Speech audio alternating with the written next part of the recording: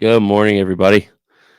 You just got me to start the show. I guess everybody else is sleeping a little bit. Garrett is going to be a little late. He's going to join us probably an hour and a half in because he has a baseball game this morning. And Stebbins has rolled out of bed. There we go.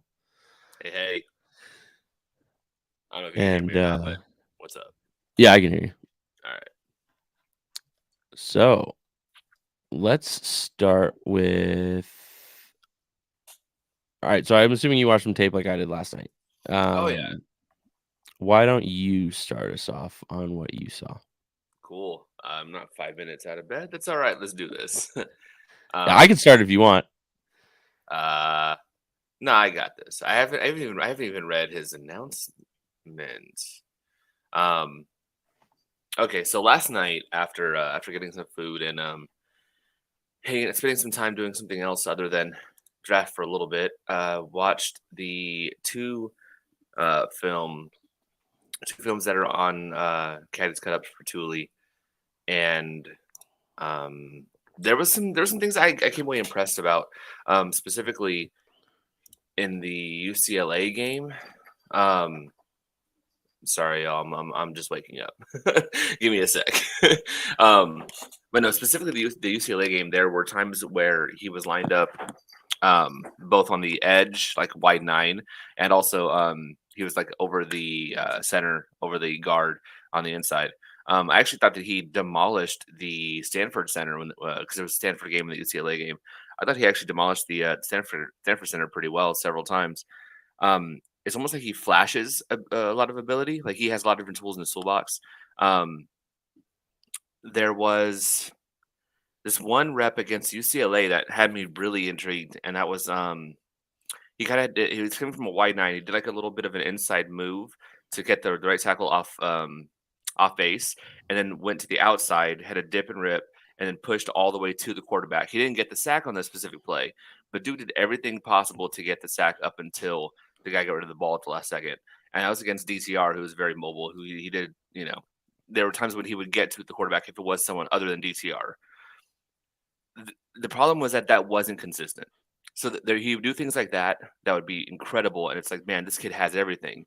And the next 4, 5, 6 snaps, he's just doing really nothing. Like first contact, and he basically just stops.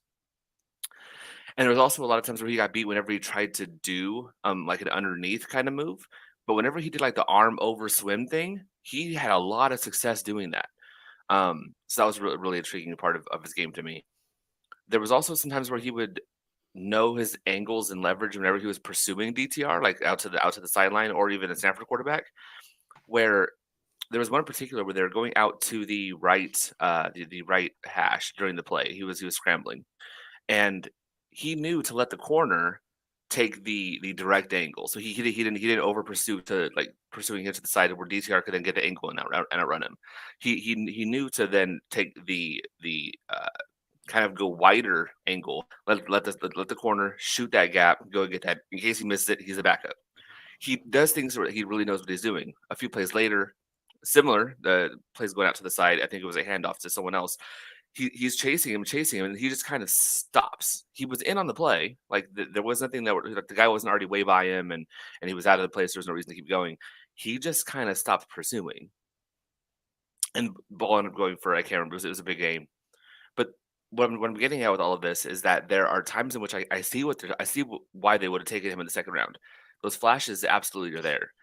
It's just not consistent. So if they think that they can get a player like this and bring those out of him more often, like this is like something that flashed to them, and they know that they're going to have him in a rotational role at least for this season because of Mac and Bosa. So if they think that in that time period, if it's 1, possibly 2 years, they decide to keep Mac for next season, I get why they would do that, because if you can make this a more constant thing, that's money. Like that's incredible. The Yeah. problem is that wasn't yet. He's 20. So I get where they're coming from more. I still think it was reached in the second, but I get what they were going for. This doesn't seem like a complete and utter like what the hell are they doing? This is a fourth, fifth round kid. I think he had fourth round consistency, but second round flashes. So I think they're betting on themselves there. Yeah. So what I watched the game against Washington State and I watched the game against. I took notes just so I would remember because it was super late. I watched Washington State and I watched Utah. And he was a man possessed against Washington. Like, he had 3 sacks in the first half. And the way I describe the way he moves is he's twitchy and explosive, but he's not overly agile or fast. Like, he's kind of like Gimli in Lord of the Rings. Like, he's very quick over short distances. But like, there was a lot of times where like he'd be pursuing the quarterback rolling out or bailing out of the pocket, and he'd give him a good chase and he'd continue pushing him. Like, he was fast enough to not let a quarterback rolling out like reset his feet and try a throw, but he wasn't catching guys. Like, he's not running anybody down, which is fine. But he is very it's almost like how they kept talking about how QJ's feet are really fast for his size. Like, all of Tuli's movements are very quick for someone that big. But he doesn't have great bend. He doesn't really change directions well, like, at all. Like, I feel like his short shuttle and 3-cone would have been like really rough, because there was times where like he'd run the circle and be coming back to pursue the backside of the quarterback, who was moving up in the pocket, and then the quarterback would like step to the side and then start bailing back towards the backfield more, and with Tuli approaching the line of scrimmage, and like there was a lot of pause of Tuli like putting his foot in the ground to stop moving back towards the line of scrimmage and then moving his weight back to pursue the quarterback back again. So like, his change of direction is not great.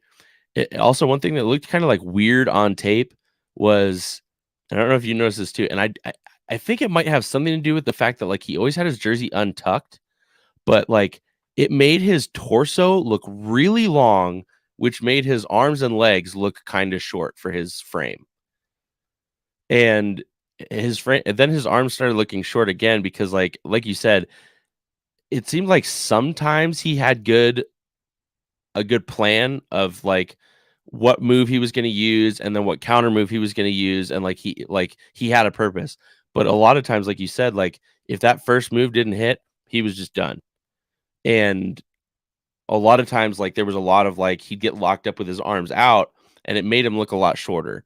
And so I think because he flashed those times where he did have a plan, I think getting him in the room with technicians like Khalil Mack and Joey Bosa, and like we've seen clips over the years of Bosa, like even like exchanging pass rushing tips with players on other teams, like he's more than willing to teach, and this kid's more than willing to learn. Like, I think that's going to be really, really good for him. And like I said, he is crazy explosive for his size. Like, he's going to surprise guys. And one thing I noted on the Utah tape, anytime he was outside and having to go against the tackles, he wasn't really doing much. But when they shifted him inside, he ruined that right guard's day. Like, he was owning the right guard almost every single time when they shifted him inside. So he does have a lot of that, like, really explosive, faster than you'd expect play on the inside that guards have a really hard time with. What was my other note? Let's see. Another kind of negative I saw in him is when they had him on the edge. And this is one of the big problems with Rumpf too, which is frustrating to see this also be a problem for Tuli. He lost contain a lot. Like when he was on the edge, he is not an edge setter. Like, he would get washed inside a lot. And that's definitely something he's going to need to work on. And then I also saw in the Utah tape that they did drop him in coverage a bunch, especially in the first half of that Utah game. And he doesn't look lost. Like, he doesn't look natural, but he doesn't like have that deer in the headlights look that a lot of those bigger defensive ends get when they are asked to drop into coverage. So I think that like he's going to be a guy that's not like a complete liability, or like, you know how sometimes like like a couple years ago when they like it's not a defensive end, but like they'd occasionally drop like the nose tackle back in coverage, and all of us are like screaming at the TV, like, why the hell is he like? I don't think he's ever going to be a guy that we're like yelling at the TV, like, oh my God, why would they drop him? Like, drop him back like that. So I think I'm about the same of where I'm at yesterday, probably a little more positive outlook on him. Like I understand the thought a little more. I still don't agree with him being a second round pick. But I definitely get it. Like I see the things that would make them want to. And real quick before we go on to, I'll just, for those of you that haven't checked the Discord this morning, I'll read Garrett's additional note from this morning. So he's wanted to give more details on how it went down yesterday. Tuli was another guy that Telesco fell in love with during the draft process. Staley was a fan of Tuli too, but Telesco really pushed for him. It was one of his guys. And then, so that's how Tuli happened, basically, is that Telesco put his foot down and was like, no, this is who I want here. It's a position we need. It makes sense. We're picking him. And then in the third, when the second round was like getting close to an end, Staley started to like put it out there in the room, like, hey, I really like Henley. What if he's there in the third? What if he drops? And the room was pretty much all in agreement going into the third round that linebacker is where they want to go. But there was discussion on the rankings because Staley was putting Henley out there, and their board said Simpson. So Staley kept making the case for Henley leading up to the pick. Then a few picks before, he basically like put his foot down. He pounded the table and was like, hey, if Henley's there, that's who we're taking. It's not Simpson. And Telesco acquiesced to that and said, okay, yeah, if that's the guy you want, that's the guy we'll go get. Mostly because Telesco got his guys with the first two picks. And so if Staley really was that adamant, fine, you get your guy there. And then he wanted to kind of like Garrett's guy to kind of like give a little context to how all of this process. He said that that's pretty normal practice. Like, it's really hard to get that many football guys to agree on a single player. So every draft there is a lot of this like, no, I'm putting my foot down now. Okay, it's your turn to, like, if you want to put your foot down and claim a guy, yeah, okay, it's your turn. Like, you can, like, we'll concede to you this time. So that's kind of more context around how all that went down. I went back and did you go back and watch Henley at all? Or did you have any more thoughts on Tuli before we moved to Henley? Oh, let's get Peterson in. Hold on. Saw that I was muted. Let's get Peterson in here. Oh, bet. There he is. Good morning, fellas. Morning. Did you go back and watch any tape at all last night?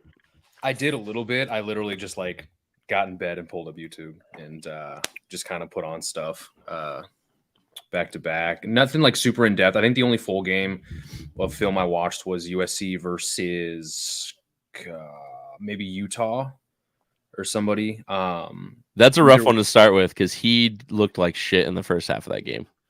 Okay, yeah. So I didn't see anything that made me like drastically change my mindset and I like framework on who he is as a player.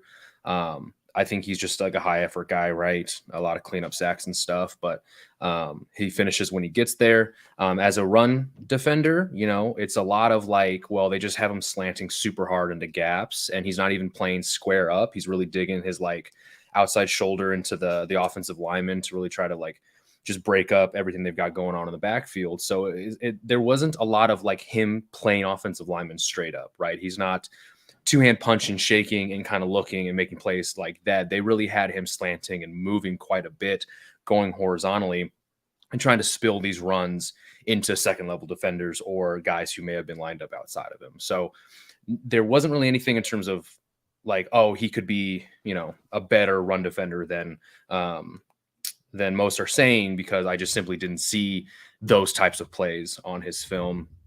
otherwise, still just a guy who's going to try to be a wrecking ball in the middle. Hopefully, they do figure out that home for him.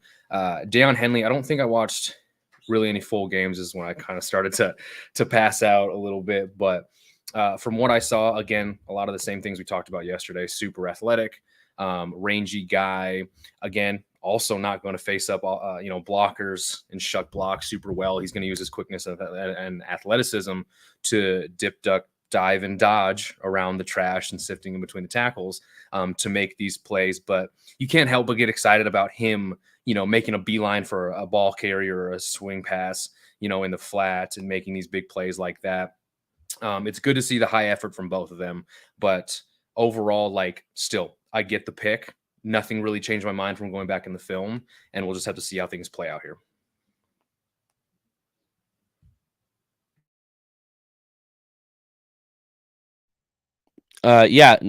So I'd go back and watch the Utah game because in the second half, especially like getting close to halftime, and then in the second half, especially, they start moving him over and playing him like square up on the right guard, and he wrecks the right guard like multiple times. And I'm pretty sure if I remember correctly, he gets one sack that's like not like a cleanup effort sack, like it's a legit. He beats him with a swim and just destroys the quarterback.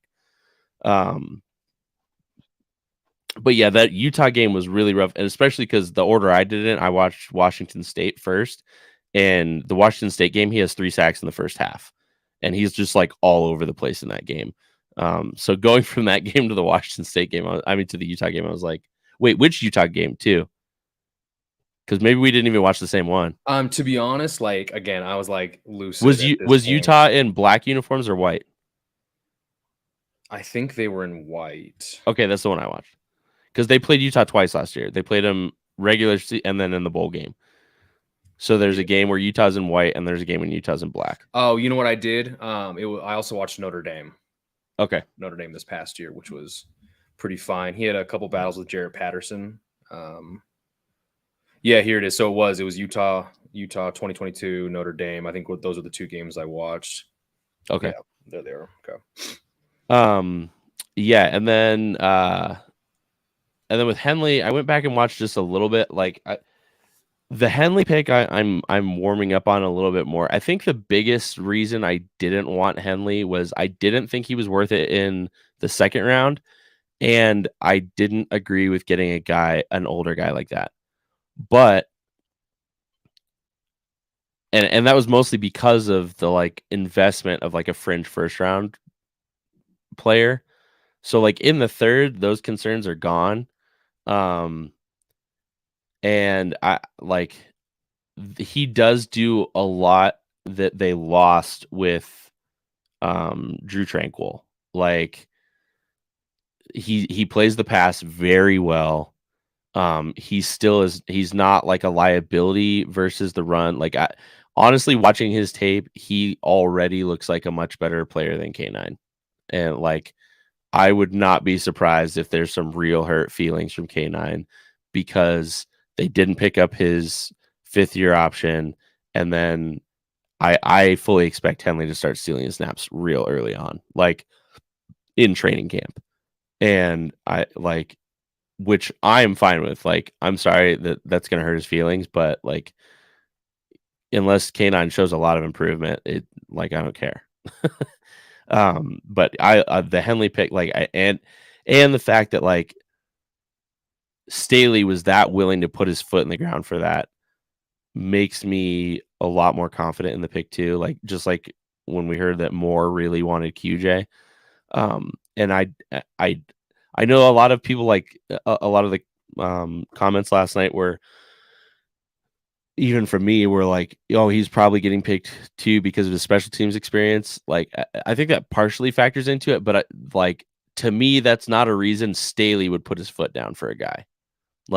Staley would put his foot down for a guy that he knows can run his defense and succeed in his defense and be a stud.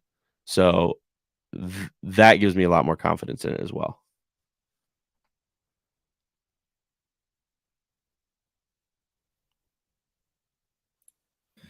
Yeah, I kind of think back to, unless Stebbs, you got something to say?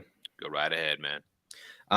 You were talking about how much he kind of already resembles a better football player than K9 was and or is at this very moment. Maybe think back to the year K9 was drafted. I got the chance to interview his linebacker coach from OU, Brian Odom. And I kind of mentioned, like, hey, so like when you go on the film, it looks like you guys are sending K9 like a lot. Like he's just shooting the A's and B gaps like every other play.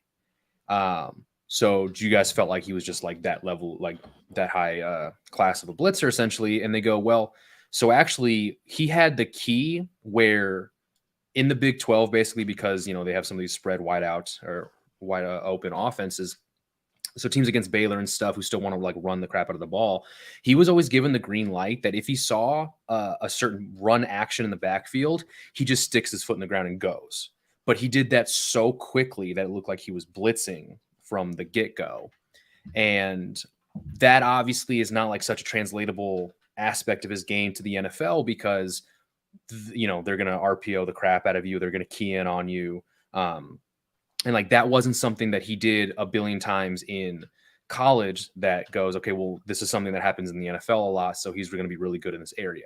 That's not something he's ever going to do in the NFL, which is why like it's no surprise that he's struggled to sift through the trash and read and react and see everything that's going on in front of them well enough over the first couple of years, right? So then you go back and you watch Henley, and he still plays with like a similar level of athleticism. I'm pretty sure they're like the same 40 time. They're still rangy. Obviously K9's a little bit bigger, but like Henley just looked like he could sift through the trash way more efficiently than K9 ever did. I mean, Henley like looks like a running back making jump cuts to avoid some of the offensive linemen coming at him to the second level. And like that'll play in the NFL. Yeah, you're going to have some more athletic offensive linemen, and they're going to have ways to obviously beat that aspect of your game a little bit more than you were in college. But like, I agree with you, I guess, long story short, that he does look like he's more up to par with using his athleticism in the run game than K9 was, at least at this point in his career.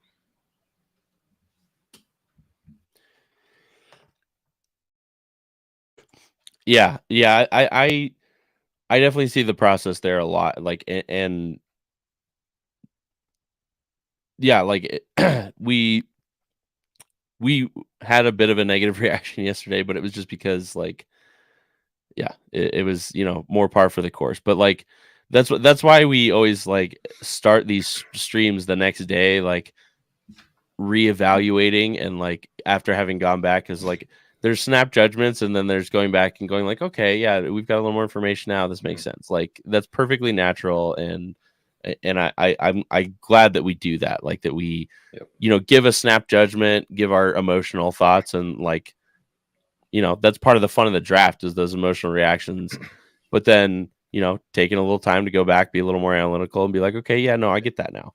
Yeah, I don't think, or going back to the tape sometimes and being like, yeah, no, I still don't get it.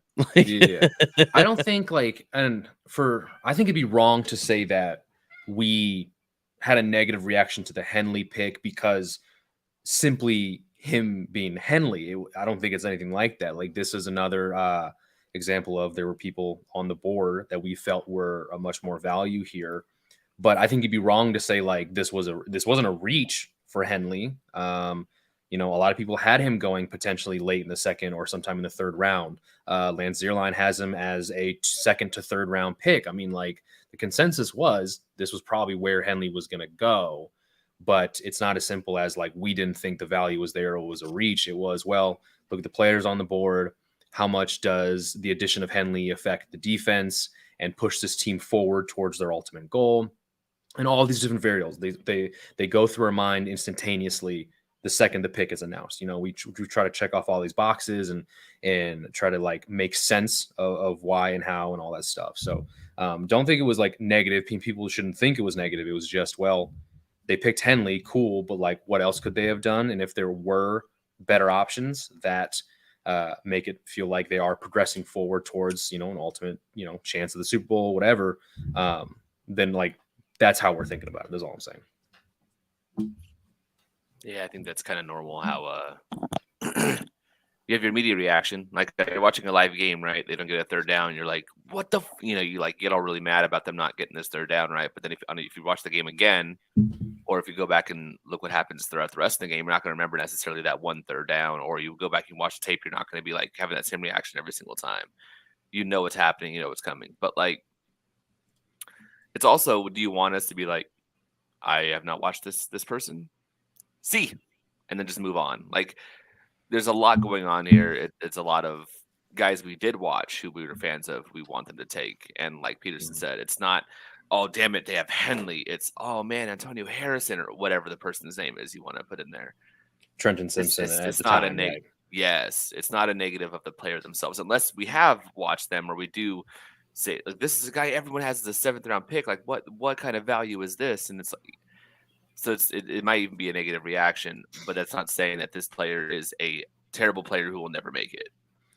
Right, exactly. And if no one's been paying attention, there have been 3 trades to begin the day without anyone making picks. And so if we haven't talked about that, you have the Saints traded up to this first pick today. The Raiders then traded up to be the second pick of the day. And then the Eagles just made a trade with the Texans to be the third pick of the day. So 103, 4, and 5 have all been traded to 3 different teams than that were there literally 30 minutes ago. And this is probably, I would expect these to be some of those guys we were mentioning at the end of the stream yesterday that we're expecting to go much higher. Like I'd expect one of these 3 picks to be AA. I'd expect one of these 3 picks to probably be Phillips. And looking at those teams, I think maybe one of them be DeWand. I think the Eagles go. I could see the Eagles going AA just because they're just like, why not? Why not just put more Ferraris on the defensive front? The Raiders, I could see taking either Ringo or Phillips. The Saints are a question here because they took Brissy and then no, I'm blanking on who their other person was. But I could see them potentially adding to that defense as well. So I guess if Ringo or Phillips doesn't go, I could see the other going with one of the other teams. Interesting. Okay. Well, man, that'll suck to see a lot of these interesting names go immediately. Yeah. Yeah. Wow. Whoever the Eagles wanted, they really wanted him. Mm-hmm. They gave up a 2024 third to go get up. Oh, so that was it. So they didn't give up a pick this year, but they gave him a third round. Yeah, they gave him a third rounder next year. Okay, they're definitely getting. Yeah. Okay. They're getting somebody for sure. Somebody that we're again, we're gonna say they can't keep getting away with this. I'm so tired of it, man. It's why can't the Chargers be that team? Why can't they just keep finessing the system? It almost seems like just with the way like the Eagles are finessing this draft, you think there's got to be such a divide in terms of the team around Howie Roseman and their draft department that's like crunching all these numbers to say like we could do all these different things and still pick up X player, we get more picks. I mean, they're maximizing and gaming the hell out of this system. And there's too many teams that are just like, we pick here, we're going to pick here, and we're just going to pick who we feel like we need to pick here. And then that's the system. And it's like so archaic contrasted to like dude living in 3023, you know?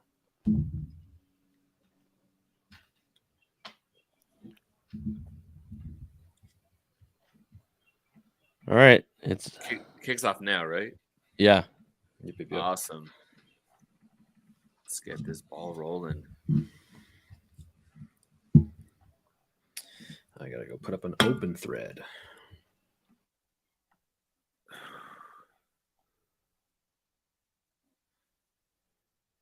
Going back to the 2 guys, it took a little bit. Just real quick, because I never really touched on it. So I only watched the one all 22 cut up that that they had on for Henley, and that was against USC actually. And they're I'm not. Sounds like Peterson was really good at explaining a lot of the things that he saw, and so were you, Stanley. But like when it comes to linebacker, that's not one of my strengths of positions to look at. But there were definitely times in which his athleticism jumped off of the screen, and you could definitely see that he has that former receiver, former DB athleticism still in there. And seeing him when he does kind of go and contain, or when he is chasing someone down, he's really fun to watch. There was a lot there that I did enjoy. There also was seeing him struggle a lot if someone got contact with him, and seeing tight ends completely blow him up in the running game. So there was some of that as well. That's, I guess, to be expected when you're 225, 230 on a good day. But I think I'm more excited at this point. Again, linebacker is not something I'm the best with. But I'm definitely more excited with the Tuli pick. I came away much more impressed with Tuli after watching him than some of the reports and some of what some people who already have watched him were saying. I was pretty impressed with him. I just wish that those flashes were more consistent. Like I was saying earlier. Yeah, it was kind of interesting too. Like he had really varied success, both inside and outside. But I felt like and maybe it's just because it was a smaller sample size, but I felt like he more often had success when they moved him inside. Tuli? Yeah. And so that it was interesting noticing that. And then this morning watching going back and rewatching like the broadcast from when the pick was announced. And I think it was DJ was saying, if he was in charge, like he would just like let him live outside, like don't have him bulk up at all, don't rotate him inside that much, just let him live outside. And I like kind of disagreed with that. Like based on the couple of games I watched, I was like, I don't think so. It's weird because there are parts of his game that I think did thrive when he went outside. He's really good at converting speed to power. I don't feel like he has the most power just off of a direct lineup when he's in that when he does kick inside. I don't think he has nearly as much power as he does when he's coming off the edge. He did really good at that. The problem was that I think when he tried to throw any kind of move or counter move when he was coming in from the outside, especially when he did wide nine, did it several times. I feel like he's struggling into some moves. Oh, my internet is fucking up. Yeah, you got really gurk. I am back now, I hope. Yeah, you sound clear now. Okay. I'm going to see what that's all about. Yeah, give me a minute.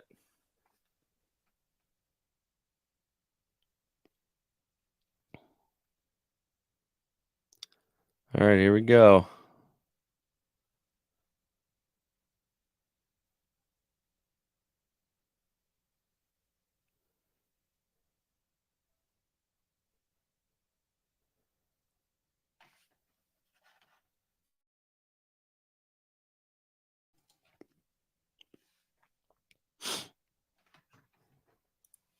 Yeah, I'm not sure what caused that spike, but damn, it completely bottomed out for a second there. It's weird to me that the Eagles traded away that 3rd round pick and to move up here, like not for the first pick in the round. Like Where'd they go? They're the 3rd pick in the round, and so like they're not like guaranteed to get their guy unless they like know who these other guys are going for, or there was like 3 guys they felt worth trading up a 3rd round pick for. Yeah, it's weird. Especially to give up a 3rd next season. Okay, so Albert Breer has posted a note this morning on 2 names that we've already mentioned. So Ohio State offensive tackle Dwan Jones, and I don't really like these kind of reports, but I'm going to read it anyway because it's obviously part of the process. Dwan Jones and Georgia cornerback Keely Ringo faced character/makeup questions going into the process and didn't answer them going through the process. So that's why they're sliding, is people have character concerns. Allegedly.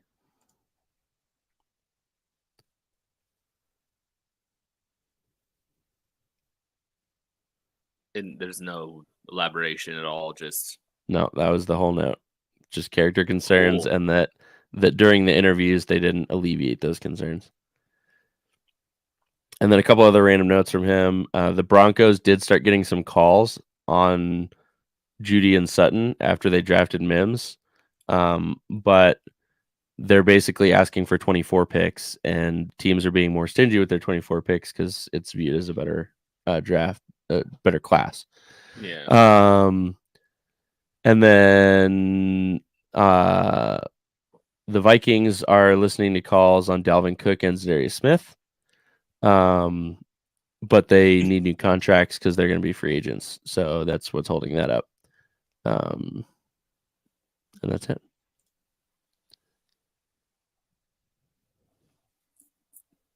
Is Darius Smith, the one who we just drafted, apparently. Yeah. I don't know. I had fun watching this tape. Like I said, like it was interesting. Like that description that I gave for him, like that it really was a kind of like a crazy, crazy to watch. That like he was really like twitchy and explosive, but not agile or fast. Like it's very much like short area explosion, which that again leads me to believe more like, yeah, that's why I like him inside more, because he doesn't have that long speed on the edge to go run somebody down. And he doesn't bend very well. But like he definitely is very sudden on the inside, and I think that's why he had so much success there. Yeah, no, I definitely came away from watching his the 2 games I watched last night, and the more I'll watch the rest of the weekend probably. Because I only did the Ultimate 2. I didn't check out any of the defense cut-ups. But I definitely came away much more impressed or much more excited about him than I thought I was going to, just based off what some other people had already said. But like I said, those things just were in flashes, and those flashes were fantastic. And if they can bring that out of him, I get why they would do so, especially because they have at least 1 year to do that, to work on doing that. Getting him into rotation now, it's going to be a good experience for him. And he doesn't have a body that's like Rumford. It's like this kid is going to be a problem on the field the first year. He should be able to produce and be an effective player for whatever they ask of him to do. As long as it's that rotation kind of role, I don't think he'll be ready for a full-time starting kind of a role, but he has the tools in him. I see the upside. At 20 years old, you take that chance, and I can see why they would do this. This is I already said I liked and most of us did. I mean, they needed to address the edge. But I can see why this player specifically.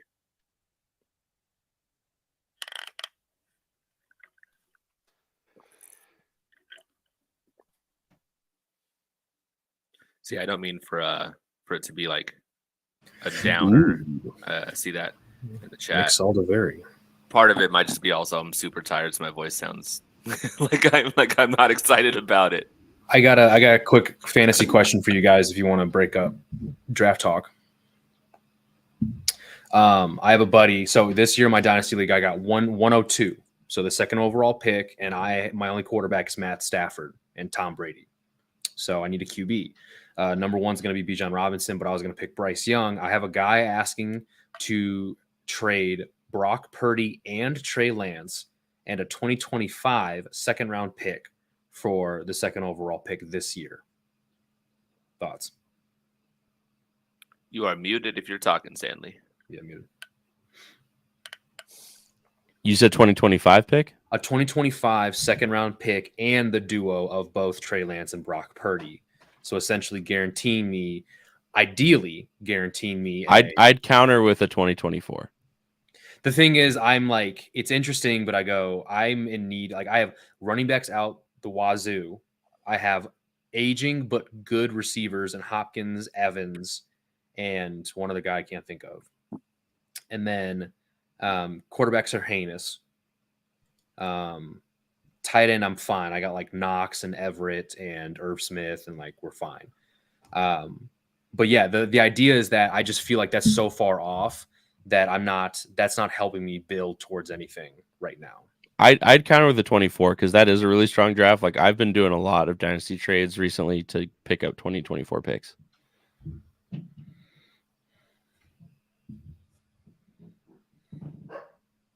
Is this a 1 QB league or super It's flex? a 2 QB league. 2 QB league, yeah. I hate double QB leagues because I love it. I love like it.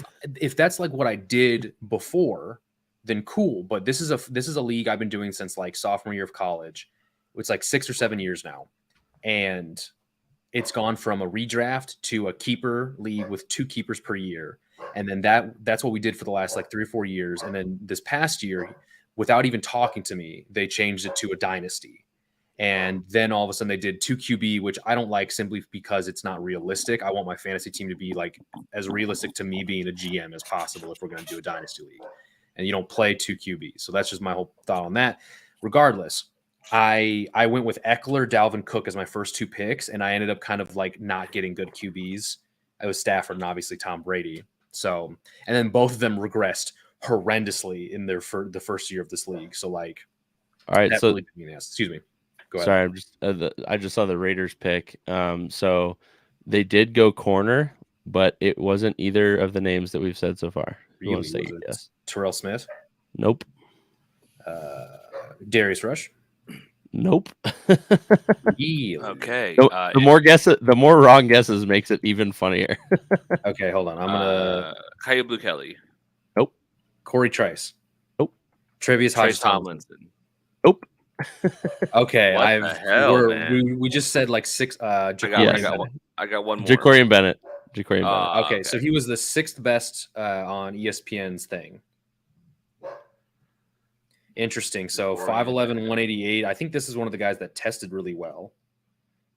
Press man corner at his best. Ran a 4.30. Fast as hell. Yep.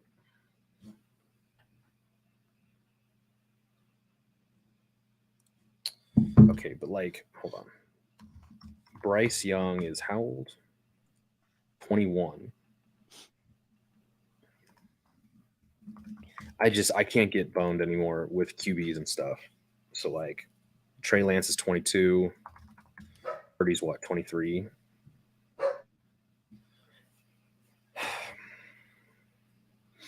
He'll be 24 at the end of this year. Trey Lance was born May 9th. This is the Eagles, right? The Eagles is the next pick, yes. NFL.com still has it as Houston. Confusion. So both of these QBs he's trading me are going to be 23 to start this year. And Bryce will be 22 to begin this year. So there's not much of an age difference. Gosh.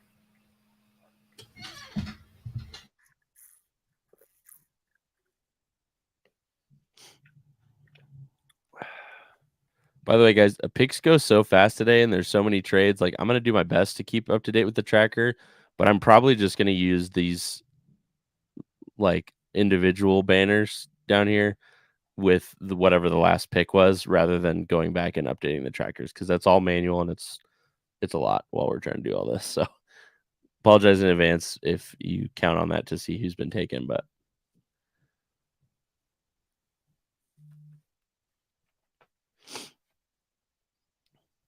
So we think Eagles just hop, skipped, and jumped their way to AA here?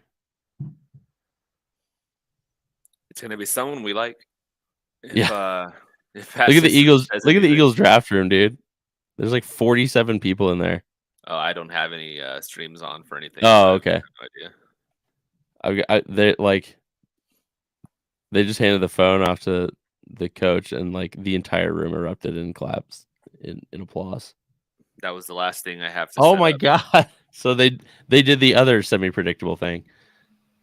They're continuing to make it Georgia North. They went with Ringo. Dude, this is so dumb. Of course they did, man. That's crazy. So they're definitely going to go Chris Smith later on. Yeah, yeah, right.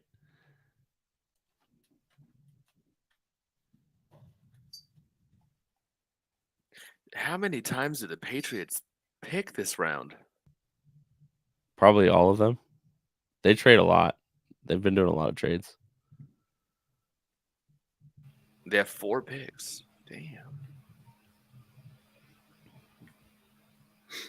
Jags have 3. We got our one lonely one. Pick 125. 20 picks away, y'all. So in like 10 minutes, we'll be on the clock. Oh, hell yeah. Nah, this doesn't go that fast. About what, 5 minutes a pick so far is what we're looking at. Yeah, yeah. Yeah, so we got about another hour until they're on.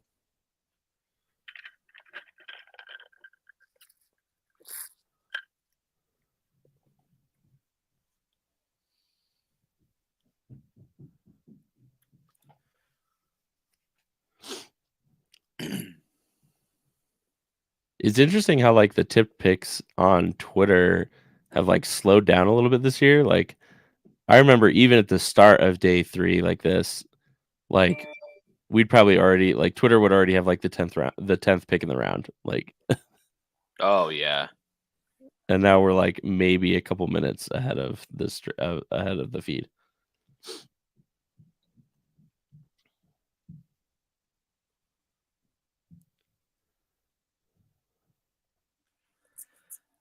Looking at the chat here, Charger Berries need to hear each of y'all's dream at 125. We will definitely be getting into that. There's still 20 picks, and I could wax poetic about Clark Phillips, but I worried that if I am too excited, he might get taken here. So, gonna just wait until we're a few more picks in before I think we're gonna go around the room. But there's still plenty of people that we talked about at the end of the stream last night that are still here on the board. So. All right, so the Colts are taking an offensive tackle.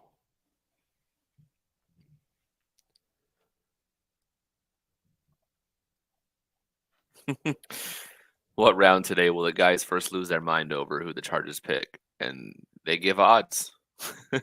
Round 4 is the definite favorite. Well, we shall see. We don't typically lose our minds over day 3 picks. Sometimes we get kind of passionate, but yeah, no, and it's not hating the pick, man. Try to explain. Yeah, that. 90% of the time when we get mad, it's not the player; it's we're upset with Telesco.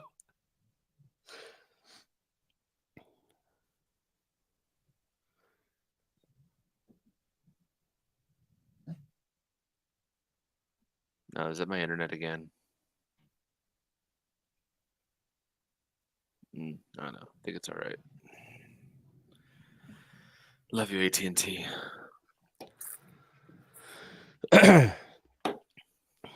So kind of surprising, like a lot of those actually all of those names that we mentioned are still there. Like those guys that like slid and were big names.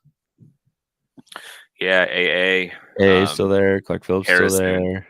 Like Ringo's really the only name that we mentioned that has gone. Yeah. Or Antonio Johnson, I should say. That's what I meant. Antonio Johnson. Jamie Robinson, Christopher Smith. It's kind of interesting too that like so a lot of these bigger names that have been sliding, like we've been hearing things like either medical red flags or then this morning with the character red flags. I have seen zero even rumors as to why a guy like AA is falling. Yeah. Like he was getting first round buzz after the combine. And here we are in the 4th round. We're multiple picks in now and still he's there like and just nothing on why he's sliding. Someone with that athletic profile, at least in the 3rd, I would have expected. It's a surprise to still be around for sure. I mean, it's the same exact thing for Zach Kuntz. When you're the best testing tight end of all time ever, but he's there, man.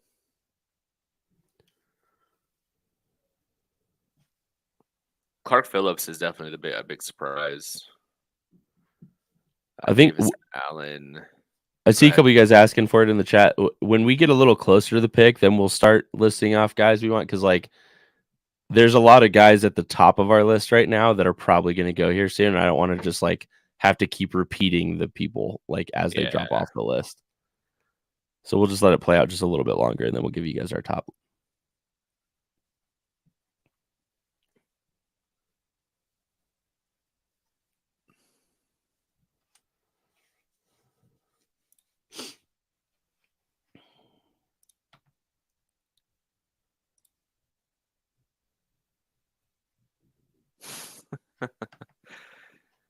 You're not going to bait me into that one. Not yet. Give me another round or two. Then I'm with you.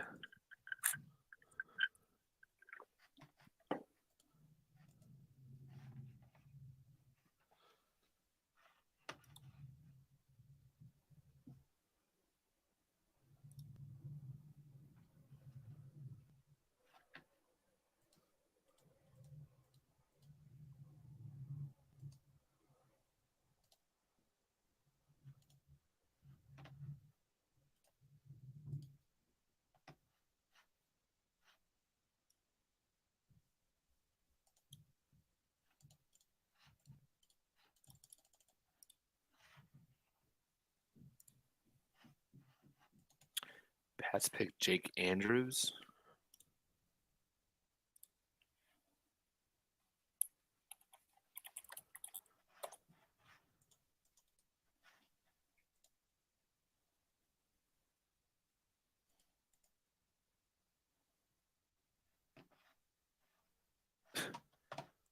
Center from Troy. Brugler had a 7th rounder on.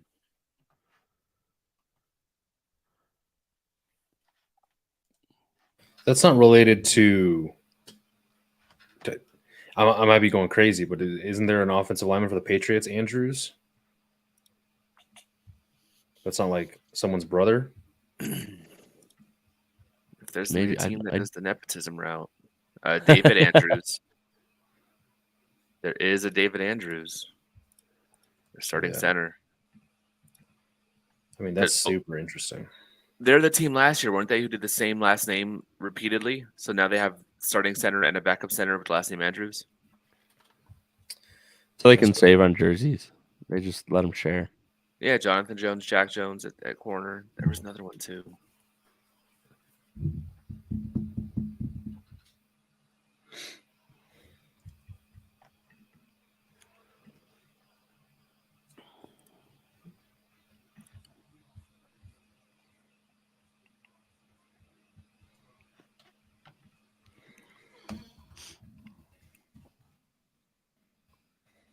No, Jake Andrews is not related to David Andrews. Weird. He only had 2 sisters. Very weird. I mean, it's still a random player that they took ahead. So, love how you can always look at Brugler's guide and he'll give you like he has 3 cousins, one of which was in the military at one point, and he goes so deep on this stuff, man. Yeah, I loved reading those. Like, dude, it was crazy reading about Zay Flowers and how he's one of 14 children. That's nuts, man. It was like 14. No wonder he's the 4th youngest, so it's like no wonder he's so scrappy. Like he's got 10 older siblings.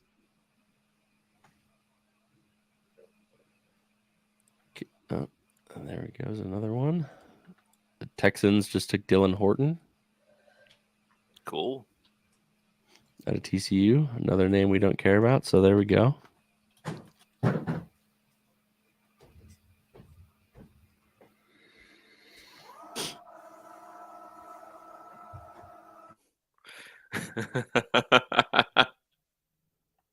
Someone said they're 2 shots in already.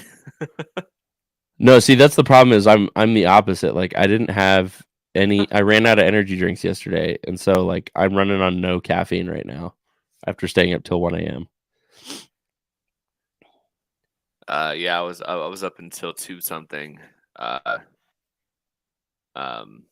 See, I think I got like 6 hours of sleep. So not bad. Actually, it's more than my average if I'm being honest. But this coffee's hitting right now, man. Love me. The espresso gets all my money at this point. right, so the Seahawks took Anthony Bradford at guard, Fantastic. and then the Texans took Dylan Horton. I saw those get reported out of order. Let So we're those names fly cruising out. right along.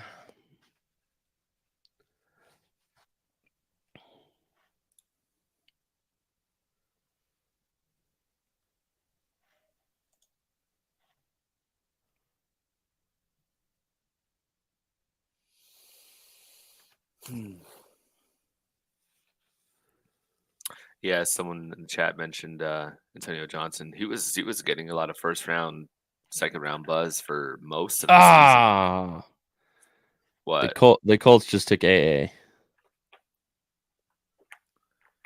Didn't they take someone else I really liked? Damn. Oh, my cat is going nuts. So the first big name we really like off the board. They got Josh Downs and AA. And Anthony Richardson. And Julius Brents. Damn, they're having a fun little draft over there.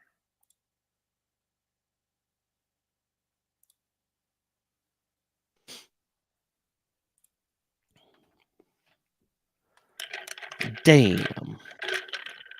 Yeah, I mean that it was probably unlikely they were going to take him anyway after they took Thule and basically said he's going to do the same thing that AA does. Yeah. AA is an inside-outside guy on the D line, and I felt like just AA was probably like more naturally built and ready for that position, but the possible upside of Thule at his age and being slightly bigger, because AA is like not even 6'1". Mm-hmm. Like he is thicker, but he's pretty short.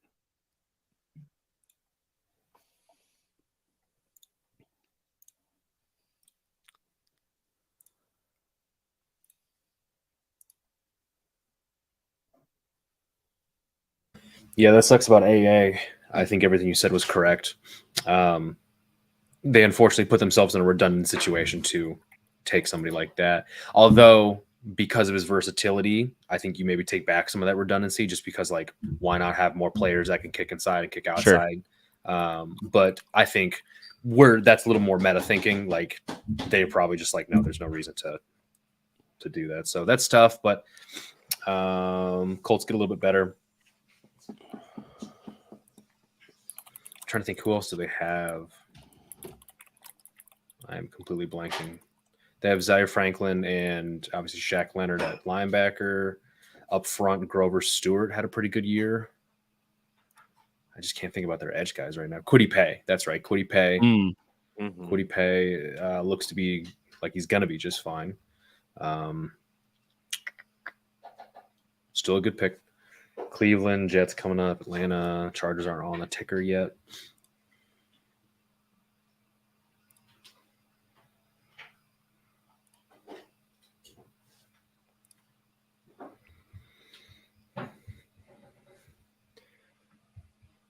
Okay, serious question though. Should I go completely rogue and take Anthony Richardson, second overall? Are you drafting right now? No, so the draft is tomorrow, but I've got this guy who, so all my friends, they're all high school buddies and they're all degenerate gamblers and they like are really aggressive when it comes to like making moves and stuff in this. I don't really talk in the group chat because all I do is talk shit to each other for no reason. And then all they want to do is make deals. And like, I'm not somebody who's going to get like peer pressured into making a deal. And I just don't even like half the stuff they send me because it's all garbage trade value anyway. So, but they keep bothering me. And I'm like, just like, I'm trying to consider how much I really need to nail this QB pick. I do need to nail the QB pick, but also like Anthony Richardson's going to potentially run and, be the higher upside guy if he's the player that they think he is or they want him to be. I have the second overall pick in the first. I have the 10th overall pick in the first out of 12. And then I've got the second pick in the sixth and the sixth pick in the second, and then the sixth pick in the third. So the second pick in the first, number 10, was probably going to be used on a receiver like Zay Flowers or somebody. But I'm just torn.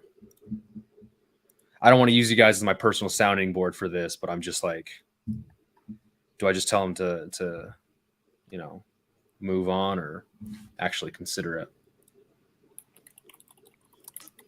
I wouldn't make a trade there unless you're getting a 24 pick. Like for a 25 pick, I'd say absolutely not. Yeah, I think you're correct. So the Browns took DeJuan Jones. Okay. So his slide falls, and then New England just traded up to pick 112 with the Jets. So we had an in division trade. Yeah.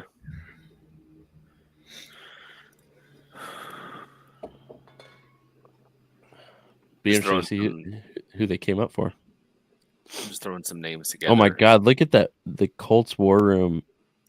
That is insanity.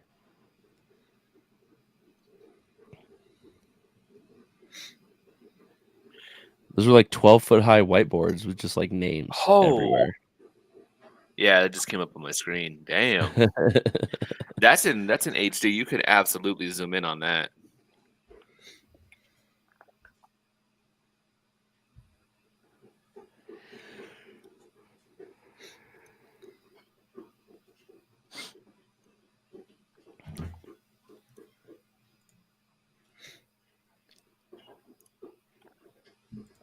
Here's a fun hypothetical.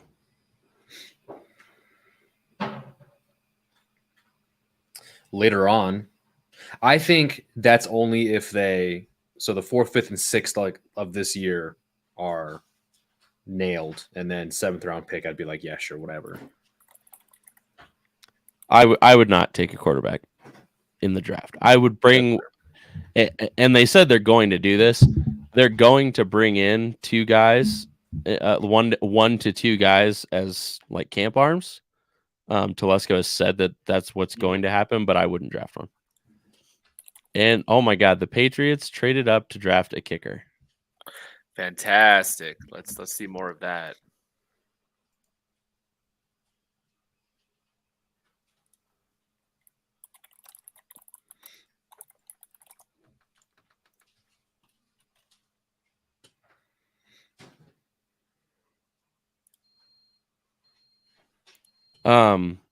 So we're getting a little bit closer. So we'll do this one.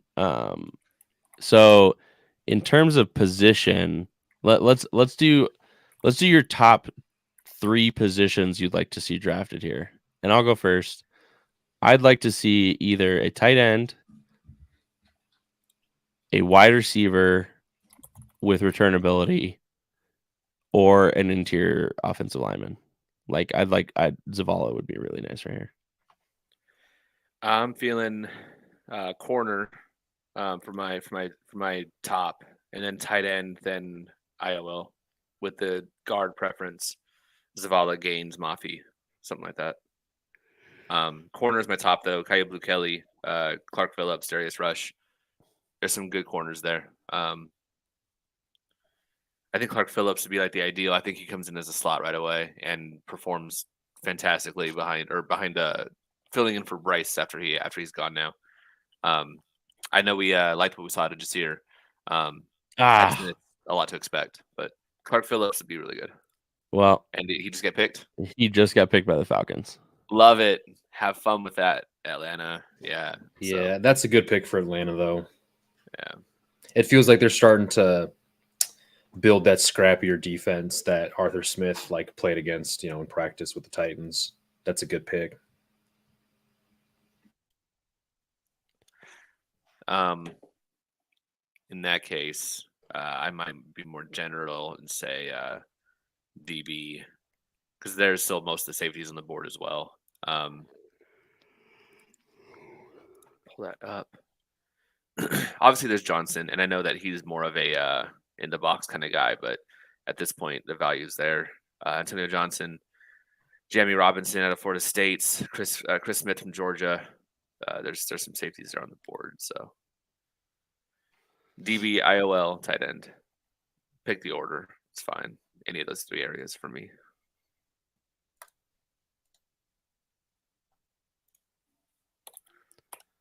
What about you, Peterson? Yeah. here in the fourth. Let me just pull up the rankings here real quick. So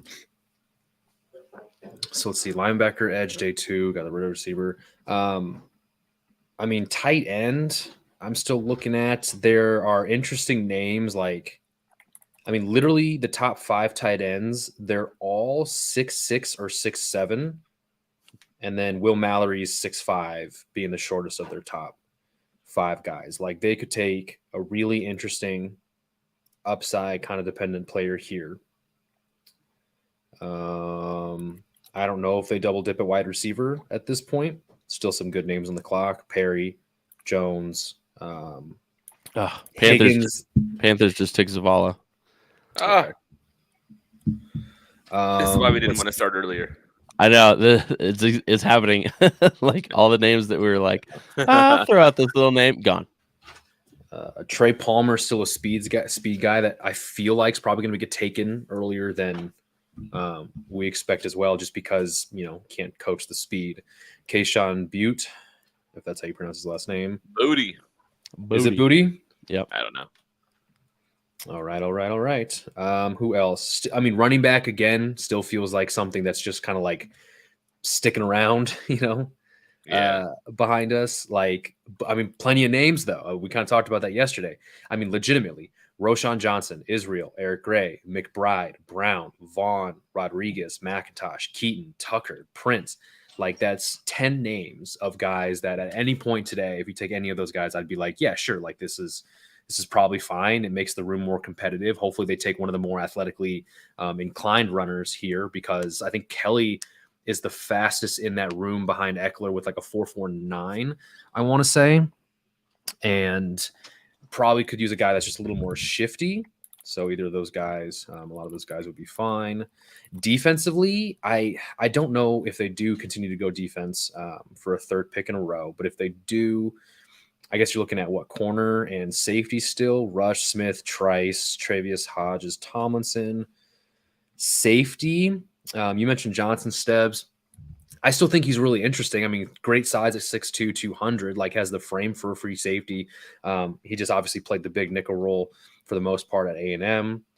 JL Skinner was a guy who I think met with the Chargers, I want to say, during the pre-draft process. 6'4", 210 pounds. But again, still kind of on that box safety role.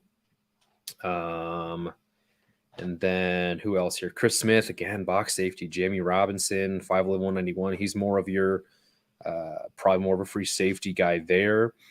God, these safety names really fall off a cliff after the top few guys. After Branch, even. I mean, only 2 safeties have gone so far, or no, 3 with Jair. No, Jordan Battle went, so 4 safeties have been picked. I know it's hard to count on it, but like if they don't go safety, John Johnson, come on down. Yep. Oh, hell yeah. Yeah, I kind of keep forgetting about him, but like it does seem that way. If Johnson was looking at waiting till after the draft to find a team who is safety needy, well, one way the Chargers can be that is simply not taking one. So we'll see about that.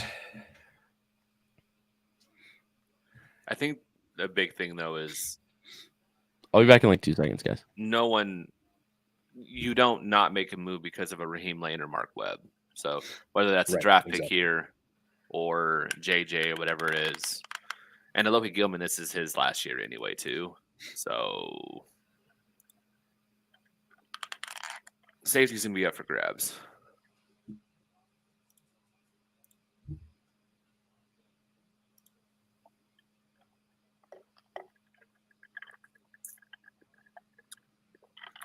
So I'd see that in the chat, and also just make it easier for us.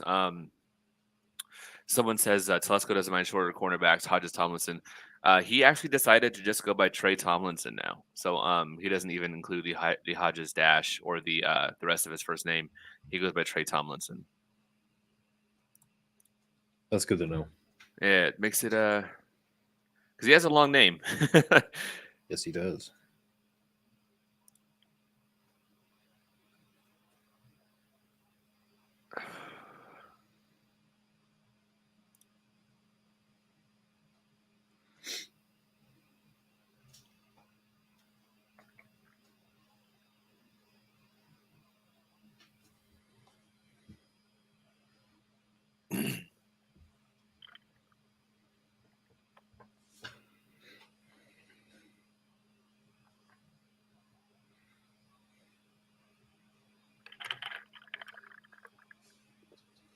Let's see. Where'd Stanley go? Sorry, I'm still trying to this dude now is asking me if I'm interested in any of his receivers. So I'm trying to do fantasy work and I'm getting peer pressured hard. It's day 3, my guy. It's all I know. good. It's all good. Because he asked me if any of his young receivers interest me, and I'm like, well, he's got George Pickens and Traylon Burks as far as young receivers that actually hold value. But I don't think I'm going to trade 102 for George Pickens and one of those two quarterbacks, right? I'd want both quarterbacks and George Pickens. I mean, it's 102, but it's just that the quarterback isn't some generational talent, so you can't offer or ask for a king's ransom. Yeah, totally. Okay, since it's just you, went, by the way, Roshan to the Bears. Yeah, gross. Okay. But Steps, all right. This is my team as far as needs. So my running backs are Dalvin Cook, Austin Eckler, Tony Pollard, Isaiah Pacheco. My top 4 is pretty gross. And then Gus Edwards, Damian Harris, Alexander Madison, Deion Jackson, Pierre Strong. That's my whole list of running backs. My receivers are Mike Evans, DeAndre Hopkins. I traded Jalen Waddle to help me get up to the second round or second overall pick. So I had Waddle, traded him away. But besides those two, I've got Nelson Aguilar, James Washington, Van Jefferson, Rondale Moore, Ben Skowronek, and Alec Pierce. So it's very bad once you're past the top 2, and those top 2 are old. Yeah, it drops off a cliff for sure. Tight ends are Dawson Knox, Ross Dwelly, Donald Parham, Irv Smith, and I did trade away Gerald Everett. That's right. I traded that to get an extra pick as well. So I'm not as cool as I thought I was. Dawson Knox, Irv Smith, Donald Parham, Ross Dwelly. Damn, I might need to take a tight end. That's an important realization for a lot of people in their life. Yeah. I'm not as cool as I thought I was. Yeah, Daniel Bellinger's on my taxi squad, and he seemed like a usable person for the Giants, so he could at least grow into that. Yeah, dude. Okay, so that's what it looks like. I mean, I just don't think I can do that. Yeah, I know what to tell you. I'm not the best when it comes to fantasy. So. That's fine, and I'm not even looking for super expert opinion. If I could even get an ounce of extra context from somebody else or anything that helps me figure this out, I kind of just want to tell them to F off. That's what the fantasy channel in the Discord is for. Yeah, I don't know, man. That's not gonna be me. So that's fine. I barely, dude. Go ahead. So Roshan Johnson, big name we liked, going to the Bears. That kind of sucks. Yep. He's really good, and he's got such little mileage on his legs, because backing up Bijan doesn't exactly get you a lot of snaps.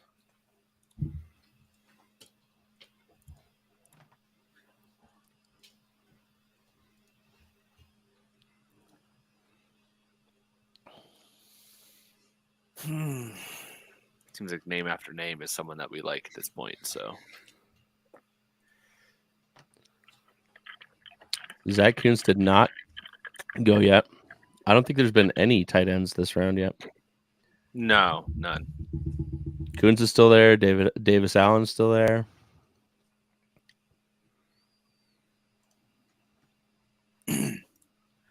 Just a list of some names I threw together. Banakanda, Sean Tucker, Deuce Vaughn, Davis Allen, Zach Kuntz, Payne Durham, Will Mallory, Asen Richards. I'm a fan of his. Tackle out of North Carolina. Really liked what I saw out of him. Against several guys that we all liked as far as edge players. John Gaines, Antonio Mafi, Colby Wooden, Mauro Ujomo, Carl Brooks, Darius Rush, Kayode Kelly, Trey Tomlinson, Antonio Johnson, Jamie Robinson, Chris Smith. And then the wideouts, Trey Palmer, Charlie Jones, Jalen Cropper, and Trey Tucker. There's a lot of guys out there, man. There's still plenty on the board. It's the first Cropper mention. There shall be more. Get ready. Unless he just gets taken now, and then you guys are all saved from the torture. So, God, please don't go to the Raiders or Broncos. So the Patriots just took City Sal. I said that would jokingly be our pick in the third. High upside guy, very athletic, small school. Oh, totally. Eastern Michigan, right? Same place as Jose Ramirez. Mm-hmm. There are a lot of fans of his. Parham and Kuntz red zone package. I mean, Kuntz in the fourth is absolutely that kind of athletic upside. Old Dominion Yeah, be damned. that's I'm excited crazy for that. athletic upside. I'd be Chargers did excited meet for with them. that. I think they just at this point have stock in Old Dominion. I mean, they also liked Keon White, who was Old Dominion before he transferred. So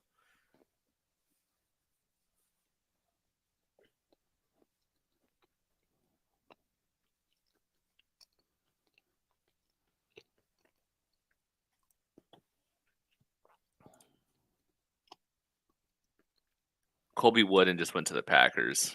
Damn it. That was a favorite of mine.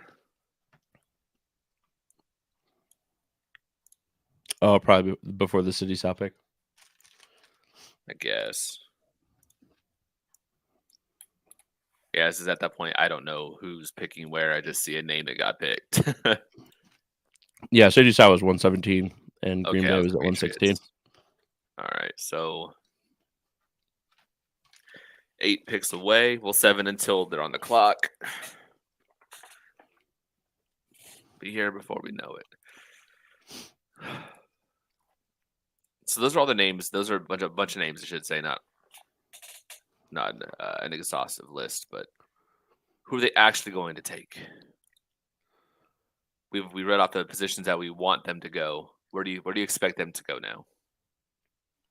Sorry, I'm just updating the next pick. I just saw Washington's pick. How dare you? Who is it? They took Braden Daniels. Oh, the tackle from Utah, right?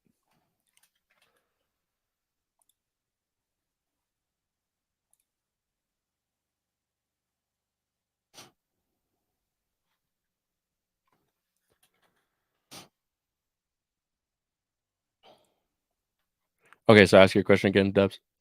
Steps. Where do you expect them to go? Like, where do you think they're actually going to go? I know we have all the different guys that we read off or we talked about that we want, the positions we want them to go or we prefer them to go. Where do you actually expect them to go at this point? You don't have to be doom and gloom about it. Like, do you think they'll actually address the positions we want them to? I mean, I think that like based on the stuff that we got from Garrett's guy about like the players they were talking to, I would expect they add a tight end. I would expect they add another pass catcher, especially one, but specifically one that has return experience. And it sounded pretty obvious that they want to add some interior offensive line depth. So I think those three are locked. And then we have all of the talk about how from Staley, like year after year, that you can never have enough good corners and DBs. And so I'd expect a defensive back of some kind. I don't know if that's going to be a safety or a corner, but I think in the last 4 picks, we probably wind up seeing a tight end, an interior offensive lineman, a wide receiver with return ability, and a DB. So you think they're actually going to go into the season with Cyril as being the backup swing tackle? Yeah, or they'll bring in a veteran name because that's still a really pretty young group. True. I think that's an area I could see them going as well. It'd be offensive tackle. I think as much as I would love someone like Cyril to work out, that's just such a big leap from where he was last year to hoping that he does work out as a swing tackle. Yeah, I mean he is training with Duke, but like we've all seen those videos, like he's like noticeably less coordinated and athletic than everybody One of else. these is not like the other guys. Yeah. That's not to say he can't improve, but like it's noticeable even just doing those drills, like the drop off. And his game doesn't have to be, being smooth, being smooth Right. athletically. It doesn't have to be that. Yeah, even if they just give him the tools to like clean up his athleticism, clean up his technique a little bit so that he has like more confidence. That would be awesome too. Yeah. As long as he can do more than just throw his body at the guy. The Chiefs just traded up to this 119 pick and are on the clock. Okay. I hope they take another player I don't care about. I think their draft hasn't been. terribly scary. Who did they get?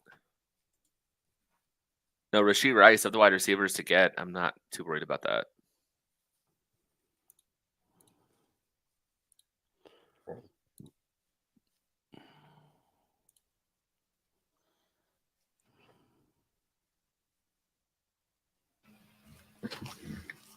Oh, okay. So the Vikings traded back again. Do the Vikings have traded back twice today and have picked up 3 extra picks?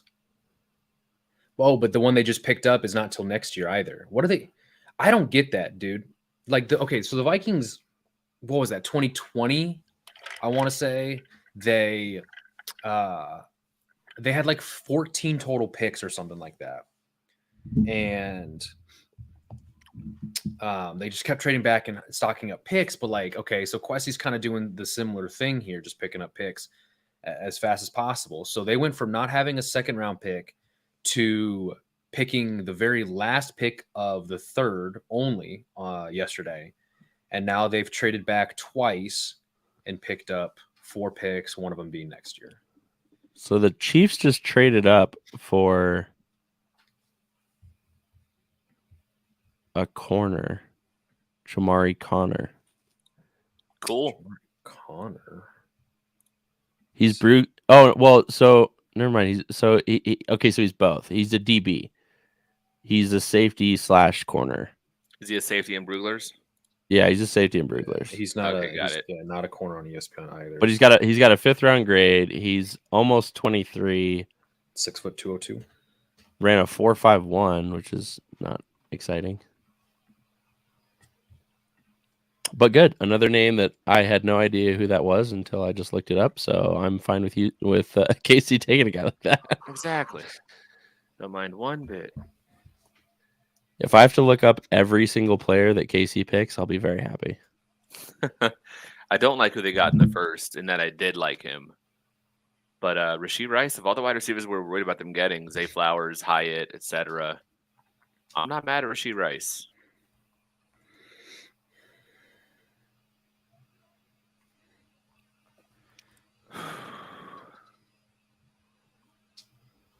Five more, y'all. 5 more. Someone said Max Duggan. No. If he's an undrafted free agent, sure, he can come try out. That's fine. I don't even know if I want that. He could throw hospital balls in training camp. That's fine. God, was he awful in college. I mean, but hey, he's gutsy and whatever.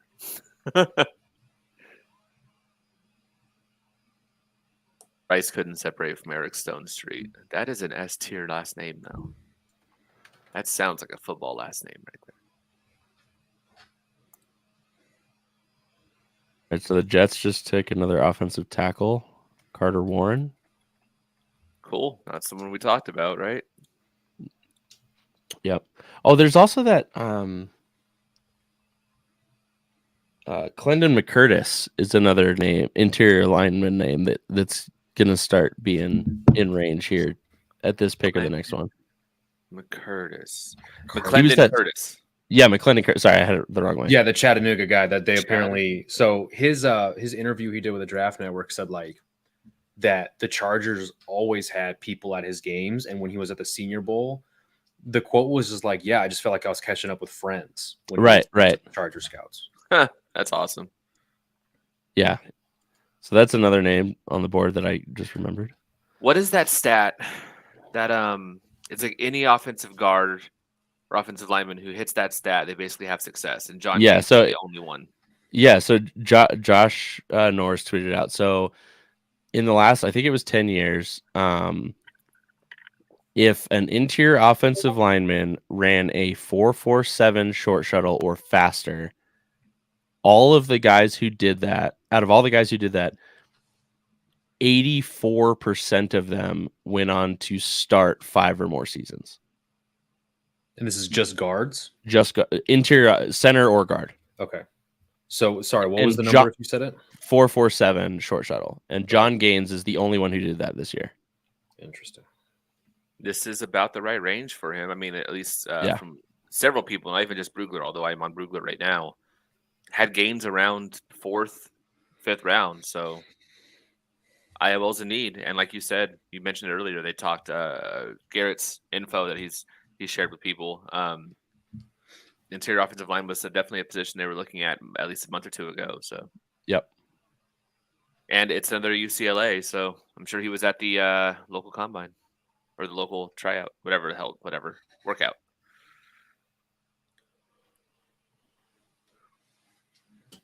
I think this might be the first time I'm saying this. I've tried to not say it this year since it was pointed out how much I say it last year, but that would make a ton of sense.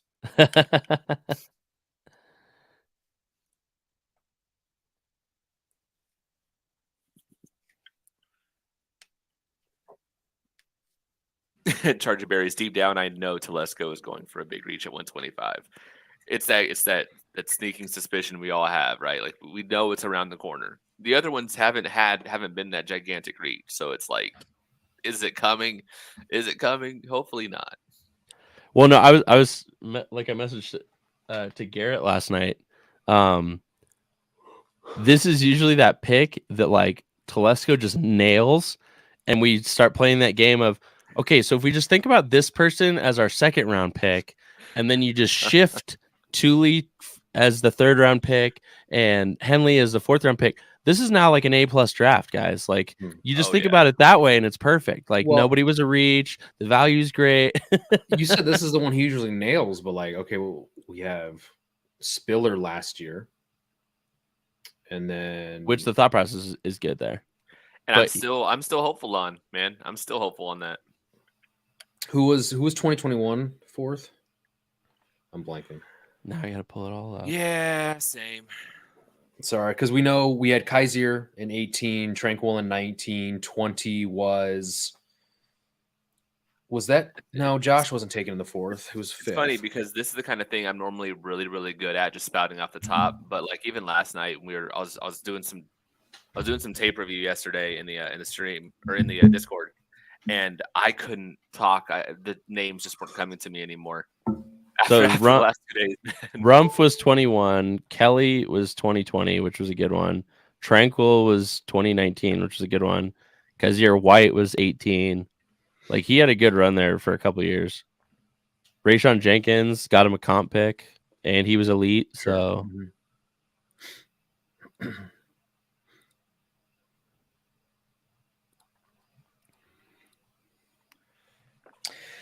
Sure, I think it's fair to say that he was, he made some good picks, but like his record of re-signing any player after the first round is egregious, abysmal.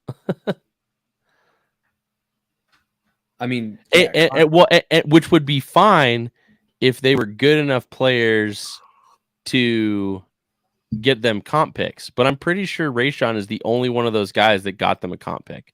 Yeah, Kaiser didn't sign for enough.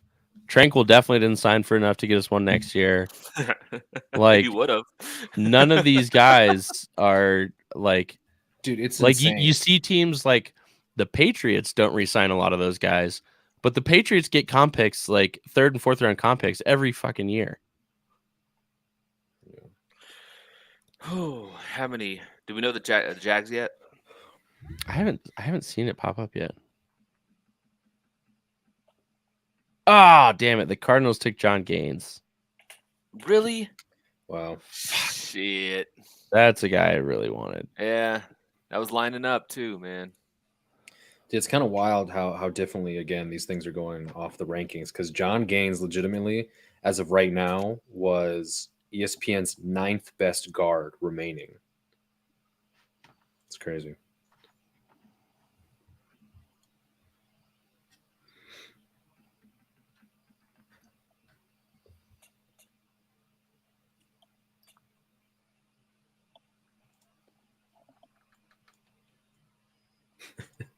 Someone caught on TV Brian Dabble ripping his whatever that's called, vape pen on TV. Really?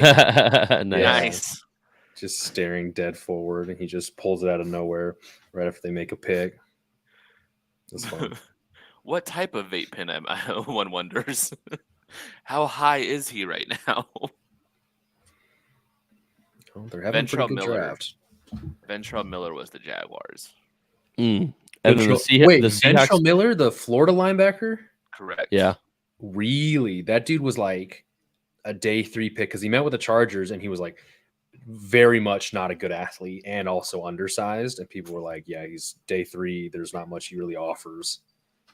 Wow. I like that phrasing. And the Very Seahawks, much not a good athlete. the Seahawks took Cameron Young. DT. What's Okay, happening? so we're like 2 picks away. Who's you guys' top couple players?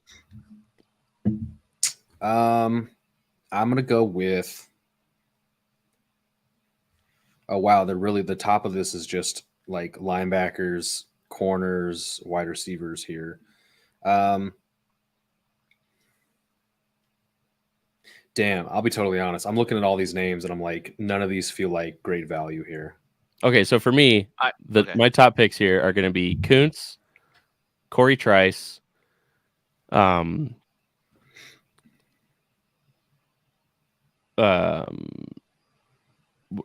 other Georgia DB, was it Smith? Chris Smith. Chris Smith. I start to look at a guy like Charlie Jones here, because of his returnability. And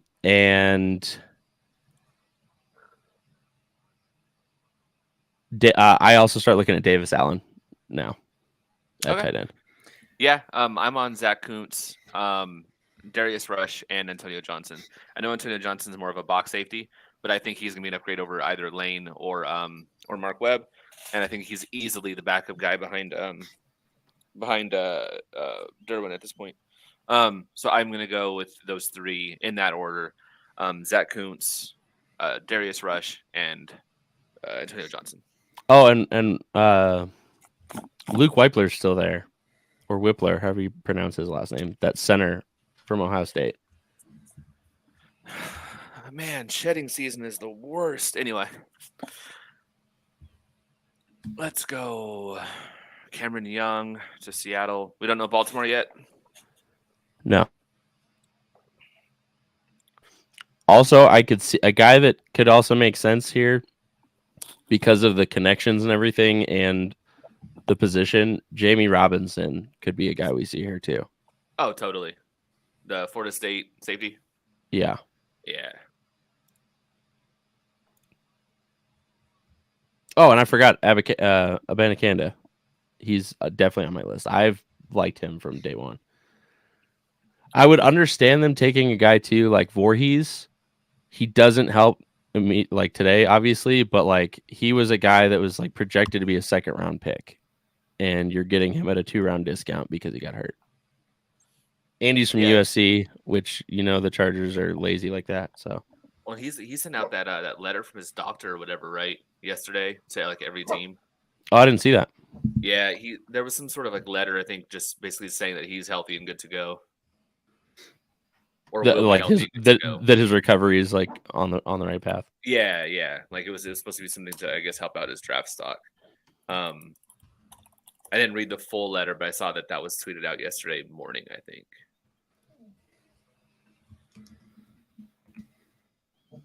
All right, so the Ravens took Tavarius Robinson. And so that means the Chargers are on the clock. Do you have the capability of putting it up like yesterday or not? I can try. Let me try. I mean, if not, that's yeah, that letter was just saying that he's currently rehabbing. Yeah. It expects an early recovery. Just want to make sure everyone knew that, I guess.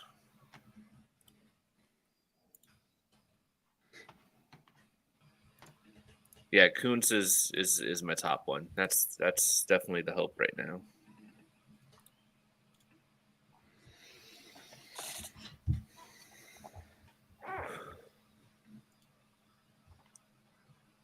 I think if I had to throw out some guys, Antonio Johnson's interesting as the best available safety. I think it's just like he's a good player. Get him in the room, figure out where he fits best, and they'll make do with him. I'm I'm kind of warming up the Trice as well, just in terms of, yeah, they do need a corner potentially, and I do like the size, athleticism there. Abani Kanda, in terms of a running back, like he'd be interesting. They could still probably wait and get a good running back in the 5th. Tight end, they've got all these really interesting athletic guys. Unfortunately, none of them like seemingly fit the complete tight end or like something that could, or someone who could turn into a more complete tight end. But like it's hard to, give up a 6'5", 240-pound, 4.54 guy in Will Mallory. Kuntz, like we've talked about, just athletic through the roof. And then JL Skinner, another safety guy. I mean, 6'4", 210, just, can't coach that at the position. But pretty sure they're going to take nobody that we named. So here we go. What defensive Okay. tackle? No. All right. So I see the pick. Okay. It is a wide receiver. Oh, shit. Okay. It is a wide receiver with return ability. It's not Charlie Jones. You would have screeched. It's a guy that a lot of us projected in the 7th round. Trey Palmer? In the 7th round. Oh, in the 7th, Bryce Ford Wheaton? No. Oh, Darius Davis. It's Darius Davis. They doubled. They took the other TCU wide receiver. Seriously? Okay. I mean, so he's his RAS is very concerning, but yeah, he is very fast. Well, so his RAS gets hurt because RAS factors in a lot into height and weight. Well, he also had a horrific. And wasn't he it really had bad 3-cone? Seriously. He had bad. Yeah, he had bad agilities. Dude, I'm not gonna lie. That's pretty. That is concerning. Like, there was a lot of wide receivers above him with return ability, and who were also way more like.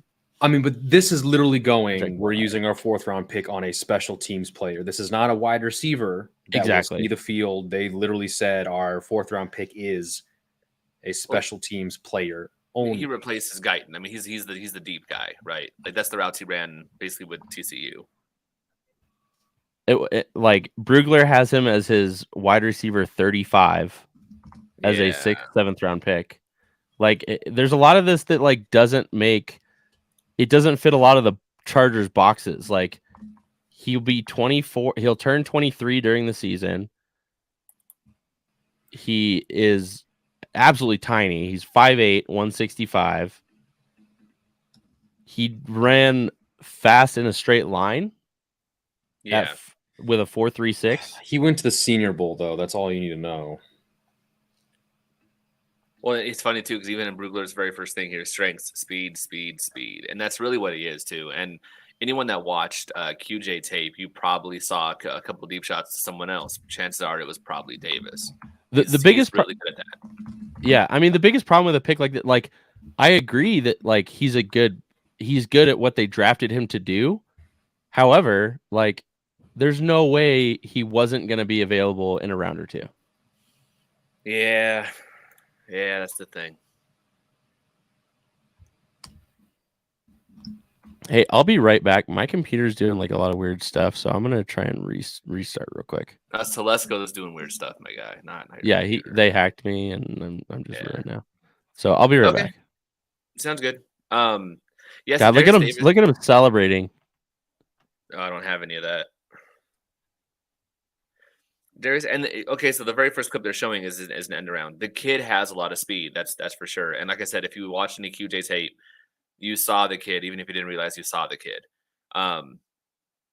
He's someone who I expected to be in the 6th or 7th round, similar to another guy that popped on tape when I was watching Josh Downs and Antoine Green from North Carolina. I was hoping one of those guys would be like maybe the 7th round pick. This is the 4th. So this is absolutely early for a guy who is kind of a one-trick pony at the moment. Not to say he can't expand his abilities. And this immediately does, I think, replace Guyton, and I think it's going to be a better version of that. And he is your returner, and he's a positive upside. He's a good upside returner immediately, and that's replacing the DeAndre Carter role from last season. I think that's an easy kind of thing to see is just replace just DeAndre Carter with him, and that's his outlook. I get the fit. I get the role. I get the player. This is just too early. Just too early. Stebbs, you're gonna have to carry this because I got to go right. Oh, fun. Sorry about it, but I even at the same time I have no thoughts. Like this is, I don't know. It is This what it is. just what it is. I'm sure Stanley will be back at some point.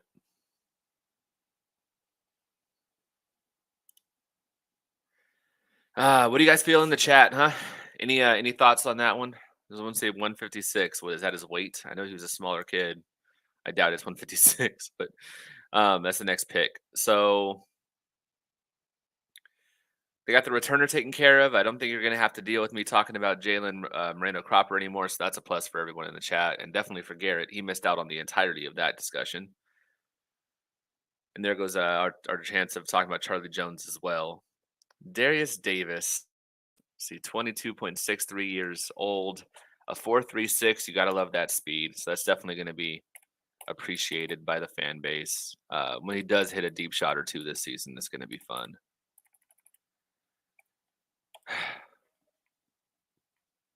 See, it's not all down. It's not all negative. But I would have preferred this to be a round or two at least later. This just feels very early for him. 167, 69-inch wingspan, 30.5 vert, 9.7 broad. So those numbers aren't crazy either. 4.48 short shuttle and a 7.233 cone.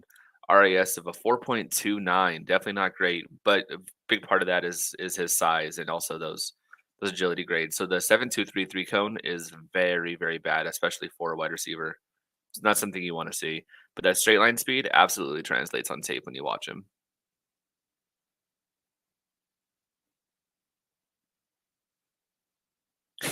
His explosion grade is very poor. Yeah, that vert and that broad are not great.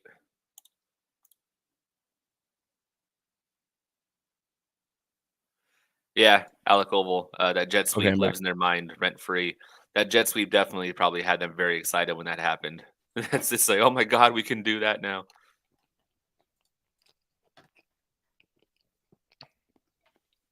Rooster Chains, I am okay with our tight end room right now. I disagree with you. And I think the key term there is right now, if you look at. Hey, Stebbins, the Saints just took Jake Haener. They didn't. Yep. They have doubled down on Fresno State quarterbacks. Carr and Jake Haener are now on the same team. Interesting. Okay. Isaiah McGuire, that was it Craig Sleeper at edge? I really liked McGuire. He just went to the Browns. Yeah, he's real good. Do you have any other thoughts on Darius Davis, Stanley? It's a new Charger. Like, I mean, talk about should be him. Yeah, I mean, like I said, like I was mocking him to the Chargers in the 7th, so I obviously like the player. Like I like the guy. I think he's good enough. Like he's gonna make the team. He's probably gonna be their returner. This feels rich for me. Like by at least one round, probably two. But you never know. Like they could have been hearing rumors that somebody else wanted him, and we're going to take him. Like that he wasn't going to be there in the next round. So I don't know. Ooh, real quick, the Lions just traded DeAndre Swift to the Eagles. Wow. Where did DeAndre Swift go to college, by the way? Just saying, this is nuts. So Darius Davis was the only FBS player. Darius Davis was the only FBS player with 500 kick return yards and 250 punt return yards in 2022. Yeah, Darius Davis had a 73-yard punt return touchdown in 2018. He had a 67 and a 37-yard punt return touchdown in 2020, a 100-yard kick return touchdown in 2021, and this last year he had a 60-yard punt return and an 82-yard punt return touchdown. The kid is a very good returner. Like that's what you're getting out of this. He is DeAndre Carter. The jet sweeps ran with DeAndre Carter. It's going to go to him. The kind of routes you're going to see out of him probably going to be similar to that. Because if you remember, I think DeAndre. I don't want to talk out of my ass on that one, but I think that's the role you're going to see this kid in. He's going to be the returner and deep shot. We'll see if there's anything else. I just don't think that was a 4th round guy.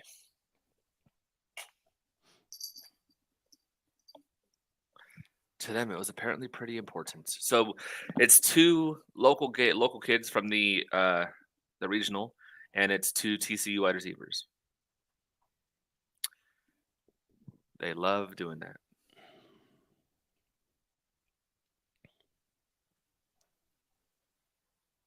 So I read this off already, but the Brugler's first thing on the strengths is speed.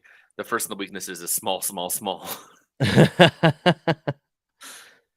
Below average length and catch radius, create a tiny target for his quarterbacks, which would be a big problem with Duggan. It's not as much with Herbert. So, and also another dot connecting is Darius Davis was another Senior Bowl guy. Was he? Okay. He's also born on 9/11. Well, a year before 9/11.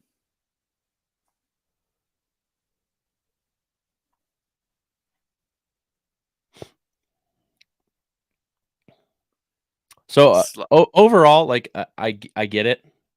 Again, yeah, I think this was early. Yeah. If it's a need, we all want the to double down. The Patriots traded up for a kicker, so at least we're not the Patriots. Yeah. We all wanted them to double down on wide receiver. That second wide receiver had to be the returner type. They got a returner type. This obviously was someone big on their board if they wanted to get him at this point. And obviously they probably knew him pretty well. If they did so much research into Quentin Johnson and they were clearly talking with him and there at pro days and all that kind of stuff, they probably also had a lot of contact with Davis, especially at the Senior Bowl, like you said. So I'm sure it's a player high on their board, and if this is the role they want to fit him in, and this is something he can clearly do. We've seen tape of him being able to do all these things very well. It makes a ton of sense. I just don't think it was this round for him specifically.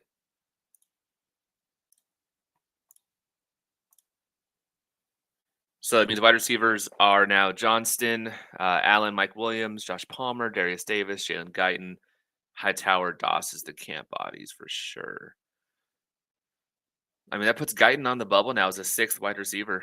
And this kind of takes the place of that. So you don't have to stick with Guyton anymore if you don't want to, which is nice. Stetson Bennett just went to the Rams. Holy shit.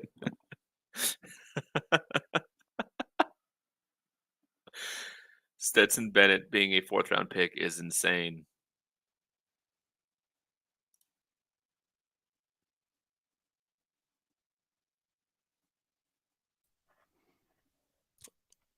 Wow. Yeah, Stetson Bennett to the Rams? Stetson Bennett. I don't remember who it was in the Discord is a defender of his, and no. He's very, very bad.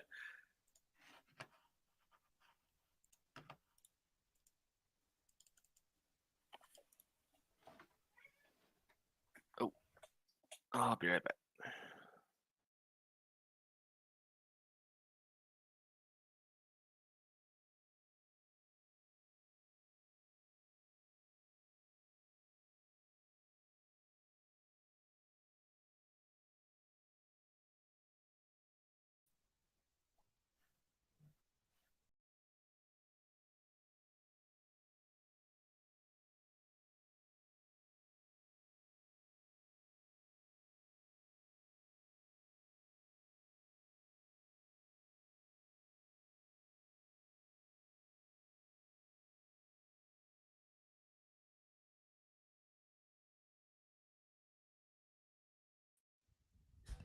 Yo.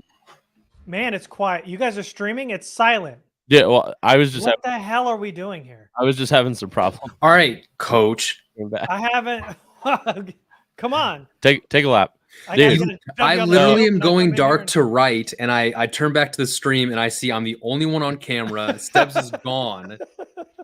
Dude, my camera just like reset itself, and so I was like trying to get it back up.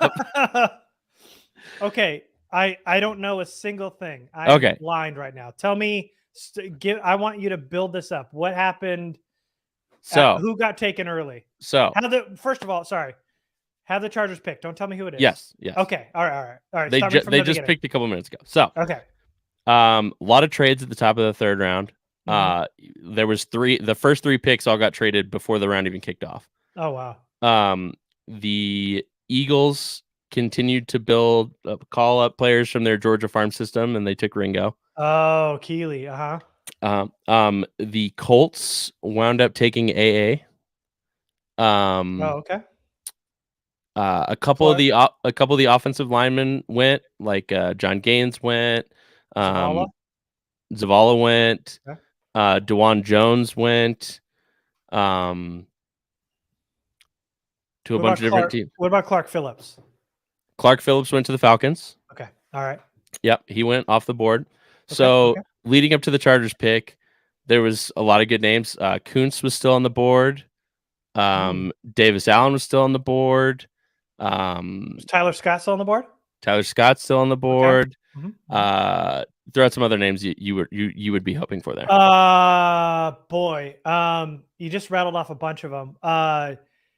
Jarrett, Luke Whippler. Whippler was still there. Jarrett Patterson. Patterson was still there.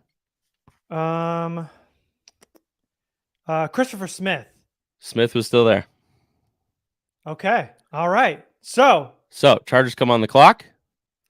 Man, a replay from the first 3 rounds. Love how this is going. Okay. Yep. A lot of good names. Chargers go on the clock. Love it. And they take a wide receiver. They double down at wide receiver. Ooh, I had a feeling. Well, not a feeling. I was told this morning, but okay. Which is a returner. So hold on. All right. So he told me they were going to get a returner. Oh, he doesn't know who the pick is. No. Yeah, we're going through it. We're going through an exercise right now. Yeah. Gotcha. Good morning, by the way. Hey, good morning. I got all the lead up to it. So I know they're getting their return specialist today. Yep. And I guess they got it in the 4th, huh? Yep. I want to say wake up, Tom. The Cowboys just took Fajoko's brother. Oh. Okay. So, all right. So I don't think it's Tyler Scott. He's got some return experience. Let me run through the wide receivers in my head. My hands are up here. I'm not looking at any. Yeah. Okay. I'm not cheating. Chat's got to be loving this. Yeah. Okay. Yeah, and I don't want to look over at Chad either because I don't want them to ruin it. Okay, so they went wide receiver. It's a returner, right? Yeah, wide receiver who has good return ability. Yeah. Of course. All right, so we are. Who is one of the better returners in this class? It's not Tyler Scott. I don't think they're going like A.T. Perry. I don't think he had much return He didn't value. return. I think he did like 1 punt return as a freshman. Yeah, like they need somebody who returned a lot. And if I did some deductive reasoning, I bet I could absolutely get to where, because it's so Chargers, isn't it? Yeah. 4th round? Okay. Yeah. Oh yeah. All right. So okay. I'm not allowed to say the name of a wide receiver that's available that has a lot of return experience. It's not Stanley's guy and it's not Stebbins' guy. You're correct. Yeah, you're correct so far. Yeah, he's streaking down the street. So yeah. I wasn't happy enough when he came on the stream, and neither were you. Okay. All right. Then let me know if you want any hints, and I'll start very broad hints. I think I could well, there's a lot of wide receivers. Okay, let me ask a question. Okay. Have they is this a guy that we would know? Like, is it a no-name guy that nobody's ever said before? And I'm no, it is a name that's known to this group. Yes, thank you. Okay, all right. So if we said it, then we know it. And Tyler Scott's probably the best player on the board, but I don't think they would have gone there. And he only returned like 10 kicks total, I think, his whole entire college career. So they got to go with somebody who's got a ton of return experience. And when I did the return, because we were doing a live show, we were doing, oh, fuck me. I know exactly who it is. Who is it? It's the guy we mocked in the 7th round. It's Quentin Johnson's. It's Darius Davis. Yeah. Yes, I got there. The moment of realization Man. is fantastic. Shit, I knew it. Fab, if that's a good gift right there, man. Oh, I knew it. I knew it. Because we were looking at 7th round man. picks, and I went Yep. through all like the speed guys. Okay, Like, did we talk about the Eagles trade to the Lions? No, not yet. Well, we mentioned it casually, but Okay, go back. sorry. Go back I'm to just now reading go it. back. Yeah, go back to your fantasy football team. And I'm there's writing. I'm done writing. Shut up. There we go. We got it. Quentin Johnson's teammate, of course. So how are you guys feeling about it? So obviously, like you said, it's a guy we've talked about before. It's a guy we've actually mocked to the Chargers. It makes sense. He's a guy that makes sense. He's good at that role that they're going to bring him into. But it's probably at least 2 rounds too early. It is early. Yeah. Yeah. Exactly that. His return ability is fantastic. He's a deep shot, straight line, 4.36, all of that thing, 100%. And like I was saying to the chat, if you saw a deep shot and it wasn't to Johnson while you were watching Johnson tape, it was probably to Davis. That is the limitations of his game. He's a return man, deep shot specialist. It's replacing Guyton probably because he's Guyton but can't return. But that's it. And is that worth a 4th to you? This is early. This is early, yeah. And TCU, he was basically just a gadget player at TCU. Like he didn't run many routes. They were just like get the ball in his hands and manufacture some touches. But he had like 6 total return touchdowns last year or something. He was like the return man of the year or special teams player of the year or something. He had 2 punt returns last year. So if you guys want his quick stats as a returner, so he set the TCU program record with 5 punt return touchdowns in his career. He had 1 in 18, 2 in 2020, and then 2 this past season. He only had 1 kickoff return for a touchdown, which was in 2021, where he averaged just under 30 yards per kickoff return on 16 returns. And then in 2022, he averaged 20.4 yards per kickoff return on 28 attempts there.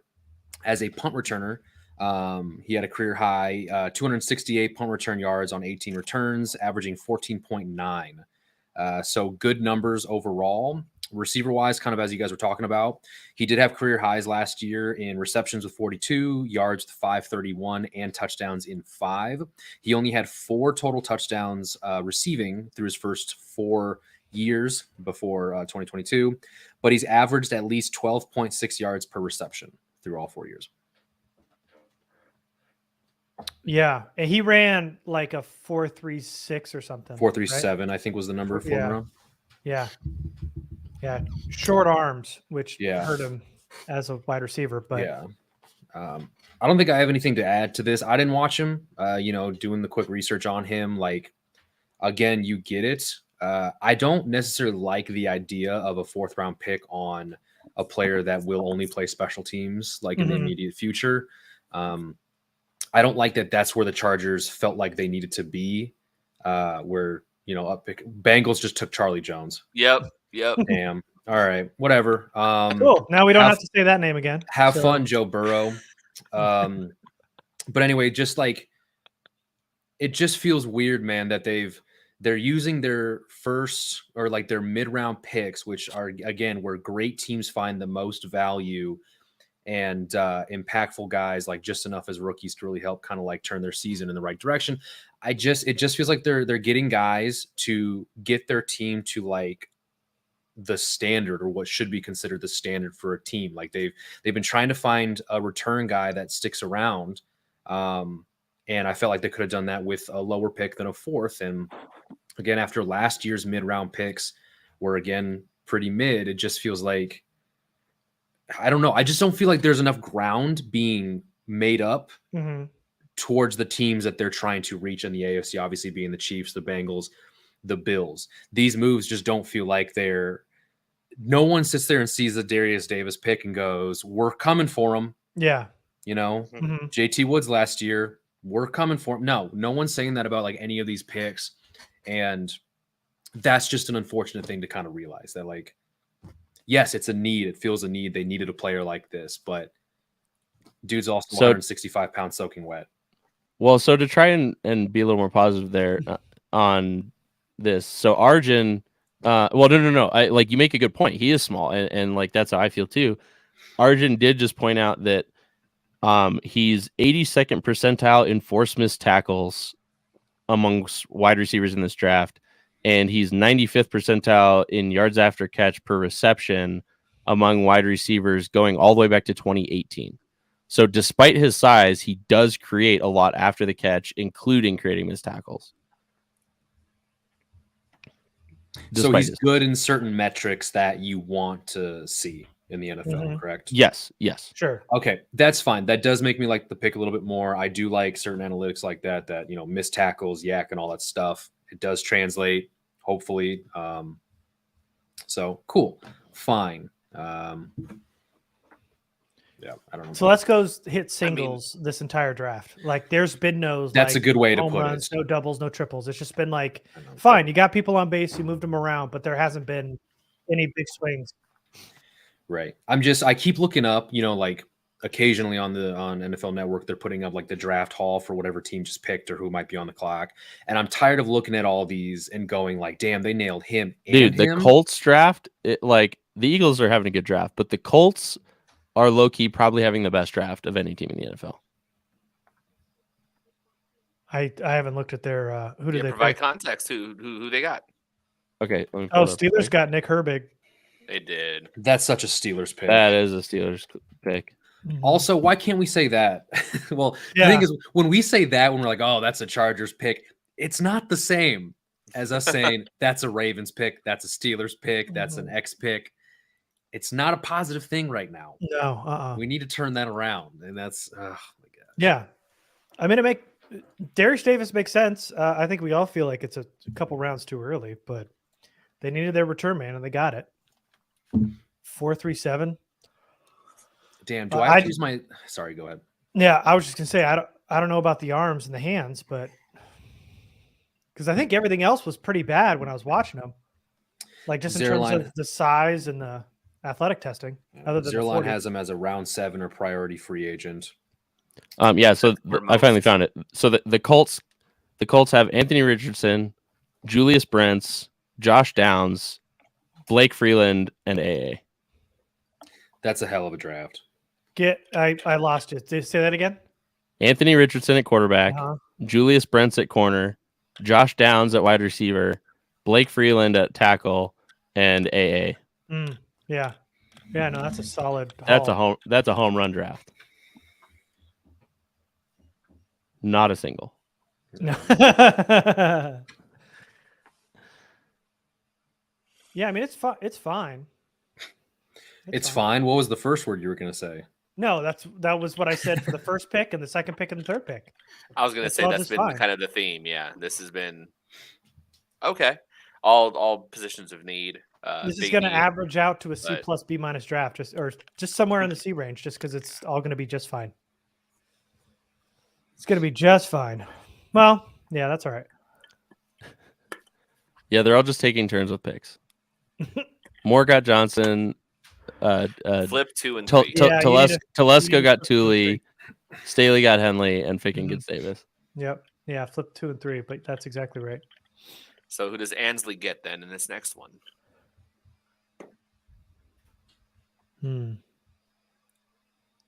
I mean, there are still a lot of good DBs out there. Oh yeah, a lot of good DBs. All the corners that we had talked about are still there, and they still have room. They still have room to reach on Jake Witt next round. Hey, Kuntz is still around too. Oh, the Bears just picked Tyler Scott. Tyler Scott. Well, yeah, that's also one benefit that I thought you would appreciate about the Davis pick, Garrett, is that now that kind of, especially now with the Bengals going Charlie Jones. You guys won't be talking about Jones or Cropper? There goes the fucking dream, man. That was quick. That goes. It is what it is, man. I just hope my dude doesn't go to the Raiders or some shit. But yeah, what was Darius Davis' RAS score? It was like 5, right? 4.29. 4.29. Yeah, it was like all 40. Fab. It was a 7.3 short shuttle, or I'm sorry, a 7.33 cone. 7.33 cone. Yeah, that's really bad.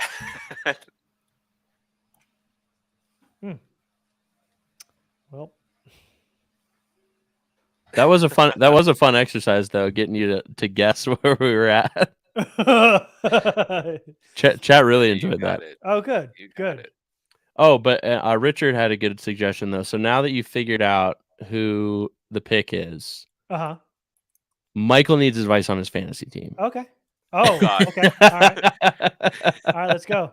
I doubt Richard said that. No, he Mike. did. He did, but it was definitely joking. Mike, what do you need?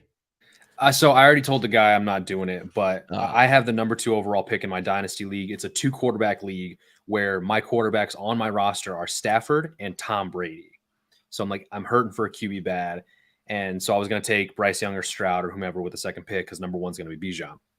And a guy offered me Trey Lance and Brock Purdy and then a second rounder in 2025 for 102. And to be honest, I told the guy, I don't think there's a chance Purdy and Lance, neither are their long-term answer, and they could be on to a different quarterback in 2025 at the earliest. Mhm.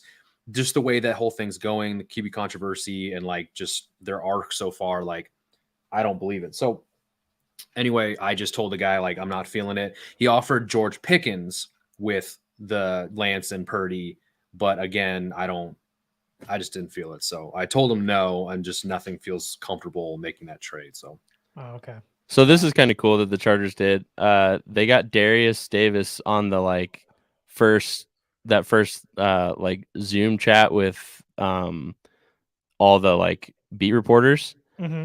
And the first question for him, they apparently Quentin Johnson's at the facility. They had Quentin Johnson ask him the first question.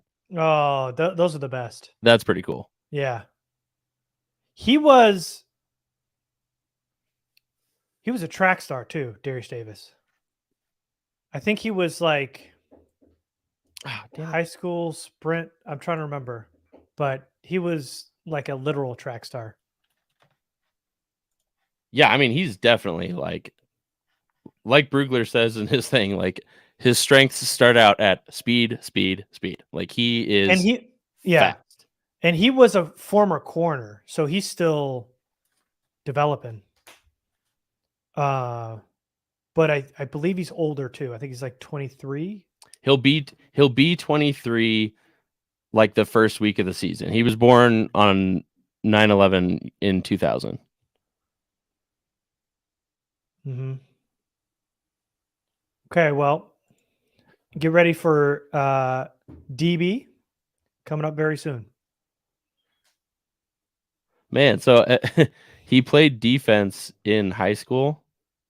Well, actually, no, he played both ways, but he preferred defense. And in his senior season, he had 13 tackles for a loss, 3 sacks, and 2 interceptions. I And think he was a and you're right. 5-star.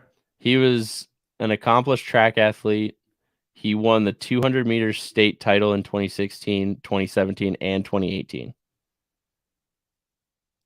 Yeah. And he won the 400 meter state titles for 2018 indoor, 2017 indoor, and 2017 outdoor. He was a 3-star recruit. He was? Yeah, he was the number. I thought he was a 5-star. He was the number 85 corner in the 2018 recruiting class. The number what? Number 85 corner in the whole country. I don't think that's right. I think he was top 50. I swear. Mike, you're on mute. He was the number 42 recruit in Louisiana. Oh, okay. Nationwide, he was the 85th ranked corner. I'm going off memory. So yeah. Just like I said, he had 6 return touchdowns last year, and Mike corrected me for his entire career. 6 in one season would have been really, really impressive. Yeah, that would have been that would have made a little bit more sense. Then he would not have been a reach. That would have been okay, yeah, I get it. Yeah, this dude. Yeah. I mean, still impressive to have 6 return touchdowns in your whole career, but yeah.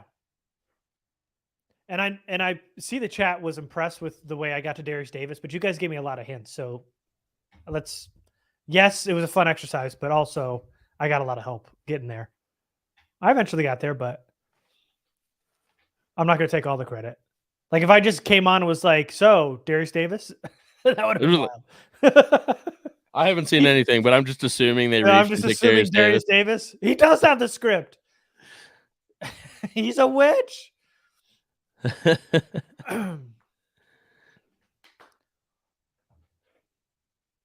Garrett, this one's for Yeah. you. Garrett, you mentioned your guy said they're getting a receiver with returnability. Yep. He just said returner. He didn't say wide receiver. Did he say wide receiver? Anyway, what else did he reveal? He revealed that. By the way, while you're looking that up, Garrett knows this. I tried texting Posey last night. Posey apparently has a new number. So I texted some random person who has Posey's old number, telling him about how Garrett was like, haha, now Kyle has to write an article about a kicker. She was very nice though. She was like, this isn't Kyle anymore. Could you, if you know anybody else who has Kyle's number, like this is like the 5th or 6th text I've gotten from somebody trying to find Kyle.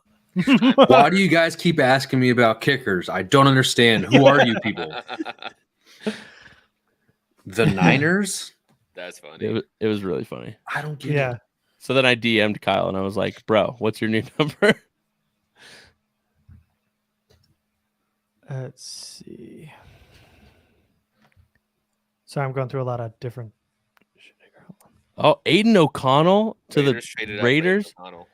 Okay, so he was not good. Like watching Charlie Jones tape, I did not like Aiden O'Connell. Like he really panics under pressure and throws a lot of poorly placed balls.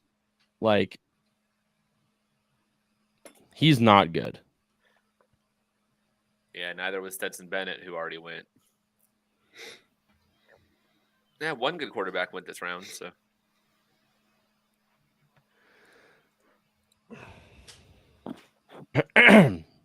Da-da-da.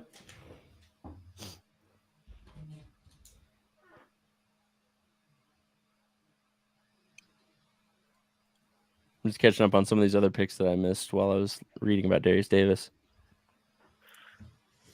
Fifth round's just starting, fellas. Safety 20 Jay Ward went to the Vikings. 20 picks left. Tell your cat to shut up. I know she's going nuts right now, man. Darius Davis describing his game as a returner. Quote, I'm a party starter. Love that. Yes. Love that. You gotta love the personalities of the last two they drafted. Yeah. Yeah. Davis and Henley are going to be fun. Yeah, I'll be totally honest. That quote just made me go, all right, I will not doubt you until you give me a reason to now. Yeah. I love that. I'm a party starter. That's fantastic. Love that. Oh, man. And the Raiders traded up to grab Aiden O'Connell, too. The Raiders did? Yeah.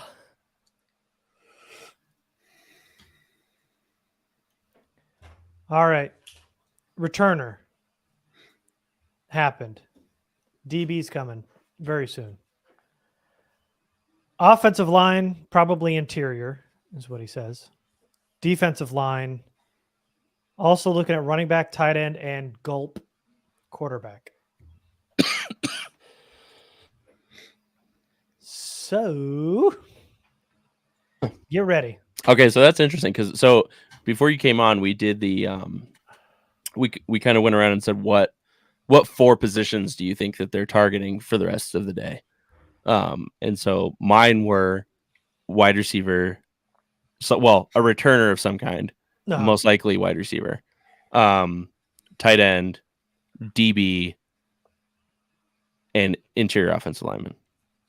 So that checks out. Do I want to say it and jinx it? If you were to do the same exercise and draw parallels to a quarterback that they might. Dude, don't even put that out there. Okay, all right. Well, I didn't say the thing. I'm just saying if you drew parallels, but no, I'm not saying it. What did I just hear something about a quarterback? He's not connecting to a terrible quarterback that we already mentioned. We don't want. Abdullah just got taken by the Jags. Oh, I really liked him. Is he doing the Duggan thing? Yeah, that's. I didn't say the name. I Stebbs said it. did it. First if off, it happens, I said it. Stebbs. Dude, DTR is going to be the guy. for sure. Hey, Mike, Yep. that might have been a name he texted me. I wouldn't know. Who? Dorian Thompson Robinson. I threw him in the back end of a couple of the mocks that I was doing. Like the UCLA dot connecting's there. He has the really strong arm. He's pretty athletic. Like it made sense. All I'm saying is if they manage to find DTR and like really late, at least like the preseason would be more exciting too. Yeah. Especially when he is like way better than Stick. That's how I looked at that. Was like for a while the preseason was unbearable for the Chargers to watch because it was just so anemic when Phillip Rivers didn't play. And then Tyrod and Stick were like, this is cool. Now lately with Daniel, you kind of went back to like, okay, like I'm not really looking forward to this essentially, but if they get like some semi-athletic guy and it's Stick and whoever this other guy is, like preseason might actually be fun again. I would not be surprised to see Mafi go in this next pick if he's there. Oh yeah. I would not be surprised by that at all.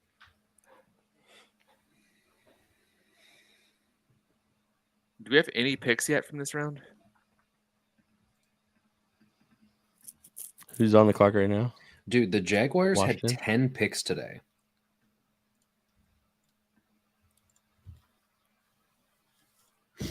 Yeah, it's a ton. And I was just like really surprised to see that because they obviously had the offseason they had last year, and then they've had like a decent fine one this year. And then Oh my God, these are never mind. a billion picks, and I'm like, where do they even get all these things?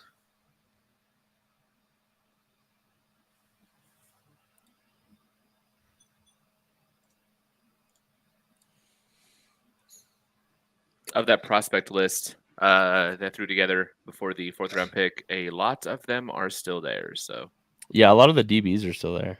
tight ends, all of them are. KJ Oh, yeah, that's Henry right. just went to Washington. Ooh, Who? okay. KJ Henry, Henry, Clemson Clemson. edge. I don't know who the Jaguars picked at 136. Yeah, you do. It's Yasir Abdullah. Yep, Abdullah. The guy Oh, that I damn. spammed you with all those clips. You did, yes. So Darius Davis, I mean, we picked him in the 7th round in our mock, and it makes a ton of sense. If they can get him like, if we can do that thing that we do every year where they get Kuntz in the 5th and then Mafi in the 6th, we can all do the flip-flopping and move everybody around, and we're all good. I mean, But they gotta make they're some filling. ground here. They're definitely filling holes. Yeah. Oh, They're yeah. just doing it in a weird order.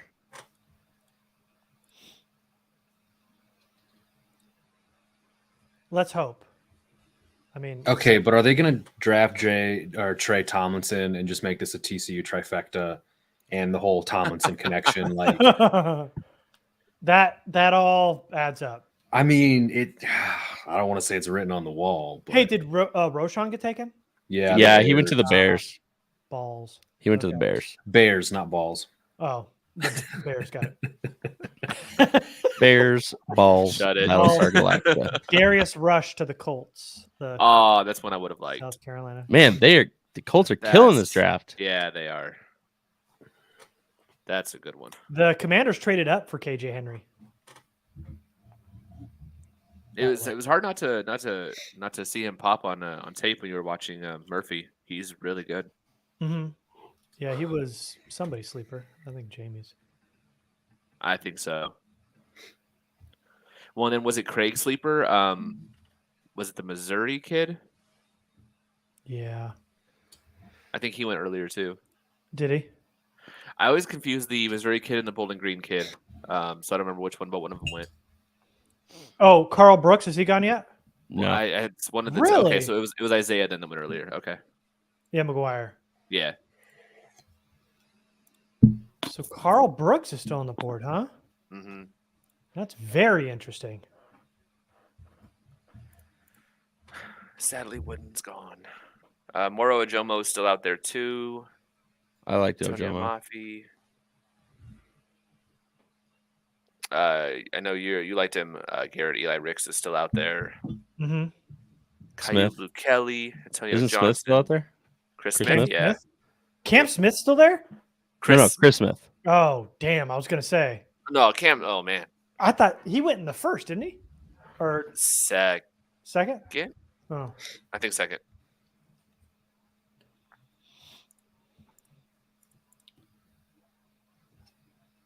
Damn.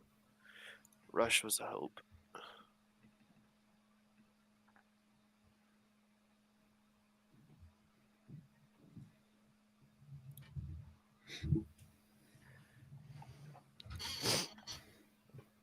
Did Antonio Johnson go? No. No. Christopher Smith still there? Yeah. Yep. Whippler. Damn. I would love Whippler in the 5th. Anybody else watch him? The Ohio State center? No, I didn't. No. Give us your notes. I know Izzy. You guys like Izzy. Yeah. I'm just looking at my board to see which guys. Banacanda. Yeah, Sean Tucker, Deuce Vaughn on top, along with the Banacanda. There's still some good running backs for sure. Eric Gray. And, Yeah. What was that other guy that I liked? Sean Tucker. Mm-hmm. Right? Still. Absolutely. Yeah. All still available. Hmm. Coleman standing for Trice. He'll be the pick. Okay, Isaac. Gerard Clark is nice. And that's you've said a few times you're a fan of Trice, right, Stanley? Yeah, I like Corey Trice. Well, there you go. DB, and he'll feel like a good time right now.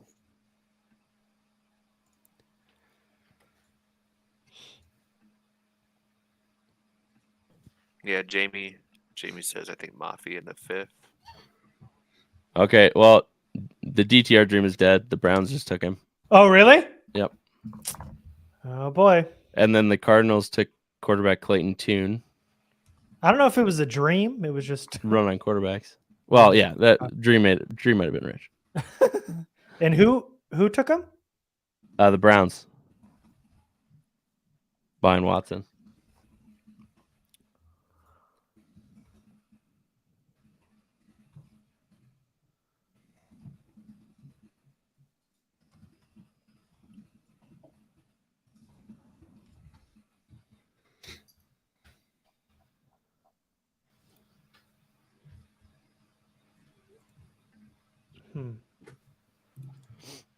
Vikings. Oh. What number are we at? 140. So 141 is on the clock right now. Yeah, because we know the Browns. I forget, was tight end mentioned, Garrett, as far as Yeah. They said Okay. maybe. Yeah. okay.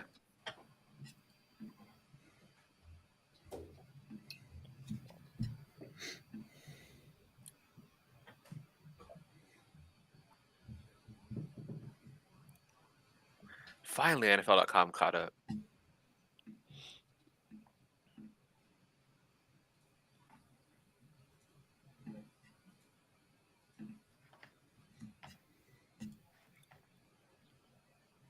So Garrett, while we've got some dead time, did you go back What up?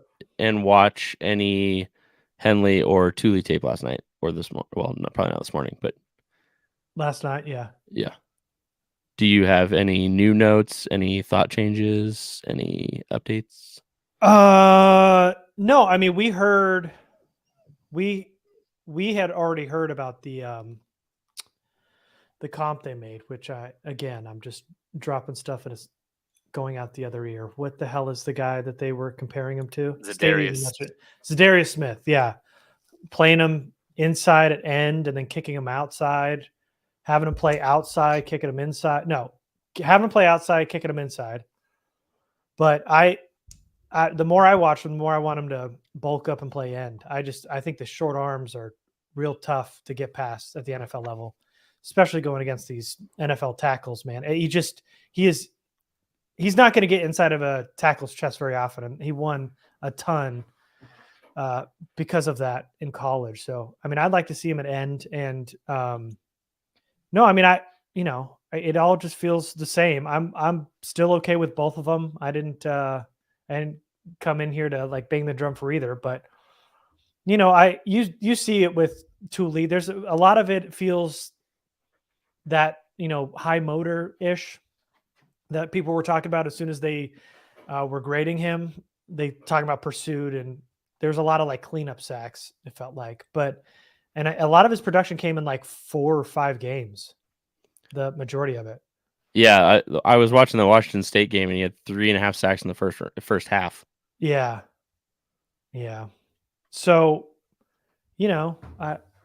I'm curious to see him on a field and how they really want to implement him, because I don't know, putting him at a third edge makes a ton of sense. I get a rotational edge to get some gas inside. That makes a ton of sense, but it'll be interesting. I mean, either way, the guy you draft in the second round is going to be your edge 3 and or N2 behind Fox. So I don't know. It's interesting.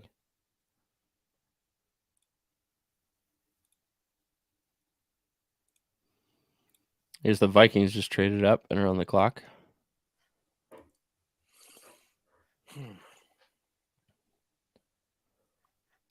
Did you guys end up watching them? How did you guys feel? You said a lot of what I said. I kind of feel like he is probably a little better inside than like wide out. The short arm thing was really interesting to me because like I couldn't tell if his arms really are that short or if it's because he always played with his shirt untucked and it made his torso look like abnormally long. And so like he looked like he just had this giant torso with little arms and little legs. He measured at the combine, didn't he? Yeah, let me pull him up on.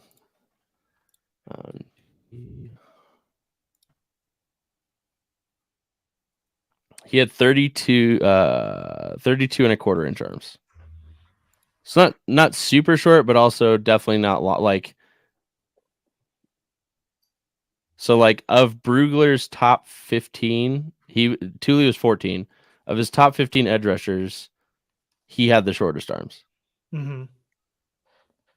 That's gonna kill him in the NFL, but if on the edge at least. Yeah. And then I also said that like he looks very twitchy and explosive, but not necessarily agile or fast. Did you see the video of him doing at the combine? Yeah. His footwork was not good.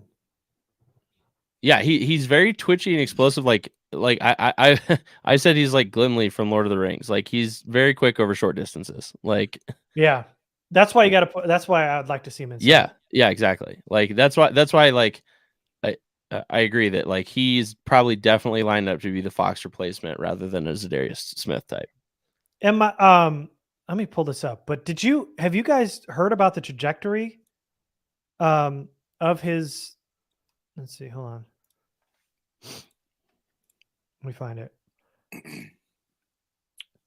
So he said Tuli was pumped as a first-round edge, looked more like an interior guy. He balled up, and then at the scouting combine, he was an end. Like he looked big, went on the edge, and then gained 10 more pounds to be an edge before the combine. Well, which is hilarious that they said he bulked up for the combine because they listed him at 290 during the season. Like, and what was he at the combine? 268. Like he was 20 pounds. Like, and one of the games I watched, I think it was the Utah game. The announcers were like, they said he was 290, and so like then he showed up to the combine 22 pounds lighter than that. Yeah, it's an interesting dynamic there because I don't know if somebody told him like after the season, like, hey, you're probably gonna have to kick inside. Like, I don't know if a coach got to him or an agent or whatever, but somebody in his camp obviously told him that he's probably going to be an end because you don't just gain more weight to play outside. So this kind of makes sense that like he showed up at 290 as a freshman and they just kind of like rolled it. Oh, Colleges do that shit all the time. Oh yeah, NFL does that too. Yeah, that's true. That's true. Everybody does that shit. That's why whenever you get those pro day numbers, I'm like, stop.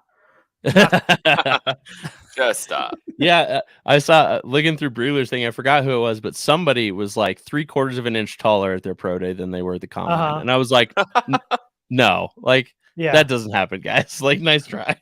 Yeah, I was getting a lot of responses about Quentin Johnston running a 4.4 something at his pro day, and I'm like, okay. So a lot of that came from his dad was on video at at his pro day, and his dad hand timed him at a 4.38. I mean, and it was like, yeah, nah. There's a reason why RAS good for his dad, but there's a reason. He's not a sub 4.4 guy. Yeah, shout out to Pops. I would love for my dad to be a cheerleader for me like that too. Yeah, like if my dad was like, Stanley hit a 40-inch vert, guys. Yeah, I saw it with my own eyes. I'd be like, thanks, Dad. I'm still waiting for him to come back with cigarettes. He's giving him a 4.6 if it's Asante Samuel's dad. Yeah. That dude is so hard on him. Stubbs, you talked right over my really good joke, but it's yeah, okay. I know. I'm sure it was fantastic. It's okay.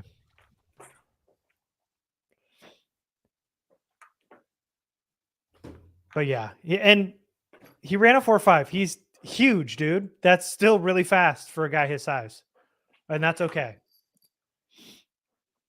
That's quite all right. Jaquelin Roy. Have we moved past the Browns yet? Nope. Still chilling here, huh? What are we waiting on? The Jets? It's the second Browns pick. So Browns picked DTR, then Jaquelin. Oh, and they got another pick? Oh, yeah. Got it. And my cat is still losing her shit. She did not like the Davis pick, I guess. I don't know. Or did. Oh no, she's being an asshole right now. No. Okay.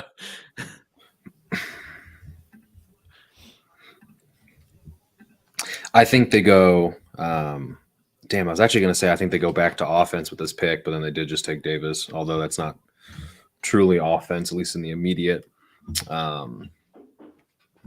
I can't help but feel like the tight ends here, man. There's going to be a run because you've got like all these guys that are roughly in the same tier, still just waiting.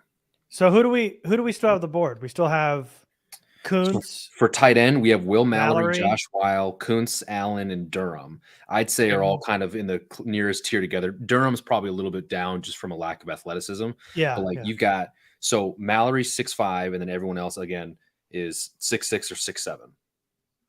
I mean, you've got some tall, lengthy guys that you don't get a group of tight ends like this every year. I know they talked about like the talent wise, but just pure size and upside that comes with that. Like, this is kind of crazy.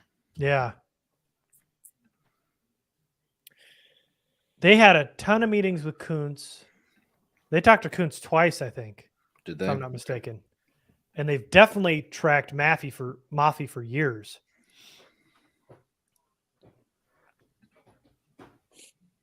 Yeah, with all those running backs, Maffey, all those tight ends. There's at least 6 DBs that I have written down. There's a pretty good interior guys too. Offensive line, excuse me. Okay. Outside of Maffey, who else you got? Whippler. Damn it, who were the other ones? Hold on. Voorhees. Yeah, Voorhees. Voorhees, our bench press champ this year. I know. I feel terrible for him. But he was like a top 100 player going in the process. Yeah. And quite honestly, getting a guy who's going to be out a year to come back and play for Lindsley when he's out, pretty good situation. Yeah. Oluwatimi. I liked him out of Michigan. I actually forgot about him. He was mocked in like second, third round a couple months ago. Do you guys see Darius Davis is like a workout warrior kind of guy? He was on Feldman's freaks list. Oh, really? That squat number was crazy. At 5'9", 168 pounds, he has a 550-pound squat. He benches 370, and has a 350-pound clean. I'm actually not surprised to hear that. When I just watched this quick little film the Chargers put up, I looked at him and I was like, is this dude like kind of stocky as hell for his size? I wonder if he's actually really strong. The Jets took Fucking Israel. Jets. Why? You don't need him. Who? They took a Banacanda. They took Izzy. Dude, that's such a crowded running back room. What are they doing? So hold on. They have obviously Hall, Israel now, and then is that where James Robinson is, or was that just for a still bit? Well, they still have Michael Carter that they drafted in the second round a couple years ago. They get rid of Ty Johnson, or was that the Montgomery? No, Ty Johnson. He was a Maryland guy a couple years ago. Oh, Jets. He's probably nowhere. Yeah. The Jets have Brees Hall, Zonovan Knight, and Michael Carter. Oh, Bam Knight. Oh yeah, and now Banacanda. Bam Knight was fine when he saw time too. He was good. So corner Cam Mitchell went to the Browns. Yep. I don't know if we saw that one or not. Yeah, I put it up. Okay, I'm just blind. That's on me. it's your cat, dude. She's been distracting you. Oh, 100%. Yeah. Dude, Posey's going to be down so hard right now. Posey just tweeted, Ian Rappaport just said on NFL Network he would not be surprised if the 49ers took another quarterback here. They've done homework on a lot of the guys. Oh. Did they have taken one before? Well, like they meant Purdy last year. Like another late round quarterback. Gotcha. Well, that talk about wanting to trade Trey.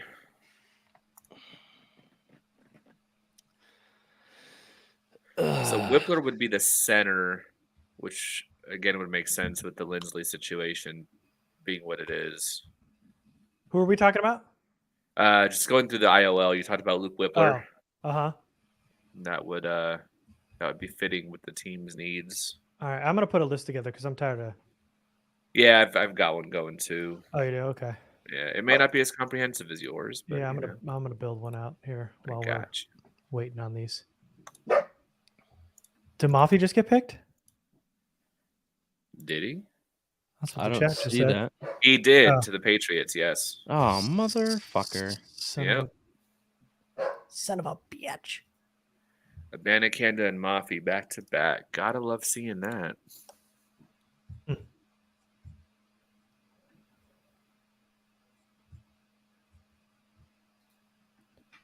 Well, son of a bitch. Tight end time. Let's go. And they took City Sal already. Are they just like refreshing their entire offensive line? Did they move Onwenu out to tackle, or is he still one of the guards? Because why are they shoring up that interior so much? Ooh, gotta drop off that first end there, Stanley. What's up? It's Antonio. Oh. Yeah, dude. That'd be too fast. Very Caucasian of you to do. Come on now. Whatever. Yeah, they got City Sal and now Mafi. They still had Onwenu at guard, and they had Cole Strange in the first round last year. They've drafted 2 backup guards.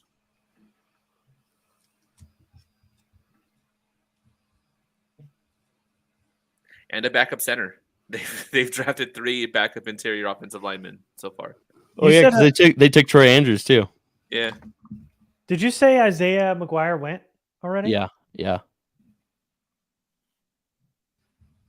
I'm not seeing that. Oh yeah, to the Browns. Got it. Sorry, just working on my list. So if I'm asking stupid questions, used to it. You're used to it. Yeah. Wait, what? That's for sure. Huh? Noah Sewell's still out there, huh? Oh yeah. As he should be. As is To'o. Tua. A.T. Perry's still there. To'o. What? Is it? Yeah. That's the worst part about this whole process is like going back and like listening to commentators say their names. Yeah. And then you're like spelling out phonetically, you got it. And then it's like, oh no, that guy was just wrong. Yeah, no, it's To'o. Dude, I run into that with my brother all the time, like because my brother and I will read the same books, but I'll listen to the audiobook and he will actually read. Oh, and so totally. we'll start talking about the book and he'll start saying a character's name and I'm like, fucking who? What? Like, who are you talking about? And he'll be like, so the guy who does this. And I'm like, you mean so and so? And he'd be like, that's how you say that? I had a friend who had a crazy vocabulary, but he had only ever read the words. So he would say these big words, but they'd be wrong every time. It was hilarious. Jamie Robinson, or Jamie, I don't know how you pronounce that, just went to Panthers. To be totally fair, if I was we are not 6 deep at wide receiver. Guyton is gone. Guyton's going to be gone. To be fair about you talking about, I think you were talking about mispronunciations and stuff. Yeah. After moving so I went from Iowa to Savannah and then Savannah to Iowa and then Minnesota real quick. Every time I saw like a sign on the highways and stuff, I would just say it like out loud and my wife would go, that's not how you do it. And it over and over and over again. So like in Savannah, it's Chatham County, but it's like Chatham and I'd go Chatham. And they go, no, it's Chatham County. And then what was it up here? There's like, I said Shakopee, or it's Shakopee, even though it's an A. Yeah, okay. Yeah, I'm just apparently terrible at first guesses. You could have just stopped at terrible. I am terrible. The worst, period. I'm awful. Exclamation point.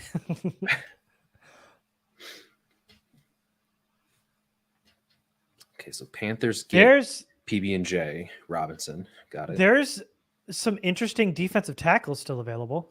Are there? I thought the Vikings pick of Roy was really good. Yeah. Who you got?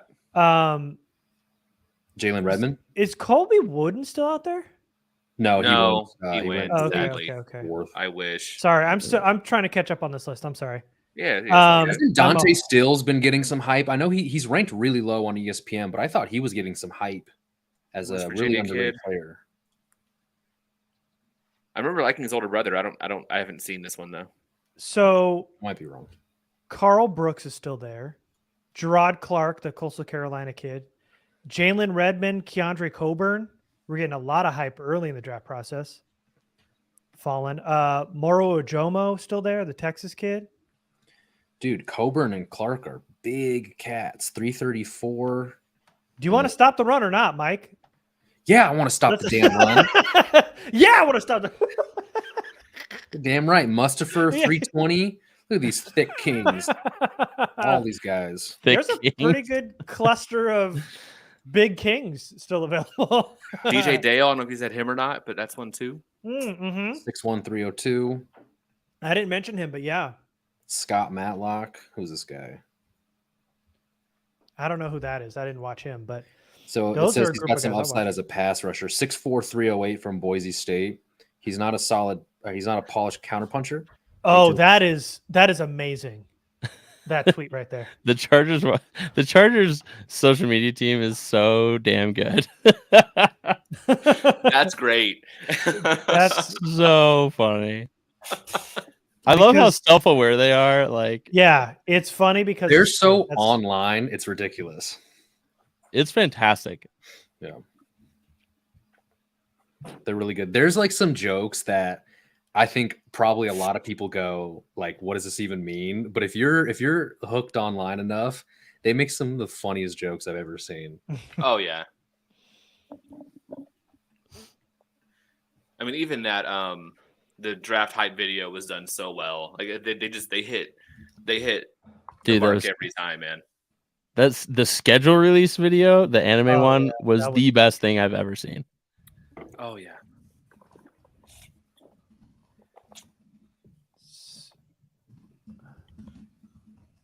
Oh, my feed has completely stopped. Oh, Jacorian Bennett went to the Raiders, huh? To start the day? Yeah. Yep. Interesting.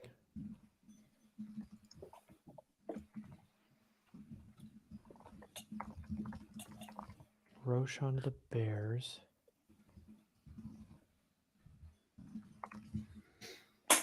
It's getting too damn hot already. Oh, the McGuire went right after the Chargers at 126.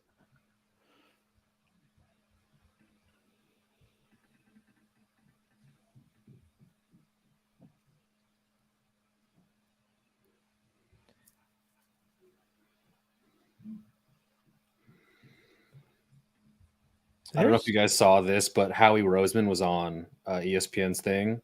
And this quote is, "I'm sure I'm out of the Florida Alumni Association as we speak after acquiring so many Georgia players." So the Gator alumni program is like, Howie, we just can't. Yeah. Sorry.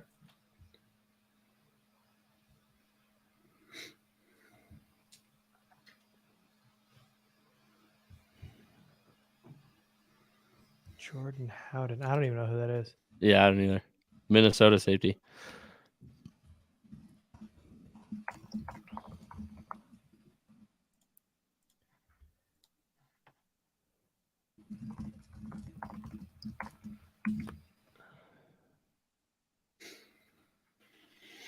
And the feed, they're doing a lot better about not like tipping picks super early on Twitter this year. Oh, that's Like, good. I feel like at this point in the draft last year, like we were 10, 15 picks ahead on Twitter.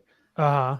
And the Titans pick is in on the NFL.com stream, and I have not seen it on Twitter yet. So we got 9 picks before the Chargers. They're coming up fast. Yep. 6, 7, 8, 9. Yeah.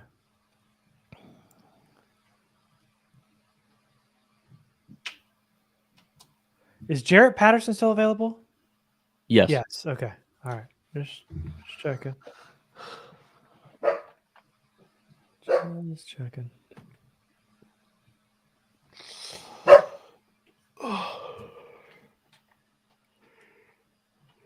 There are some still very interesting names. Absolutely. Plenty of them, too.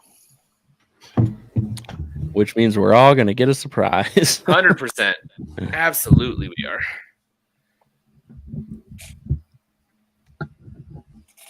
Jordan Howden, never heard of him. So earlier, Garrett, you had said you expected a DB very, very soon. Do you still expect that? Yeah. Oh, yeah. Okay. I mean, I don't know if this is in order of where it's going, but number 1 was returner. Number 2 is DB. 3 was offensive line. 4 was interior defensive lineman. And also maybe running back, tight end, quarterback. So obviously Got it. quarterback or tight end isn't that big of a need unless there's a guy there. But the last couple of years when he said it, it's been in order of how he said it. So I'm curious if he sticks to that. Remember that year we had it all like lined up? Yeah, I do remember Crazy. that. And we did, and the funny thing was we didn't notice it till we were going back at the end of the day, and we're like, "Oh my god, he gave it to us in order." Duffy brought it up in like the 6th round or something, and he's like, "Oh, if it's in order, then it must be this in 7th." And I was like, "Oh shit, it is in order." Oh, the Titans took Wiley. Yeah. We gonna see tight end run now? I mean, we just might. It always tends to force itself like that. And there are definitely plenty of names still on the board. Okay. So for those who watch Kuntz, was there like enough on film to make you go, yeah, he could develop into like a full tight end, or is his hype completely made up of his combine workout, and so people are seeing him in like that positive lens, or is this a guy that like actually could just like with some work be a good developmental prospect? You guys watch Kuntz? Nobody did. I watched a couple of clips. I didn't watch a bunch. I'll be right back. He's just leaving. I can't deal with this. I can't talk about it. I'm going to watch Kuntz right now. No, I'm going to the restroom. I haven't watched Kuntz. He's like grinding tape off screen. I definitely think there's enough there to be a developmental project for sure. I mean, the testing was nice, but with the size, his frame, I thought he did really well up the seam. It's hard, because it's Old Dominion. So he's playing against future CarMax employees. But no, I mean, he did pretty good. And they lined him up everywhere, which I think would be great. He was in line. He was an H-back. They had him in the slot. They had him out wide just because he was an athletic freak. They just put him everywhere they possibly could. And I love his route running. It felt, there goes Sewell, by the way. Noah Sewell goes to the Bears. I loved his setup and his route running. I think there's definitely enough there. Time to throw on the tape. Yeah, you definitely should. Zach with a K. Yeah. I should know that. I had a 4th round grade on him. Alrighty. I think Coming back from a torn ACL. There's Mm. that. All right, impress me. Okay, he catches a swing pass, 2 blockers out in front, breaks kind of 2 tackles. Cool. All right. Next play. Is that Right. a good start?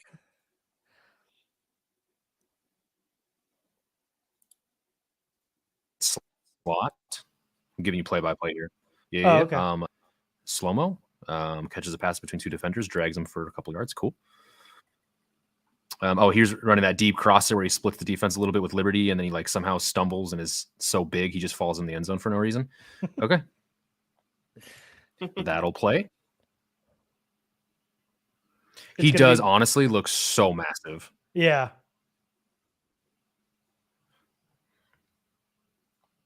Okay, I can see it. I think he's a little bit quicker than some of these defenders are giving him credit for. And the defender goes, wait a minute, how is he already like 5 yards away from me?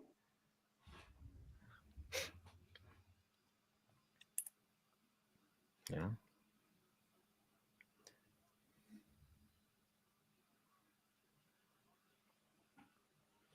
Yeah, even when he doesn't get a lot of separation, you literally just like throw it away from the defender still, and he's like, yeah, okay, I can still get this. Yeah. Okay, I'm feeling it. Big Kuntz guy right here.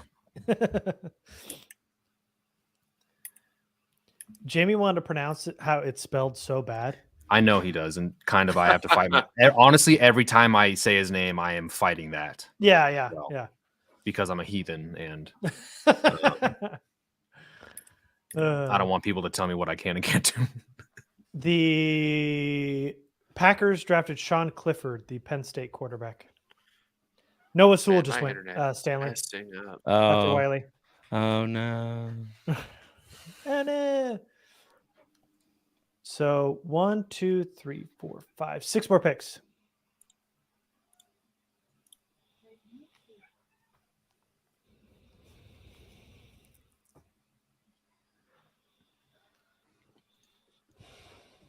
I do think, and somebody just brought it up, Brian did, that having a guy like Kuntz who you can develop for a year behind Everett and everybody else, I think is a really good prospect for the Chargers' future. Didn't Stone Smart go to Old Dominion? He did, yes. Yeah. Okay. Mm-hmm. A couple Monarchs in the tight end room. Cool.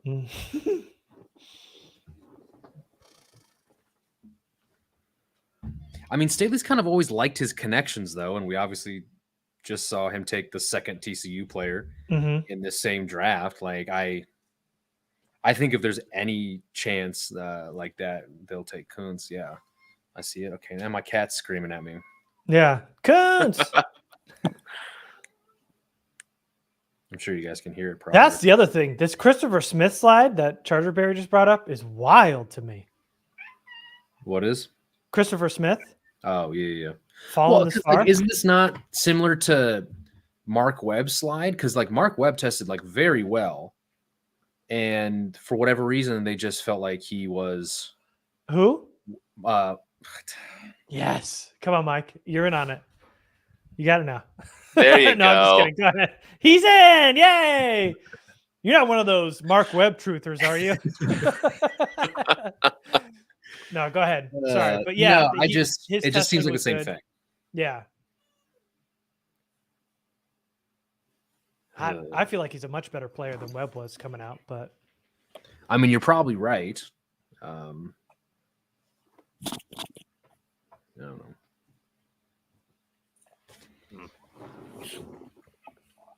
Okay. Here we go. What's up, Kat? What's her or his name? This is Sylvia. She's a long-haired. Oh, fun. She's the worst. She just screams at you. And cool. She wants nothing to do with you unless you're grooming her, touching her, giving her anything in life. The Bills drafted Justin Shorter. I don't know who that is. I've never He's heard 6'8". of Justin. 6'8"? No, Oh, He's 6'4". shorter. Yeah, He's anyway. still, yeah. I get you. 6'4" and a quarter though. That's still pretty.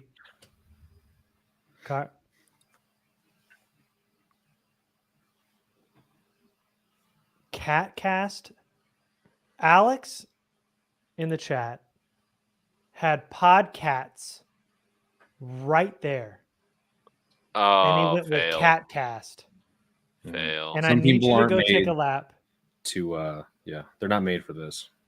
Please go take a lap. Think about what you Come did. back. Think about what you did. You had Podcats She's unimpressed. in. She's very In the unimpressed. Yep.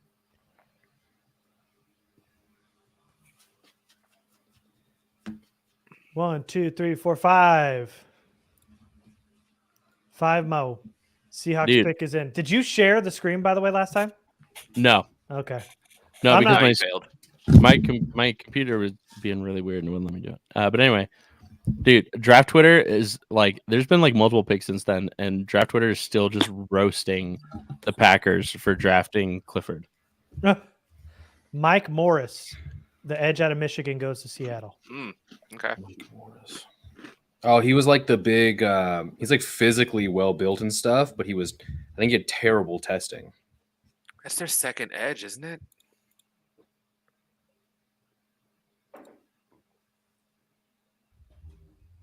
Yeah, Derek Hall and now Morris. Hmm. That's a good get.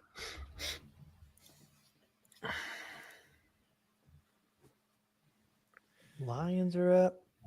4 left, y'all. 4 left. Pick is in. Rare.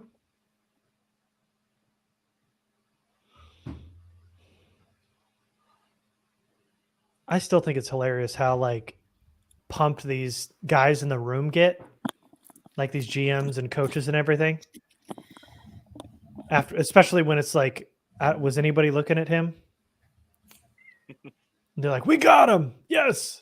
Yeah, dude, I was gonna ask that as well. I think it's more or less like an archaic tradition that just is what happens in draft rooms. But Yeah. there's absolutely no way every single time they've picked a guy that it's dap up everybody in the room, celebrate with applause worthy. For sure, some of these picks like earlier or in the early rounds, but there's just no way that it's real. It has to be inflated in some way. For sure. Yeah. Unless you're like the like third level down scout that like wrote the report on that guy and it's day 3 and they draft him and you're like, hell yeah, high fives everybody. Woo! I did the work on that guy. Yeah. It feels like that should be what we see more often, where you see everyone going to one guy because you're like, dude, heck of a job. We got the guy. We got your guy. Like, I had no idea who that was until you handed me that piece of paper. I think that's why it's so refreshing to get the bits of real, like Rabel's reaction when they traded AJ Brown. Like he couldn't even pretend to be happy that year. Yeah. He was just visibly pissed. Yeah. The guy No, fired. totally authentic. No, Ivan Pace has not been drafted yet. Lions got Colby Swordsdahl, the William and Mary Sure. tackle. 3 left. That's a made up name. Does anyone have a top 3 that they want now? Now that we're pretty close. Let me take a look real quick. So defensive backs, I think you got some good ones here with like actual size. Terrell Smith, Minnesota, being 6'1", I think a little over 200. Corey Trice, tall, 6'3", 206. Antonio Johnson, again, just being the next best safety. And after he's like fallen a little bit, like this still feels like a pretty valuable pick, worthy to take him here. And then you still got all those tight ends, which I think, any of those ones I named earlier, kind of in this tier right now, are good picks. I'm not super into like getting more interior offensive linemen. I understand the need potentially and like the reasoning behind it. But I just like more offensive like skill players because injuries and stuff do happen. But yeah, those would probably be mine. Ooh, Jose Ramirez. Ooh. To the Bucks? No, I'm saying he's still on the board. Oh, got it. He was second to Tuli in sacks this past season. And he's also playing at Eastern Michigan for my former head coach as well, Chris Creighton. I actually watched Jose Ramirez. A lot of people in the Discord were. He's basically Uchenna Nwosu. Like that's I think his comp on NFL Network or .com. No, we just did that already. We did what?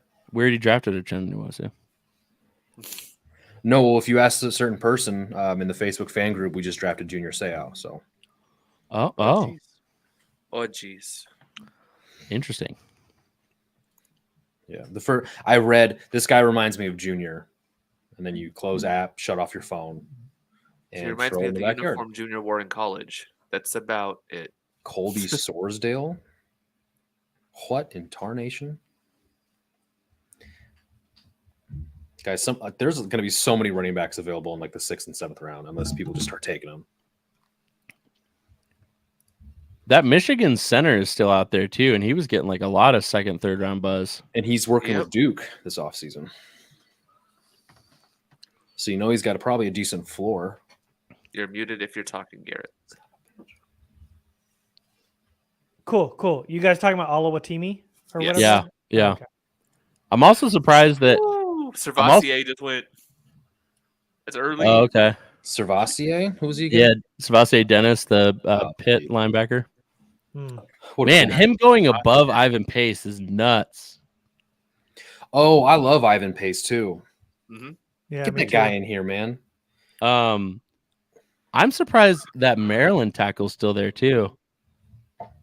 Jalen Duncan, yeah. Jalen, he was getting 1st round buzz for a while, and then he was like pretty good at the Senior Bowl. So the last ranked linebacker on ESPN is Iowa State's Orion Vance, who is from my high school. So shout out Mr. Vance.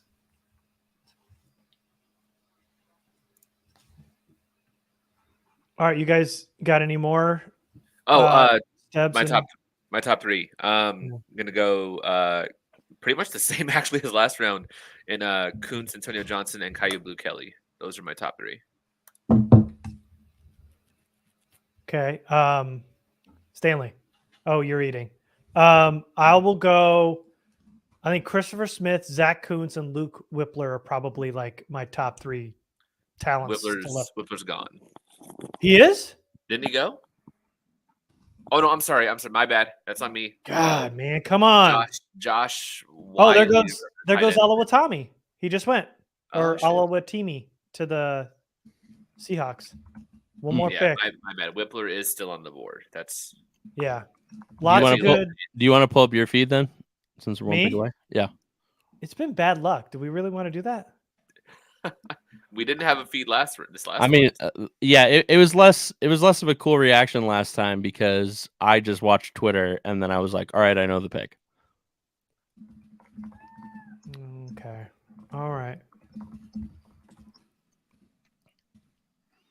Okay. But they're going to be in commercial and not like announce it probably. Going dark on Twitter. Yeah, but we'll see it pop up on the screen.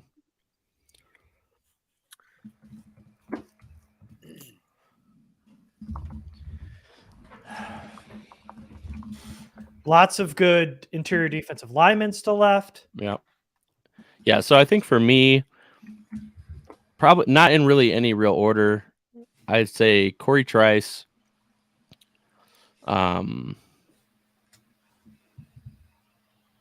Pick is in for San Francisco. I'm still listening though. Corey Trice, Zach Kuntz, Davis Allen, Whippler, and Johnson. I mentioned a bunch of defensive tackles that would be really nice here too. Yeah, I like Ojimo, but I don't know if he's in my top 5 here. I just mean like he's not in my top 5 either, but these like defensive tackles I could definitely get on board with. Carl Brooks, I could really get behind. Day 2 guy falling to round 5. Oh, wait, is Brooks still there? I haven't seen him go. Is Am I he wrong an on that? edge? or an Well, interior? he's probably. Oh, he is listed as edge. Yep, he's there. Yeah, he's another one of those guys who's probably too big to be on the edge and gonna need to be inside. But get yourself some more pass rushing ends, man.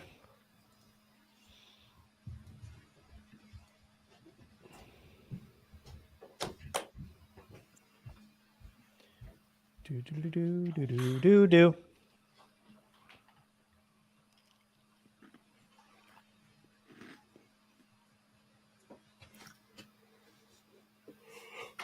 And we mentioned all the running backs.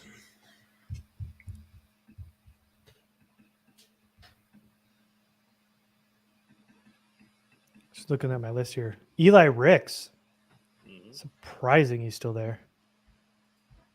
Did you guys mention tackle at all? Offensive tackle? Yeah, I mentioned that Maryland kid. He said interior. Okay.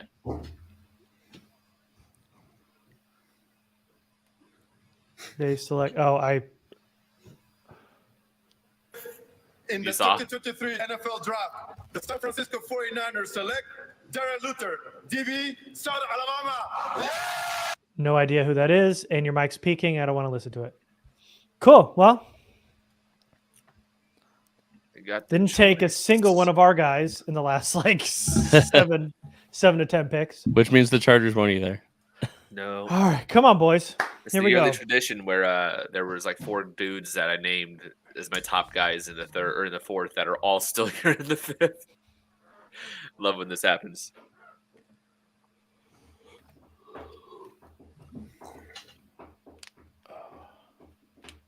All right, the pick is already. In. Who's going to announce it, or are they just going to? Which coach's guy is this going to be? And Do you think we go all the way around and we're back to TT or Ainsley maybe? Yeah, I don't know. I'm sure Ainsley and Staley are on the same page for the most part. This is nerve-wracking because I don't know if they're going to announce it or they're just going to flip it. Oh, Okay. I don't know who that is, and I haven't watched him. Nope, neither. I wanted a different tackle. Oh, they listed him as a guard on NFL.com. Dude, my cat is pissed about this pick. Jordan McFadden. Your chat is? No, my cat is pissed. Oh, your cat. She's just looking at me screaming. Trash. So Brugler had him as a 4th round pick. He also had him at guard. Okay, but what? He ran a 4.99. So where's the process? Where's the execution process debate here with this one? Well, it's interior offensive line. They definitely need interior offensive line. And they need depth. They're bad. He's only played tackle, it looks like, in college as a backup at left tackle, then right tackle, then 2 years at left tackle. First team All ACC, the top ACC blocker award, and a team captain, of course. 4.99 40, 4.81 short, and a 7.73 with a 24 reps at bench. So still no tight end. Interesting. And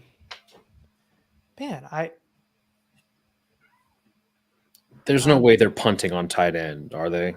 I told you he listed the top 4: returner, DB, interior offensive line, interior defensive line, and maybe running back, tight end, quarterback. It's so like he said maybe for the tight end running back. Okay. Yeah, I mean it's the right position. We needed Chargers need an interior offensive lineman, that's for sure. But God, man, how do you pass on Luke Whippler? Or a lot of these other guys? That's surprising. Especially for a guy that you're making move positions. Yeah.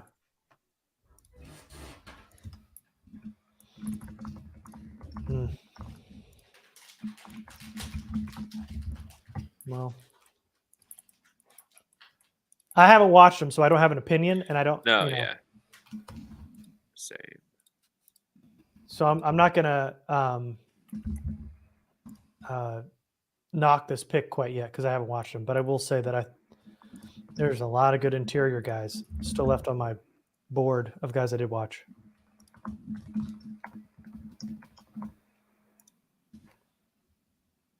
Again, the process is there. If you got Absolutely. Sal, you're kicking inside. He I had don't a think he we had know. a 7.71 RAS. Very good straight line speed, which is important for guards. Entering into year 3 of Hymus, and he hasn't really seen the field even when there was potentially opportunities for it.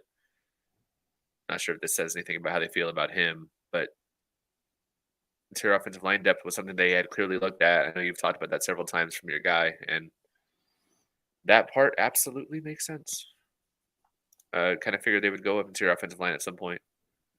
Not sure if they see him as being center potential or what. If they're going to count as a 5th round pick impacting any of that, but I get it. Just got to watch the kid. He's also one of the older ones. He's 23 and a half.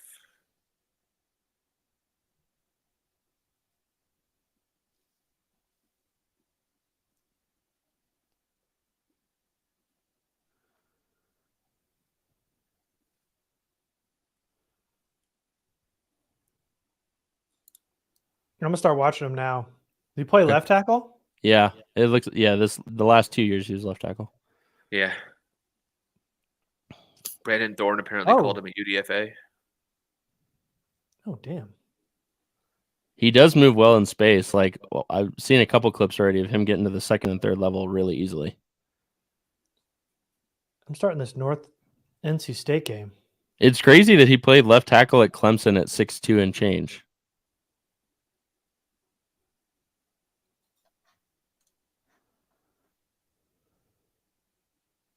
Ooh. Oh, that's not great. So Brandon Thorne, who's an O-line expert, had him ranked as an undrafted free agent. In the 5th. That's rough.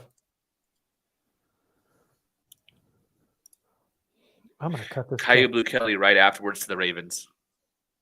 They've done Every that. They've single done that so time. The many Ravens times. keep sniping our picks. So, but backward sniping, they're taking Yeah. who we should have taken. I know. It's not even like in front.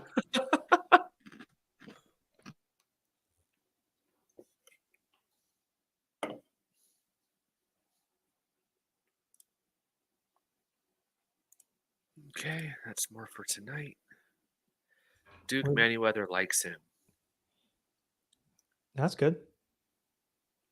Is I'm this gonna someone show- Duke Manyweather likes that hasn't paid him money? That'd be nice. Does he only share people he likes?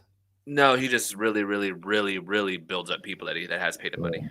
NFL.com has him as a 4th or 5th round pick, so I mean it's Okay. in their range. They compare him to Greg Van Roten. Watch him here on the left. Watch this anchor here, left tackle. He's got a tight end right next to him though. And it's not playing, huh? Hey man, I just cut He looks this. great in his stance, though. I mean, looks great there. Isn't this awesome? Oh hell yeah! Bro, stop. Play the clip already. All right. I'll come back to this and figure this out. Oh, there he goes. Look at that anchor up top, man. PFF has him charted with 1,584 pass block snaps and only allowed 2 quarterback hits. He's going Say against the that's a- defensive tackle here who's trying to bull rush him. It's a damn good ratio. Long arm, good separation, anchor down.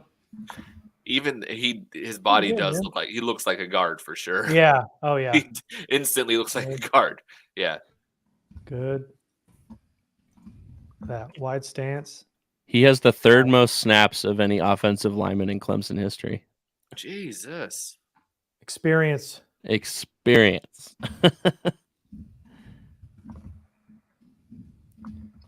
Oh, yeah, man. Get this kid out in space for sure. Yeah, when he pulls out, like he moves real well.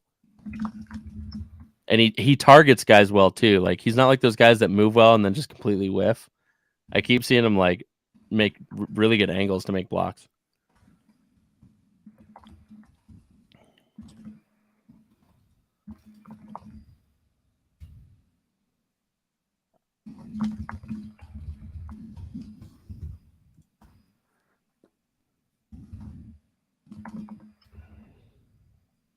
Feet aren't all that bad so far.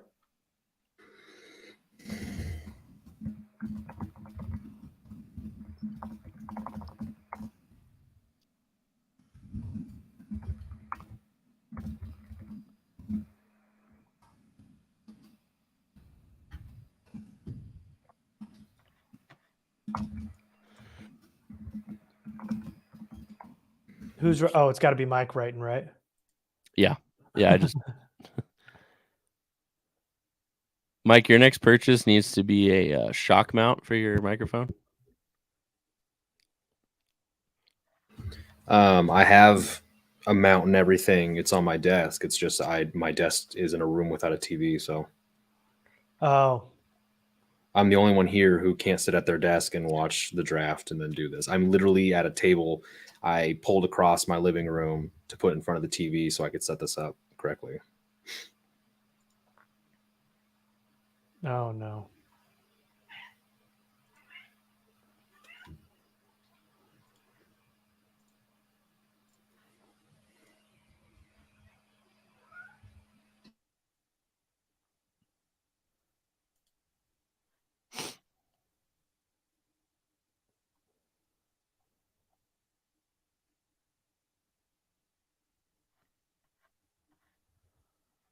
So Chargers legend Chris Hairston likes Jordan McFadden.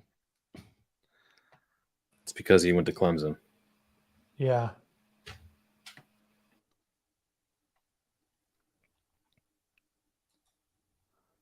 I can see why they want him at guard, though. Yeah. He's built like a barrel. Yeah.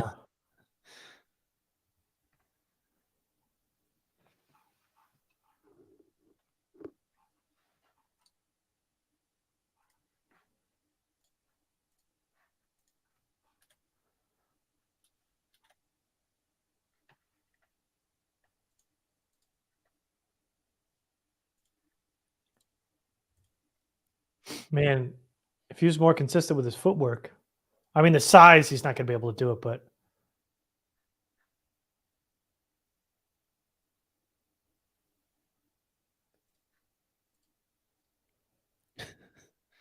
nice. Like he is just a Yeah. fucking brick wall. Holy cow. I like that old school neck roll in there too. Yeah. It's legit.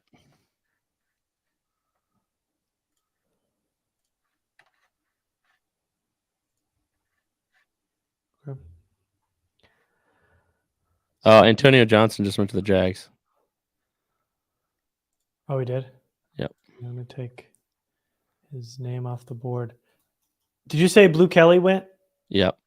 Okay. He went. Oh, the Ravens. That's right. That's right. I'm watching. I'm going to go Florida State next. This there's one scout quote on his NFL.com profile, and it's simply, he's been a consistent player, but he levels off when he plays against better competition. Take it forward to this.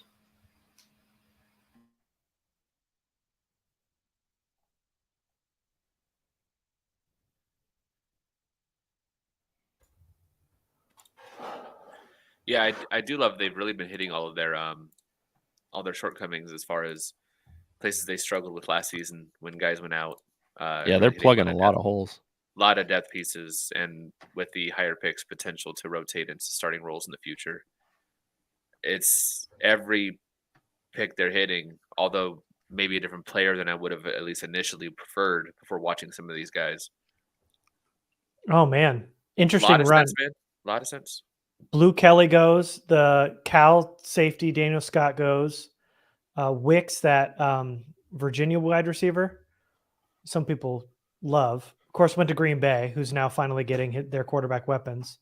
Johnson goes to the Jags, and Nick Hampton, that small school edge kid, going.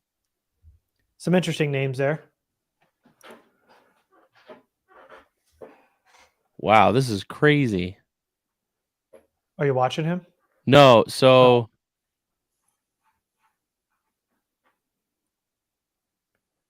Emery Hunt if I'm reading this correctly, had Jordan McFadden as his OG1. Dude, He what was I also had, saying He also yesterday? had Henley as LB1. He Yeah, said so- the report says under strengths, flawless technique with his hands, base, and platform, and his stance. It's a big reason why he rarely loses a rep. His film can be a clinic on tape. He has an answer for many things defenders try to throw at him. More than holds his own as an undersized left tackle, operates like a vet who's seen it all. Hand usage and hand fighting is terrific, does a marvelous job of striking with patience and reworking them once engaged. Areas of improvement, there are times when lengthier defensemen can get into his chest. Also, he has to continue to work his feet once engaged. There are times where he's good in just keeping the fight where he is, but he could generate more movement if he improved that. But yeah, he's got him at an 88 overall out of 100 and has him as guard number 1. Wow. Over Avila and everybody else, huh? Apparently. Dang. He's someone that you respect the crap out of, but there's no way around that his process leads to grades and rankings that are wildly different than like the majority of the consensus, which, I mean, again, is something you respect. But Yeah. When they're that different, it'd be interesting to see him sit down with like somebody else with wildly different rankings and be like, okay, well, here's the same player. You have him as OG1, you have him as OG like 12. So what do you see that like this guy does, and et cetera, et cetera. But yeah, obviously that's asking for much. So the Colts pick Will Mallory. If someone said that, I apologize. Oh, really? Yeah. Damn it. No. Colts just killing it. Dude, I mean, that's a nice weapon for Richardson because, dude, I'm this close to taking Richardson with that second overall pick, man. I just swing for the fences. You're telling me that his floor is not going to be somewhat high because Steichen's going to do the push QB sneak at the goal line every time? Yeah, somebody quoted and said that Steichen told Richardson, like, we're going to use you a lot like we used Jalen. Right. I mean, like, how many touchdowns is that going to give him, to help prop up his floor as a rookie? Like, telling you. This probably means end of days for Brendan Hymas, that whole project. Yeah. Yeah. Will Clapp as the backup center. Will Clapp, boot that dude to the fucking curb. Yeah. Get him the fuck out of here. Well, I mean, they're gonna need a backup center. If they could have taken get McFadden. Bengals took Chase Brown. Okay. So then you put McFadden in there as your backup guard. That Brendan Hymas project is over at this point. But that's not surprising because they brought like guys off the street to play. Yeah. When they could have used him. They brought Michael Schofield back for like the 12th time off the street to play.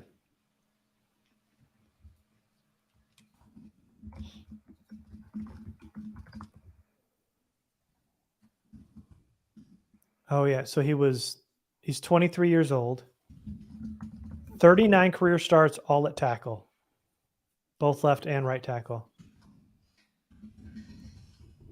He was first team all ACC in 2022. He got the blocking trophy for the top lineman in the ACC in 2022.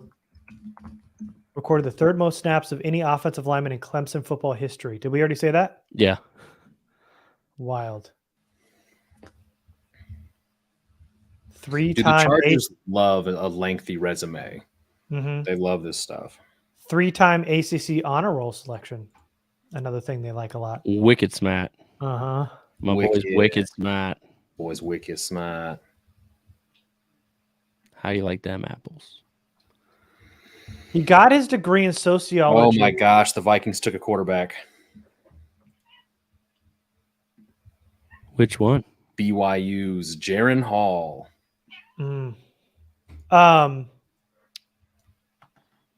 So he earned a degree in sociology in 2022. So how does he play? No, I guess he just got his degree. What year are we in? What is this? What day are we? I'm It's confused. currently 2023. We just Okay. finished the 2022 season. He earned a degree. Good for him. I'm all out of sorts. Apparently. That's how I'd be feeling too. Okay, so Jaron Hall. That sucks that Will Mallory went. He would have been a nice one. So since they like to double dip, Davis Allen is looking good for going back to Clemson. At a Oh, position of need. I like Mike's Zach Kuntz tie to Stone Smart. I'm gonna stick with that. Is Tyler Scott still available? Yes, No. Oh, okay. No? He got drafted? Yeah. Okay. Oh, where'd he go? You're right. He did go. Oh, was Tyler Scott Bears? Was that like at the beginning of the round when I was, or Hold on. the fourth? Yep, there it is. Tyler Scott, 4th round, 133. To the Bears? Yep. So A.T. Perry's our top A.T. receiver right now. Mhm. Cool. Yeah. Always has been.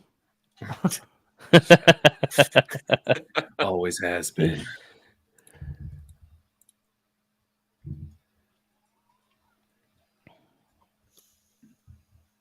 Man.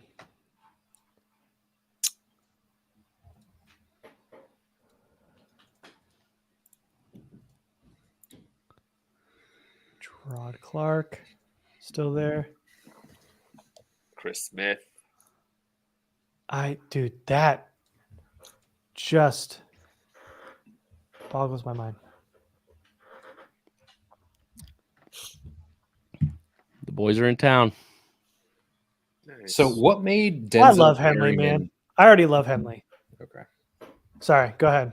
I was just say, like, what made Denzel Perryman a 2nd round pick, but Ivan Pace lasting this long? Were they really that different?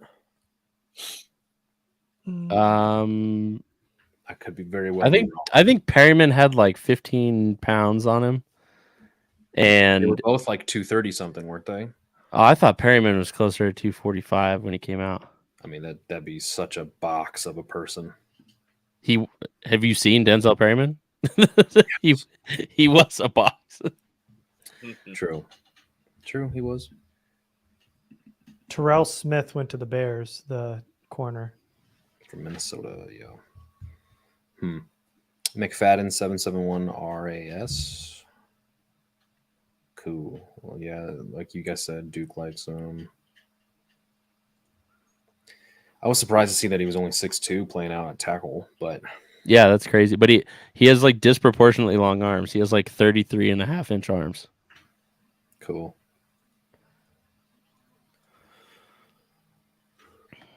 I was just gonna say Henley just like glows fun. Yeah. Like, even in that picture, he's just radiating. And he wore a White Ranger chain to his draft party. With a leather jacket and no shirt underneath. That's cool as hell. So dope. That's cool as hell. Yeah, he's gonna be a fun one. Keaton Mitchell's still there too. Have we mentioned him in part of the running back? Not actually. I don't think we've mentioned him since like the end of the podcast. Yes, the end of the show. Yeah, Yeah. true.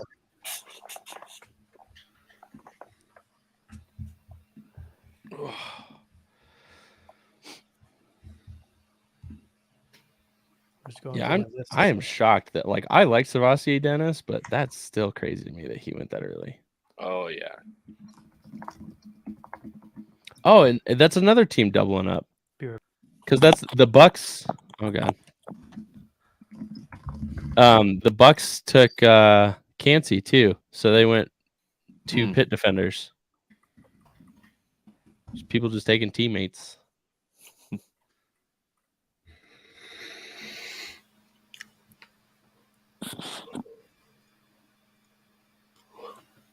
It does kind of feel like today's flying by. I felt like last year's day 3 we were slogging.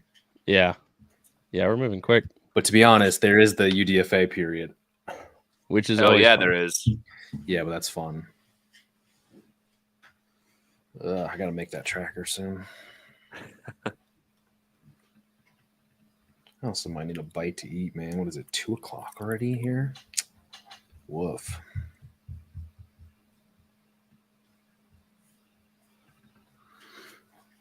I don't think I need to do a social media reaction to the Jarrett and McFadden pick because, I don't think anyone's really reacting.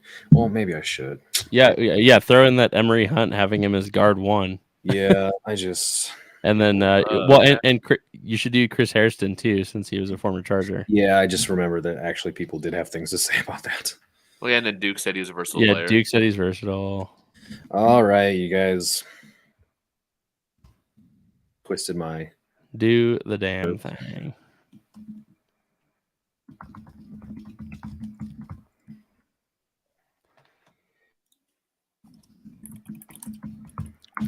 I have no alcohol. I've drank way too much. The Chiefs took a linebacker. BJ Thompson. Drew's fighting for his own job now. Still. He was already going to be fighting for his job.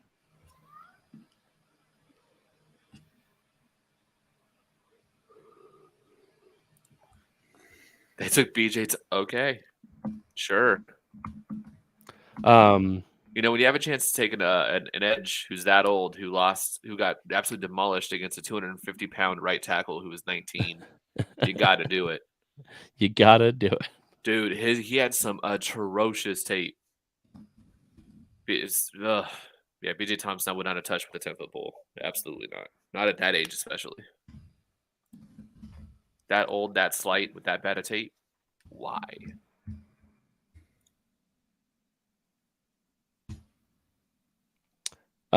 So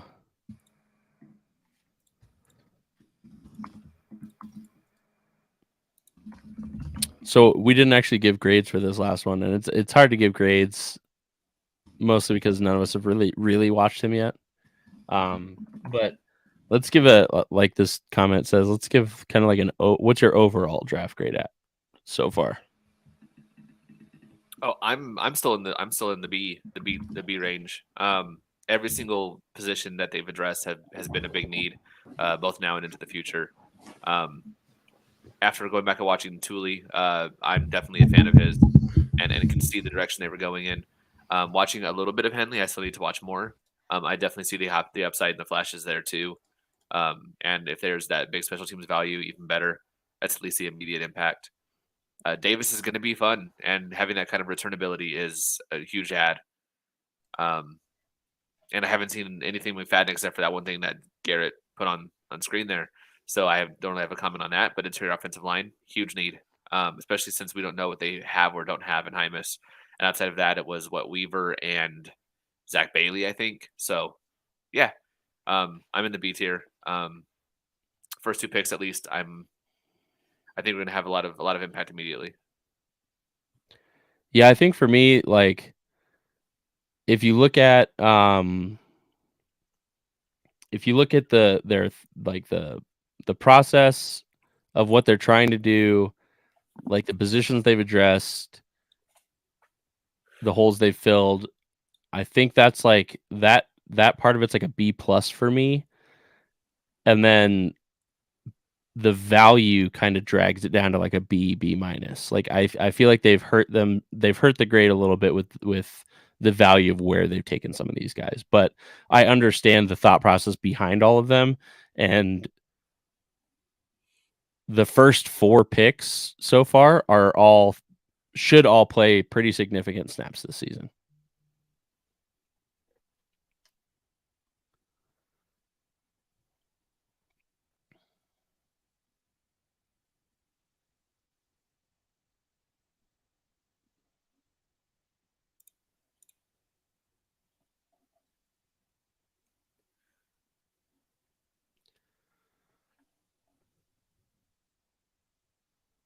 How about you, Peterson? The Texans just traded up and grabbed I would probably echo what Stanley said. Like, you can't argue that they're landing needs and filling positions of need and holes, and but same thing, it's the value of the player and where they got him, like this draft could have been looking quite different with the same positions, just different players at each of these spots. But if I had to give it something, I think I'm still teetering on. I'd probably give it a B-, somewhere around there. I think the fact that they have been hitting the specific needs we all felt they needed to hit is keeping the grade up, but the players and where they're drafting them was tough to see. But yeah, I'd give it overall a B-.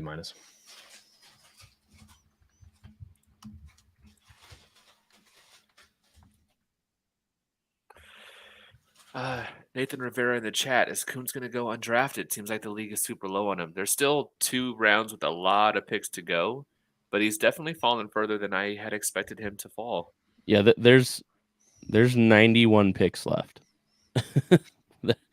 There's still a shit ton of the draft left. Yeah, and when you get to 6 and 7, it's a complete and utter shit show. Like, we have no clue. We're about 3/5 of the way through the draft. There's still a lot of selections left. Owen Papo to the Cardinals. Oh, okay. Little linebacker run again here. Owen Papo was the only high school player more athletic based on Nike's Spark rating than Nolan Smith the year they came out. Oh, damn. wow. 4.39. What happened? Man, it's crazy seeing all these guys go over Ivan Pace. Like, I know he's small, but that dude had so much production, and he was such a fun tape. And versatile too. He has some edge to him.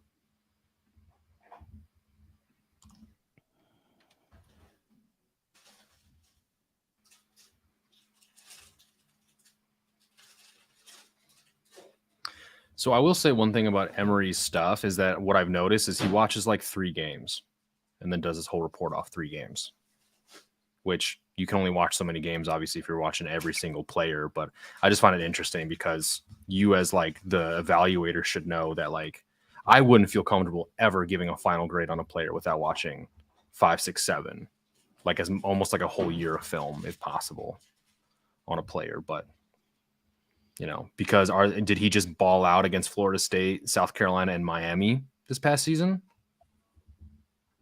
I don't know. Just a thought. Yeah, that's a fair point. I mean, yeah, like he's the only one I've seen even close to having him like even as a top 5 interior lineman.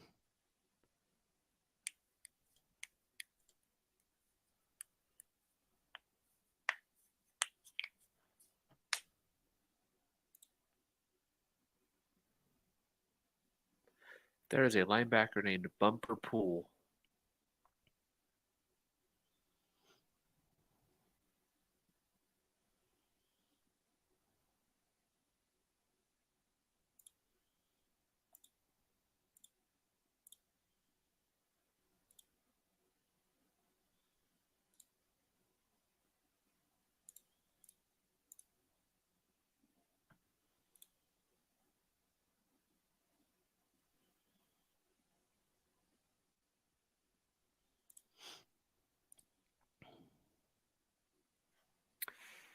Someone asking, no, Tomlinson is not gone yet. He is still out there.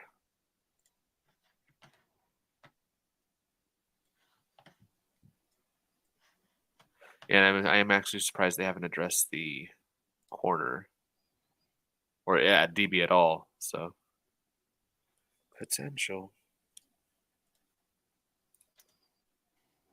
Asim Richards, I liked him a lot. Oh, yeah. Dallas.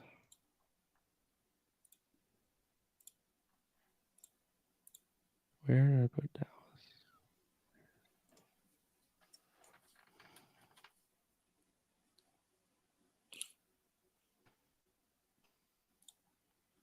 I'm going to step out for 2 seconds, so be right back. All right.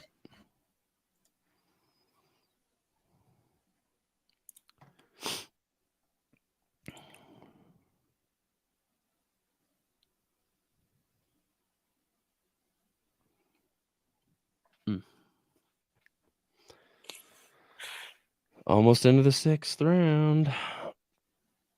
Moving right along.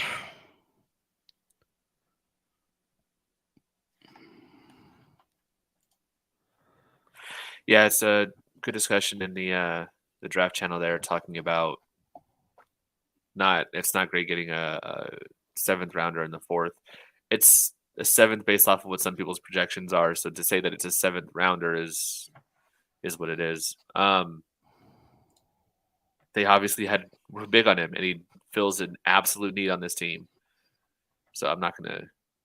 I'm actually not against the Darius Davis pick whatsoever. I'm excited to see what he can do with this offense too. That speed is fun, and having that with that return ability, I do not hate that pick at all. Looks like some do.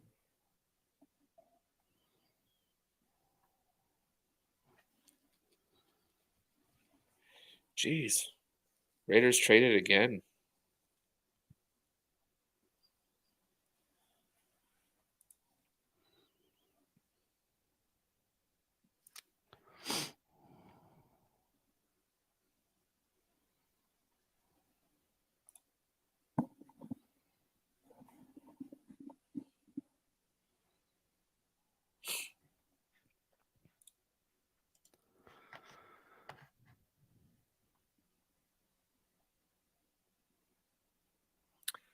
Wait, so McFadden has actually been training with Duke? That's what somebody said. I haven't seen that anywhere, but I wouldn't be surprised by it. Yeah, someone said it in Discord, and then someone just said it in the chat here as well. Interesting. Well, they said training with Slater, Pipkins, and Zach Martin, so I'm assuming that's what that means. Yeah, Gavino's saying it on Twitter. Again, I'm not saying that Duke only bigs up his guys, but if he is a Duke guy, he will big you up.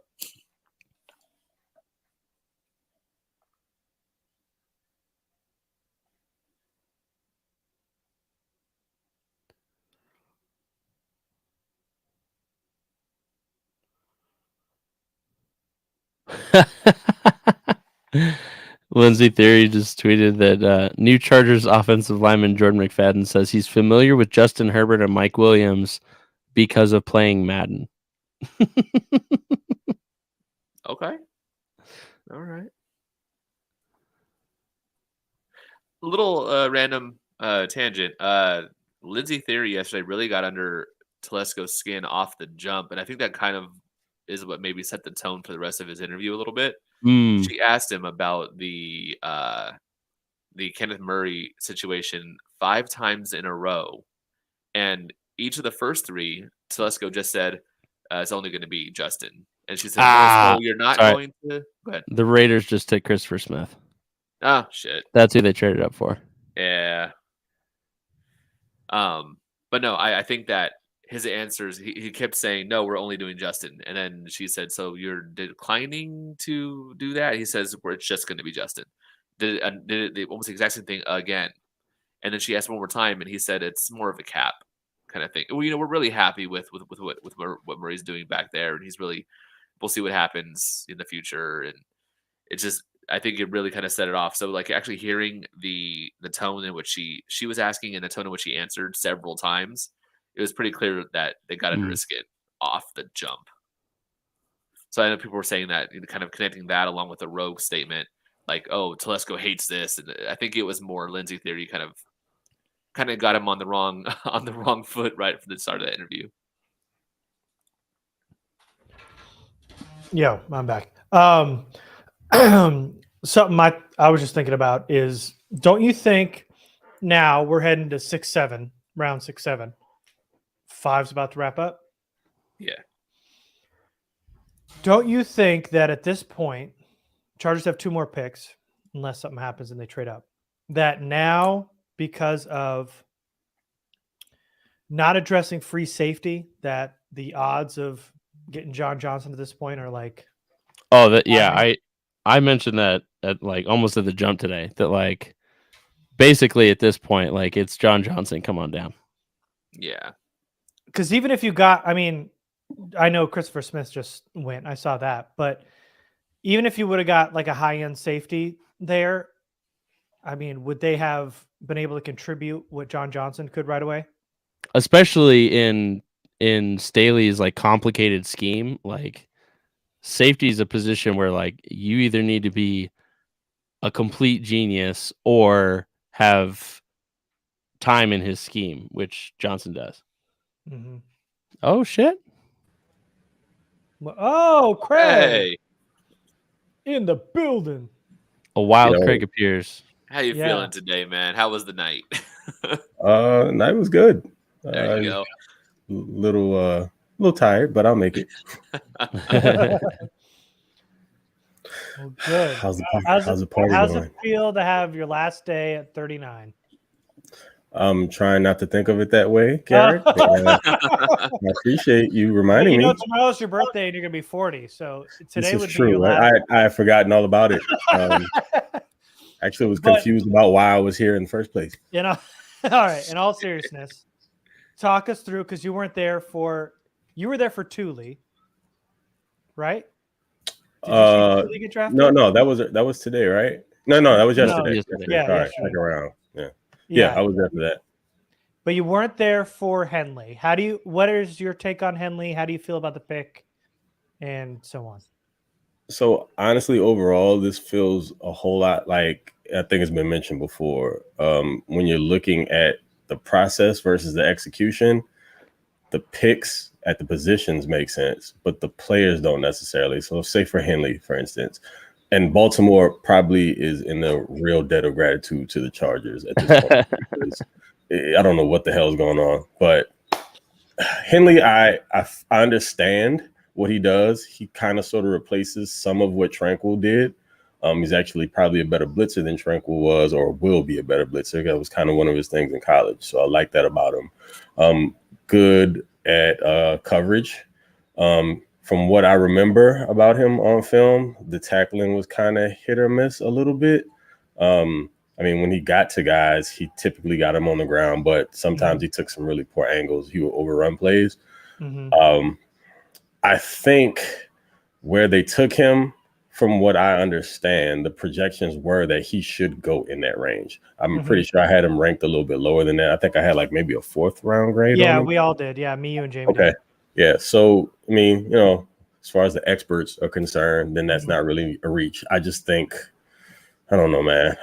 Him being a little bit older and him also being relatively new to the position, I'm not sure what we expect from him in year one. And that's kind of what I'm looking for, like some more contributors year one. So he'll probably be really good on special teams, but what he contributes defensively, I mean, who knows at this point? Yeah. So, I mean, I don't hate the pick. It's just, you know, I felt like there was another player maybe taken immediately behind him that maybe made a little bit more sense to me. Who was it? I forgot already. Was it Simpson. Dorian? So, yeah, Trent Simpson. Okay. Trent Okay. Simpson.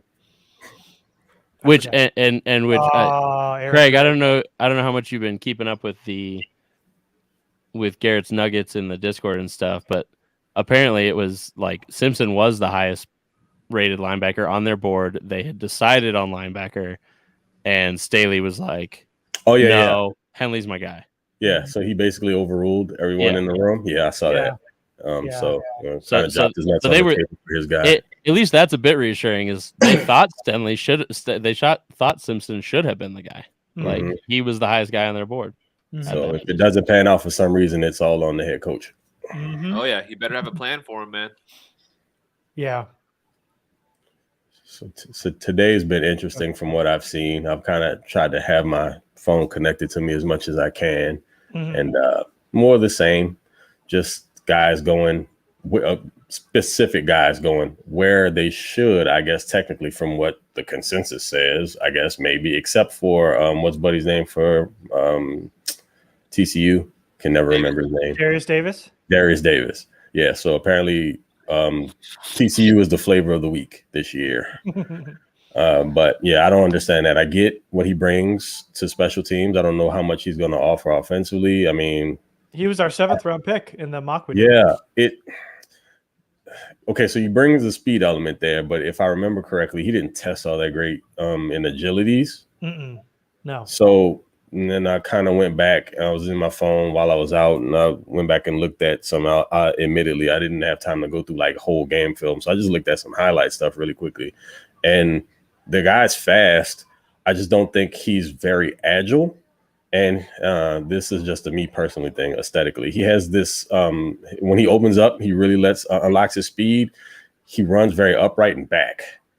So I don't know. It looks slower. He makes himself look slower than what he's actually moving because he's still pulling away from guys. It just looks like he's struggling at top speed. He runs, his chest is up, his face is almost facing towards the sky. But that's just a nitpicky thing.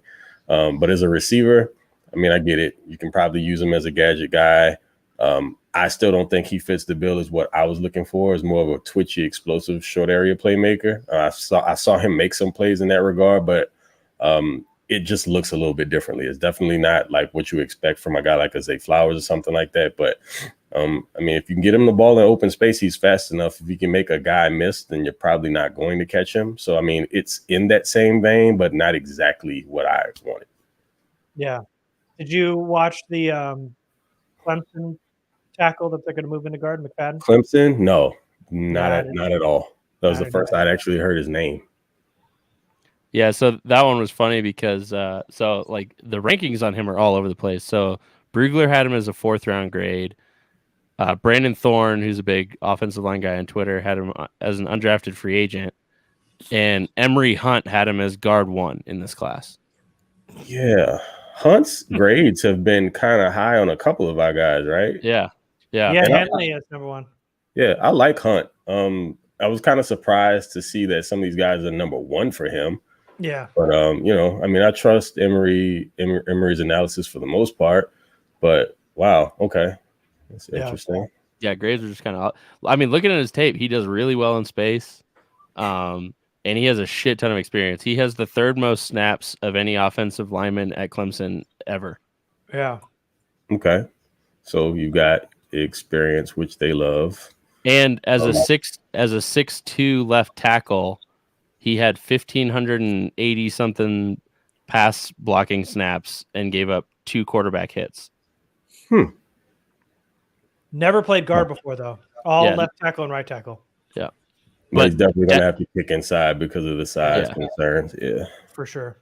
Dabble Sweeney says he can play all 5 positions, even though he only ever played tackle. Duke said versatile.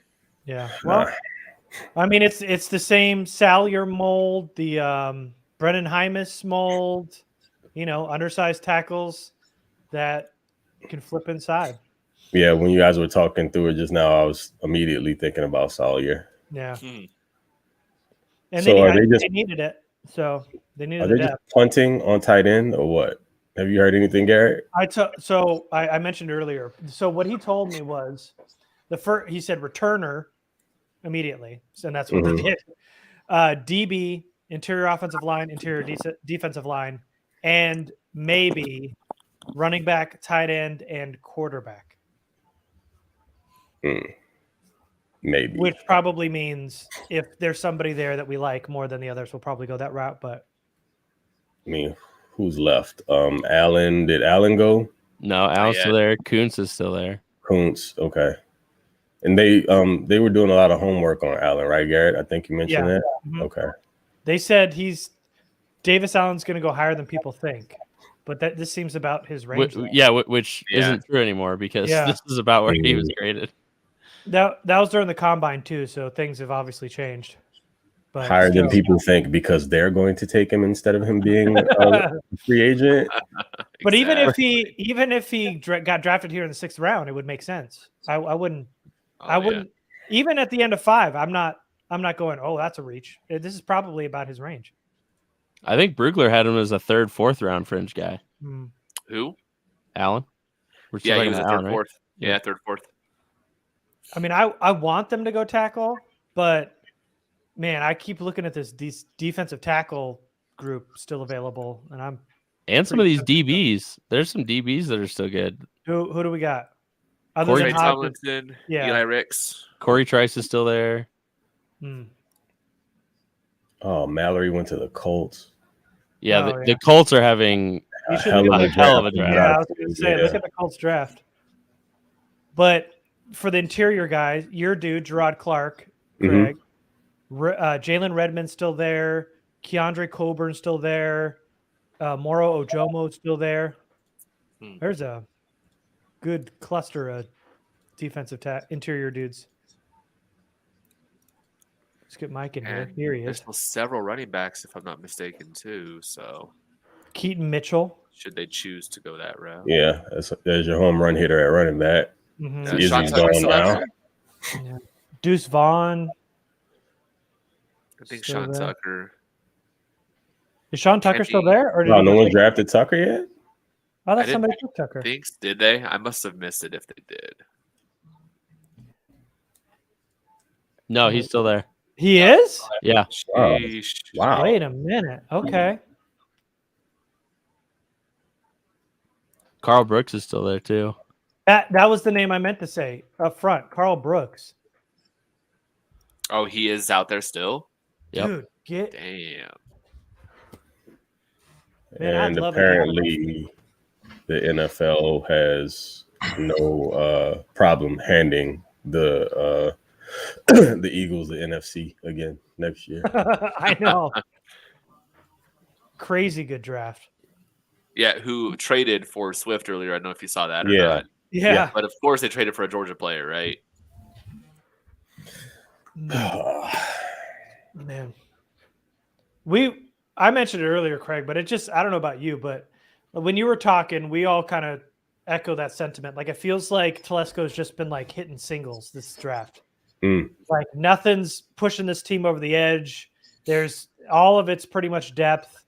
You know, I mean, the highest guy is a wide receiver 3. Like, no, it doesn't feel like there's any like big home run swings to kind of help close that gap between the top teams in the AFC and the Chargers.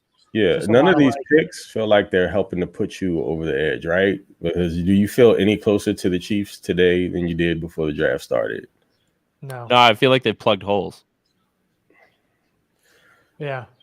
So, I mean, maybe they have a different idea of what their roster is or what their team is collectively than what we all do. That's I a mean, you fact. know, That's always been a fact.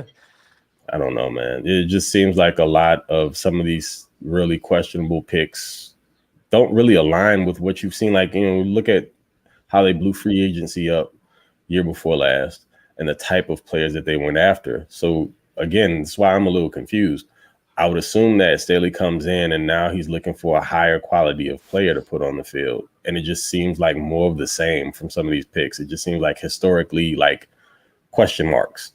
You don't know what these guys are really going to do, where they're going to fit specifically. And some of them just kind of seem like they're picks for the future, as opposed to, okay, so, you know, if you feel like you're in contention, you made it to the playoffs, and you want to push further, and you're in the same division with the Chiefs, then how do we beat the Chiefs? That should be question number one. And I don't know how any of these moves get us there. And not, wow. Okay, I'm not going to say, I think I'm ahead of you guys. Oh, you are? I think I am. Something just happened. With Oh, you the must be. Chargers? No. Oh, okay. Oh, Davis Allen just went. Oh, he did to the Rams? Yeah, it's the Rams, yeah. Yeah, the Rams have so many picks right here.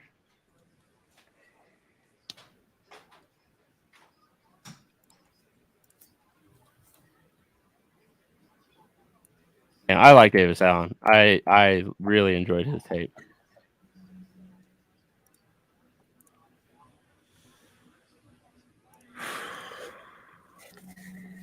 We're scraping now, man. Zach Kuntz or bust. Yep.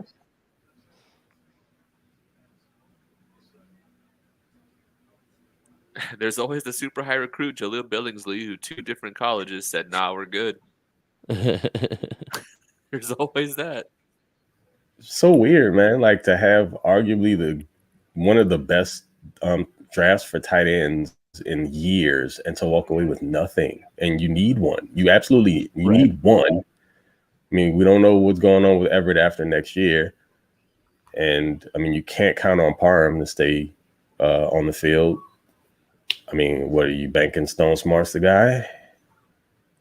That's what I'm saying, man. There's nothing there that you can count on after this season once Everett's contract is up. They're waiting for next year so they can draft the other Georgia tight end. Huh. They're gonna trade to the top 10 because that kid going a high.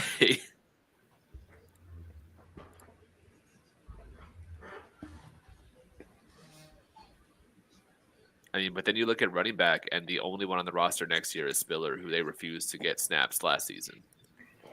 Not addressing running back would be a shock in these next 2 picks for me, at least. Yeah, especially with what's left. There's still some really dynamic options there. But I don't know, man. I'm still a big Spiller guy, but they do still need a home run hitter. I think the complement. I mean, you know, of course, Eckler is who he is. We know that he'll probably be around next year. But you got to get somebody in the bullpen, man, ready to take on that spot when he's gone after next year. Start priming him up.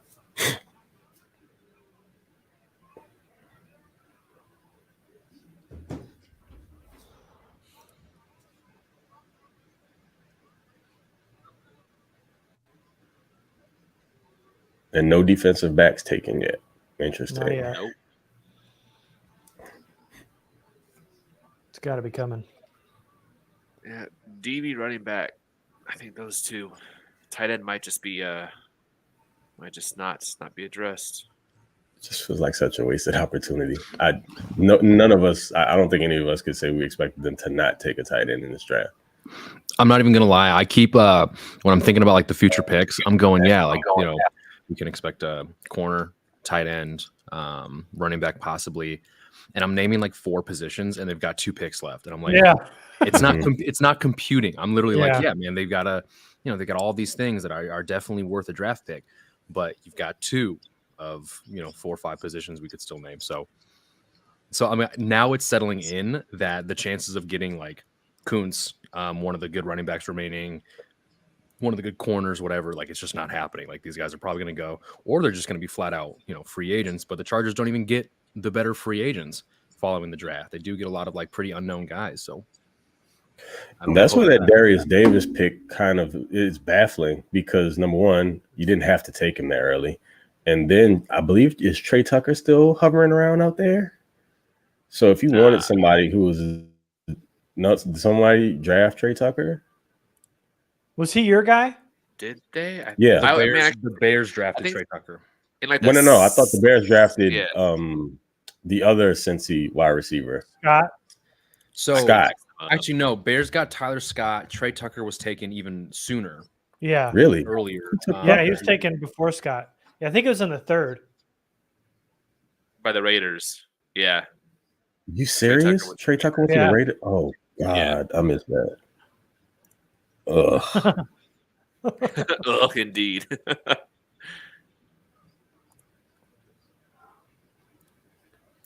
Yeah, they must be feeling pretty confident about Austin Johnson and Tito's recovery because they haven't done anything in IDL at all. Evan Hull went to the Colts. I don't know who that is. Northwestern running back. Mm-hmm. And one more pick for the 5th. Didn't the Chargers meet with him at some point, or like whether it was a Zoom call or something like that? I'm not sure. He was that corny one that ran the entire time, every single drill, wasn't he? Wasn't that him? I don't know. During the combine, the one single dude that would run to the end zone every single drill.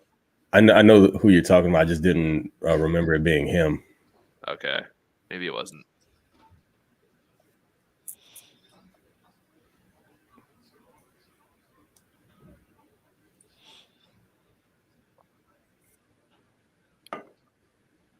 Yeah, what Fab's saying in the chat, they're not going to give up on McKitty. They just re-signed Parham. Smart is there. They must really have faith in those guys, and also having faith in something that we've never seen in Parham staying healthy.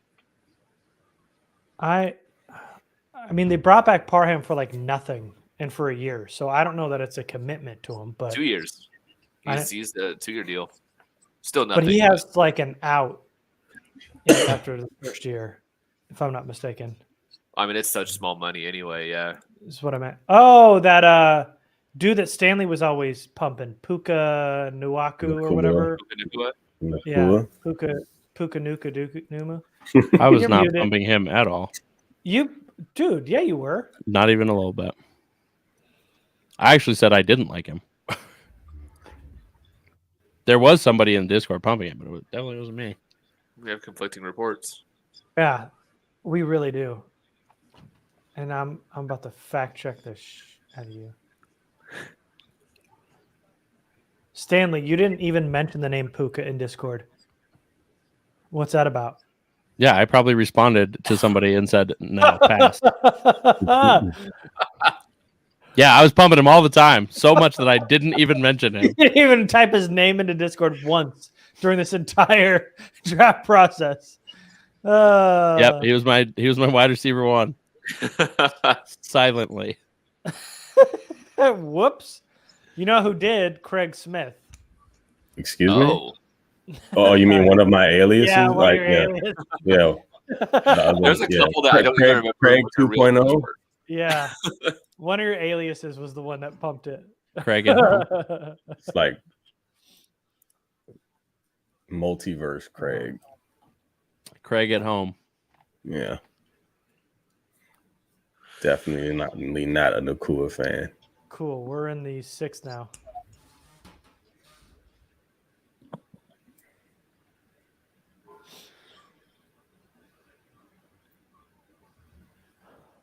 And almost the entire list we had in the 5th is still, well, probably in the 4th too. I wasn't here when you guys were here, but still all there. Oh, yeah.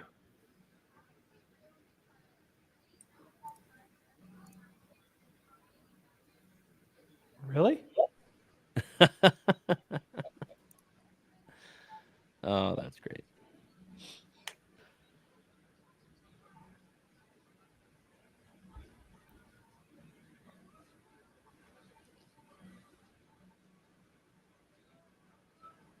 Man.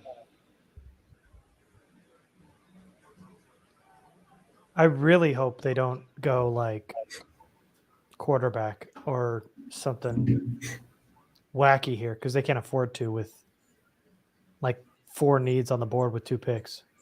Yeah, not with the ideal depth being what it is, with the both DB positions needing to have some depth, if not a slot guy. Running backs having no one on the roster other than Spiller next season. There's too much to mess around with quarterback right now. And tight end, obviously. Yeah. Eric Scott goes to the Cowboys. Good timing, Stanley. It's like we've spent hours on the stream.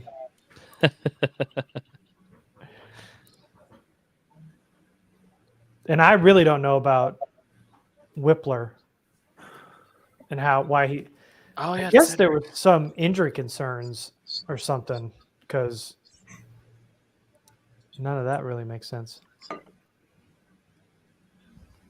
Oh, did anything else ever come out about Darnell Washington? I mean, I saw that, of course, he's going to the Steelers, but as far as medicals were concerned, did anything specifically come out about that? Not that I saw. Yeah.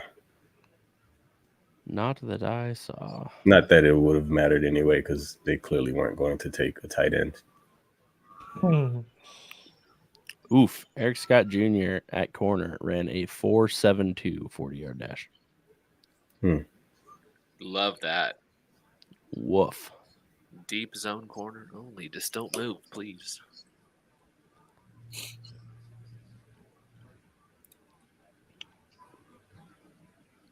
There goes Carl Brooks to the Packers. Yeah.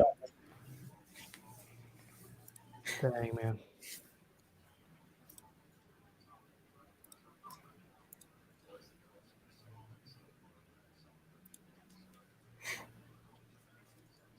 I'm still trying to find what's going on with Whippler.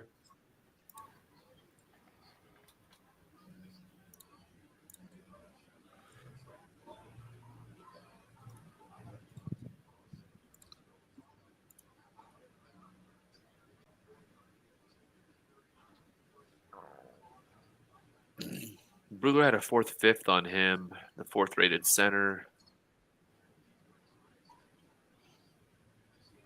26 starts. Man, he's experienced. Okay, I'm preparing myself for a John Johnson signing immediately once this thing is over with. Yeah, we've talked about that a couple times. I want John Johnson to be signed before they sign any undrafted free agents. Like they should announce Please. him ahead of the undrafted free agents. He'll be the 8th pick. Yeah. Right before Mr. Irrelevant gets announced, just have somebody like run out onto the podium and grab the mic and be like, the Chargers have signed free agent John Johnson.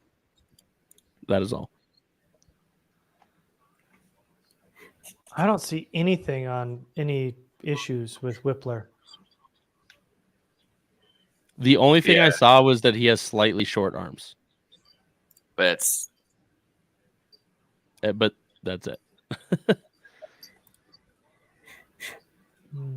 at center, I'm not as concerned. Marcus Mosher is so down hard on Twitter right now because the Cowboys just gave up a 5th round pick next year to trade up and grab a corner that runs a 4.7. And Shane Hallam had him as his cornerback 52 in this class.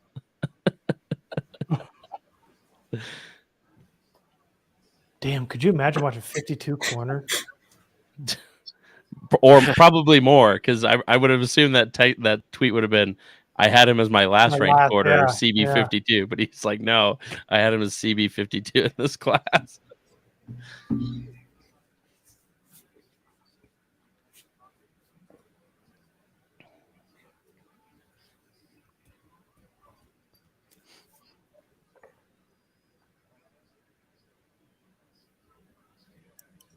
Oh, so I guess there was this.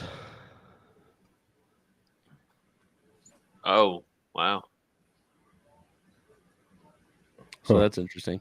So he walked that blocking sled 20 yards downfield with swollen knees. Is that what you're telling me? So with a knee issue, he's still 10 times the blocker of any other tight end in this class. And runs a 4.64 with that body. Somehow managed to contort his body midair to one-hand the ball and come down on those bad knees as well. I don't know. And hurdled multiple players. Yeah.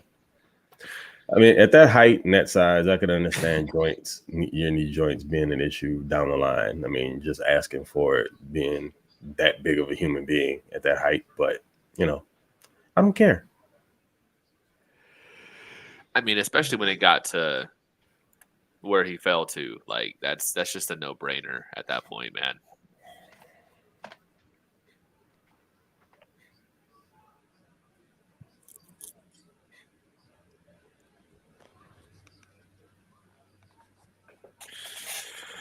20 picks or so away, 19 away.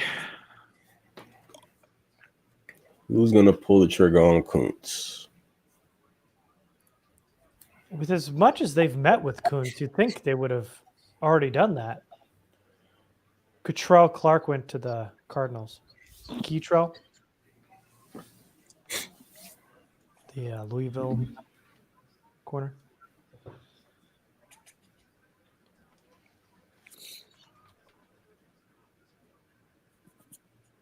How many are we away? 19? Is that what you said? Like yeah, they're not quite on the board yet.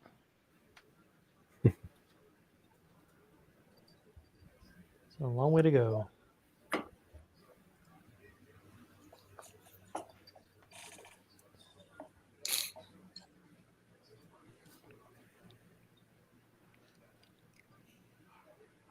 reminder that Mercury is.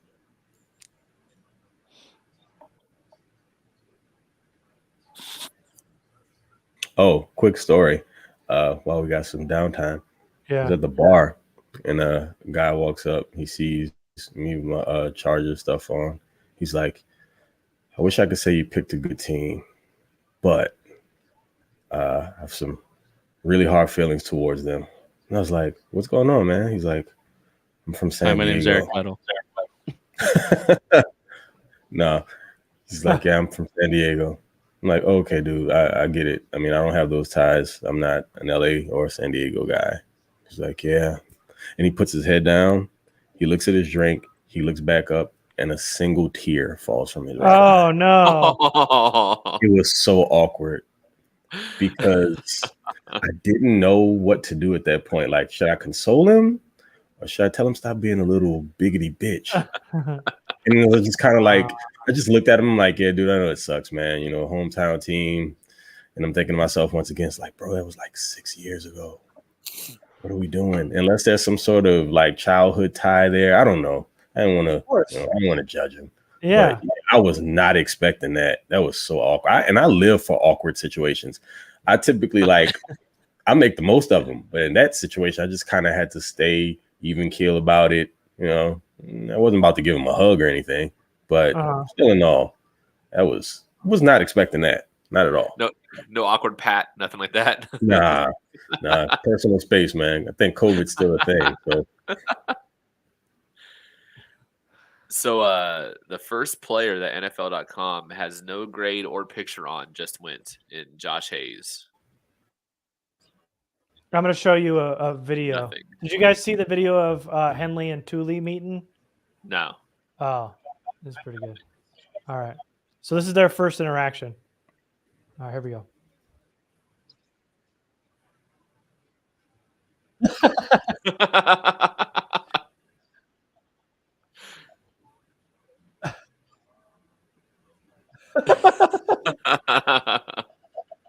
I appreciate you. USC sucks. Right. Henley seems like a fun dude, man, for real. Like he's definitely got a personality that social team's gonna love. Oh, that was good.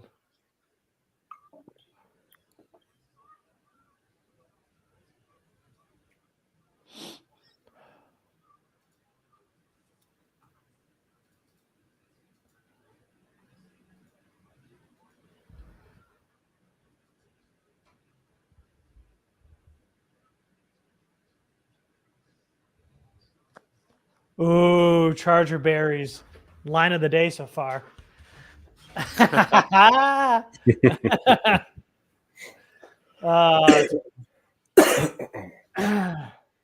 Fajogo.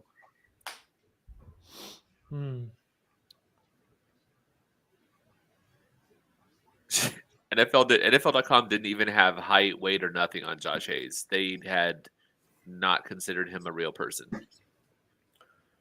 Okay. So a pick worse than what the Chargers normally make.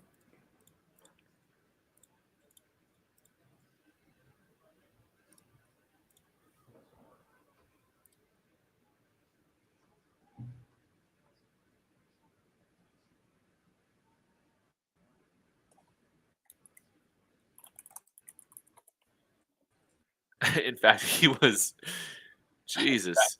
He was Brugler's 89th corner. He didn't even do a breakdown on the kid. Damn.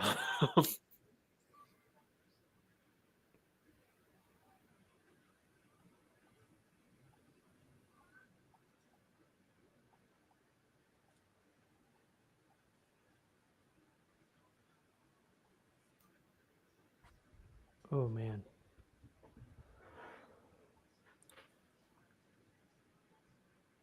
Trey Tomlinson just went to the Rams. Okay. Oh, wow. That felt like something they would do. The Chargers would do too. Is there anyone left from TCU? Yeah, I'm not going to say it, but no, there's not. You know, there's one. There definitely is not. That's not a real thing. You said the name. No. No. I ain't saying it out loud.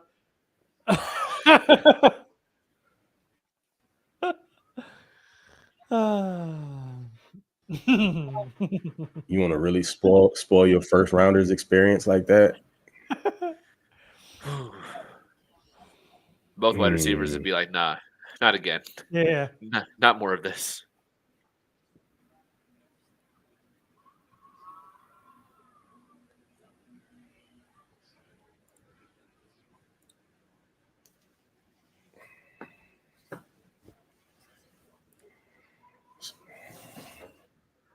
see who the Broncos are going to take. I gotta look at other teams' drafts. I'm gonna read some of these off. Let's see who had how the division did. I don't feel Wait, like Chris Smith went to the Raiders. Yeah, he did. Yeah. Smith and K. Tucker are both good gets for them, man. Ooh. Yeah, what's the division look like? I was just trying to get that. Let's see. Oh, the Yeah, chat. No, Mims chat. and You gotta stop saying. Sanders. You gotta Mims stop and saying Sanders that. to the Broncos. Smith and Tucker to the Raiders.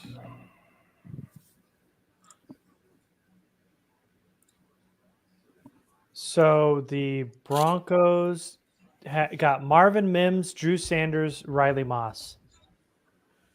And now they're about to pick for 6.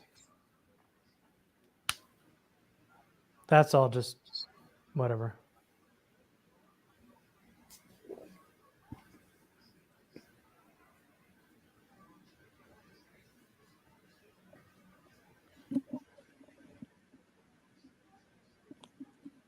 The Chiefs went Uzama, Rashee Rice, Wanya Morris, Chamari Connor, BJ Thompson.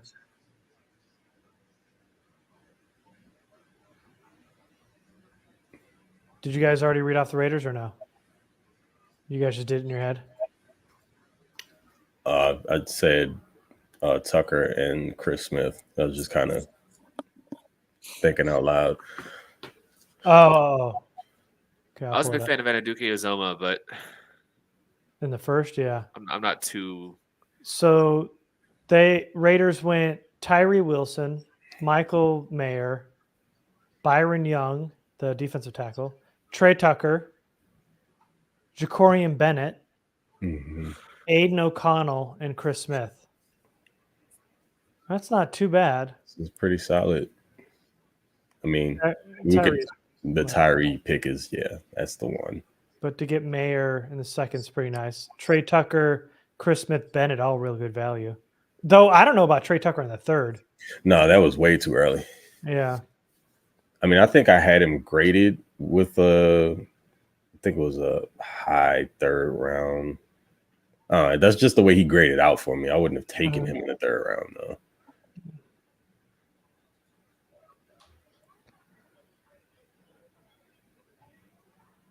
Oh, JL Skinner. To the Broncos? Broncos, yeah. Isn't he coming off of an injury? I don't remember. I know I watched him. Brugler was a big fan, and I think he is coming off an injury. He did not participate in the 40 at all, so I'm guessing so. Yeah, he's a torn pec. Yeah, torn pec. While he was training. So he's probably not going to be ready for the start of the season. Maybe, I don't know. Recovery time on a torn pec. Is Voorhees still out there? He is, yes. He did send a letter from his doctor saying he was ahead of schedule with his recovery, though. This is sad, man. That kid was a day 2 player during this process.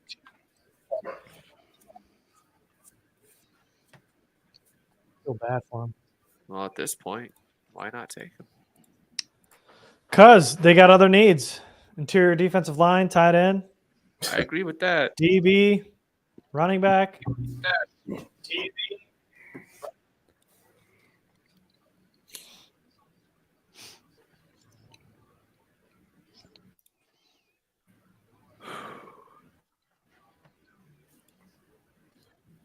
What are we at, 16 now?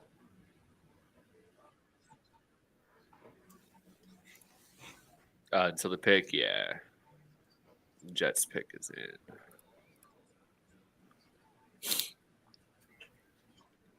Who else has had a good draft? Besides the Ravens and the Colts. Yeah. Colts and the Eagles. The Rams are putting together a really good draft here at the end. Value wise. Let's look. They got a Avila in the second. That's nice. Byron Young in the third.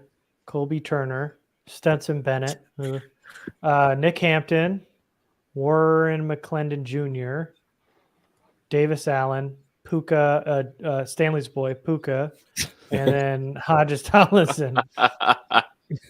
It is now Stanley's boy. Didn't mention his name once, and now I he's my boy.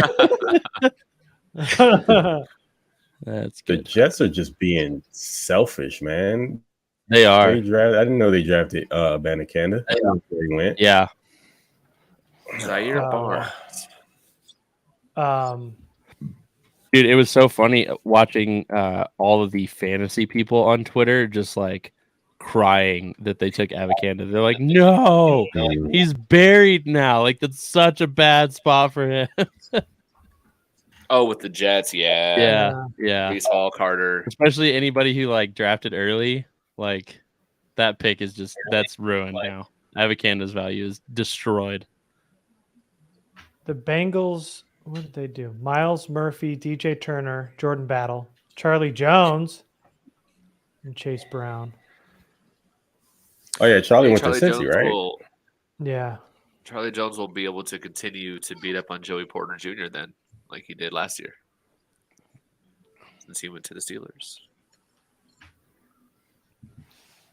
I can't wait to watch Penei Sewell pancake Noah Sewell twice a year. Mm.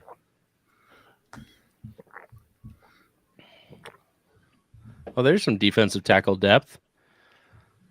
Who After just the Eagles decided to load up through the draft, they just waived Marvin Wilson. Huh.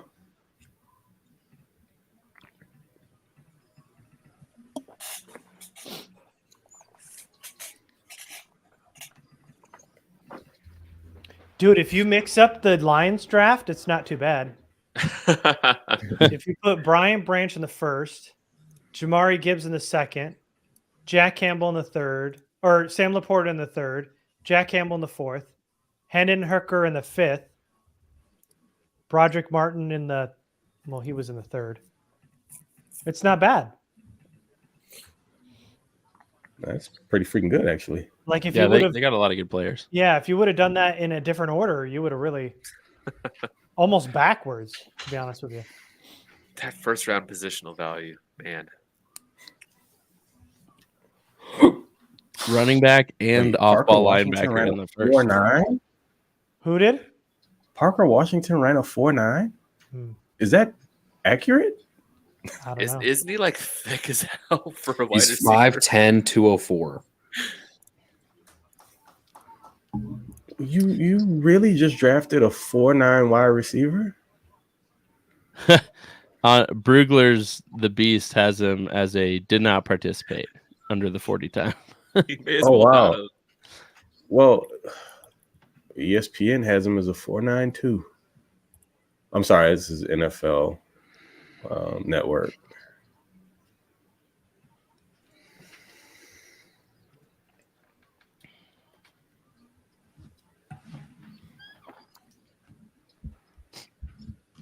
That can't be right.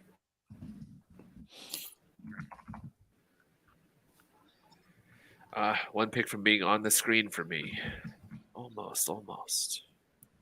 Yeah, we're not depressed. We're all just very I finally just this is the first caffeine I've had today, which has been a mistake, and I'm just so tired.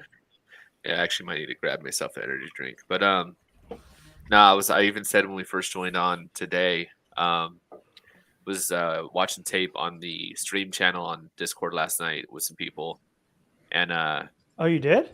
yeah, That's cool. didn't really talk though. I couldn't talk anymore. I was like, man, I've said 900 names way too much. I'm just not going to talk, y'all. I might do the same thing today. We'll see how the rest of the day lines up, but it was cool. Had like 5 I'm or 6 happy. people join. It was pretty cool. I'm happy. I'm just, alcohol's started fighting back last night. So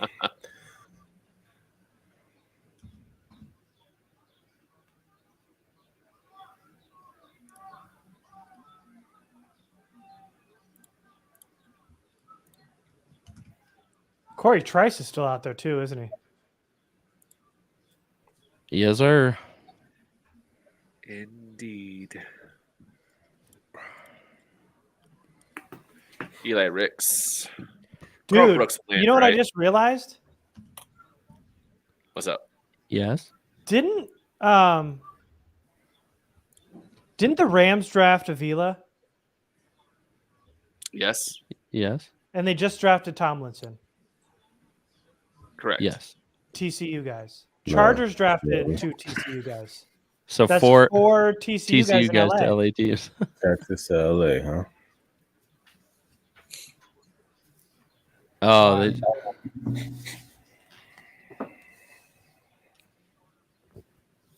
They were just showing Tomlinson highlights. And I was like, wait a minute.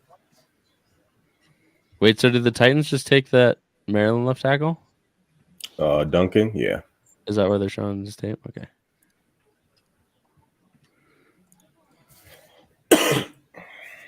Who is it? What's his last name? Jalen Duncan. Oh, Jalen Duncan. Yeah, that's right. He's Maryland, though, isn't he? Yeah. Yeah. That's what I said, right? I didn't think so, but Yeah, you said Maryland. oh, Pretty okay. sure. I'm wrong. I'm wrong. I just can't focus. I'm too caught up in TCU kids.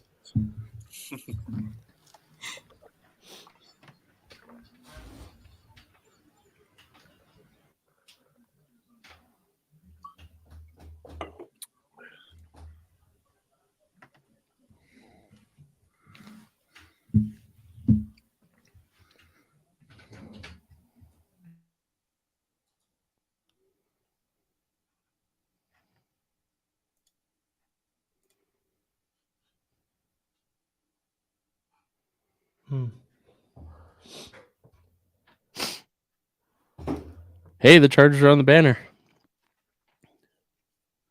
Yahoo We're finally getting close. to round 6. Dos Mas.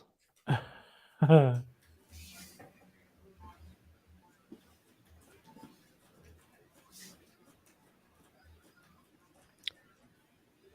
feel like the 7th round, you should get like 2 minutes per pick. It should just be like, it should be a lightning round. Like somebody from the league should just like point at somebody from the team and be like, name a player. You. Name a player. Got it. Next. Name a player. Man, I wanna be the guy that calls the guys when they're picked. That's what I want to do. That seems like the best job in the whole world. What I was thinking about that last night too. With them like making these clips and everything, and like they're obviously like recording the audio of the calls. Isn't California a 2-party state? Like, do they have to start the call and be like, yeah, this is so and so with the Los Angeles Chargers calling to talk to so and so, and also I need you to agree to be recorded on this call. Or they get it afterwards. Hey, Can you get it afterwards? I think so, yeah. Oh, everyone alert Duffy. What? Uh-oh, what happened? Kayshon Boutt's slide has ended. The Patriots? He is a Patriot. Wow. Okay. I forgot he was still on the board. I've totally lost interest. Is that all we have to talk about for bad wide receiver? Can we move on or no? No, I'm sure Cropper's going to go here soon. Yeah. Got him. Love it. Love You it. keeping that one in the tuck for a while, Garrett. Dang. You let that one marinate. I respect it. Thank you, Rivers. Fair enough. Oh.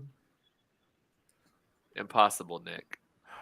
Are you drinking yet, Craig, or no? I'm trying to figure out when I could start cracking open a beer. Is it too early? I was actually about to tell you guys I'm going downstairs to grab a drink and I'll be right back. So that's perfect timing.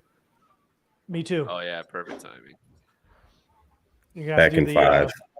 Try box.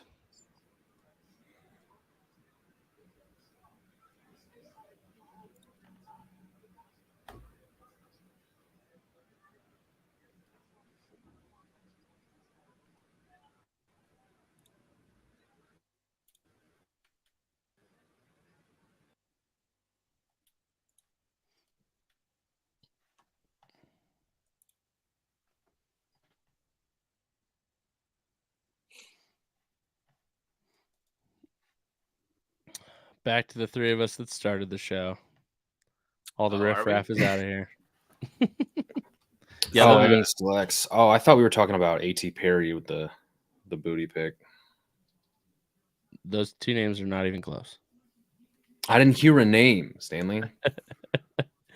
Anyway, I just did a mock draft, and it's just wildly different now that the draft is obviously here. I used to be able to get Zay Flowers all the time at my second first rounder, and he went right beforehand now, like every time. Gross. Bum, bum, ba-dum. Okay, I'm back.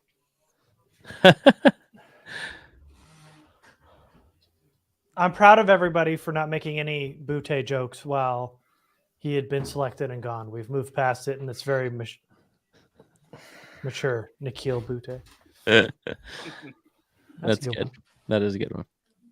It's clean. It's clean.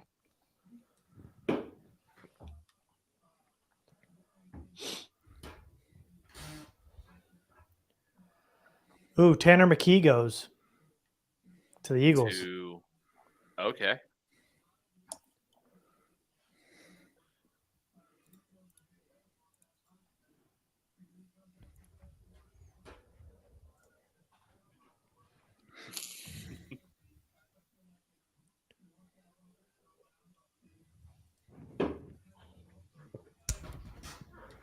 We're in teams drafting wide or quarterback 3 territory.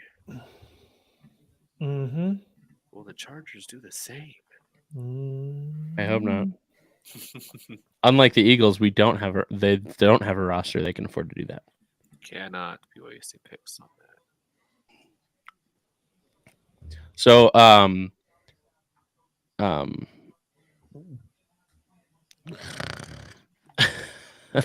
my brain just completely shut off. I feel you, man. No, so Kent LaPlatte, the guy who does RAS, he just announced earlier this morning that he had so many applicants for his internship thing that he's going to be bringing on 10 interns. Damn. Did you get contacted? So he's sending out emails Monday. So I'll find out on Monday whether I got it. Let's hope. Yeah. Fingers Fingers crossed. Also, when you talk to him, can you say RAS or do you have to say RAS or RAS? Unknown at this point. Okay. All right.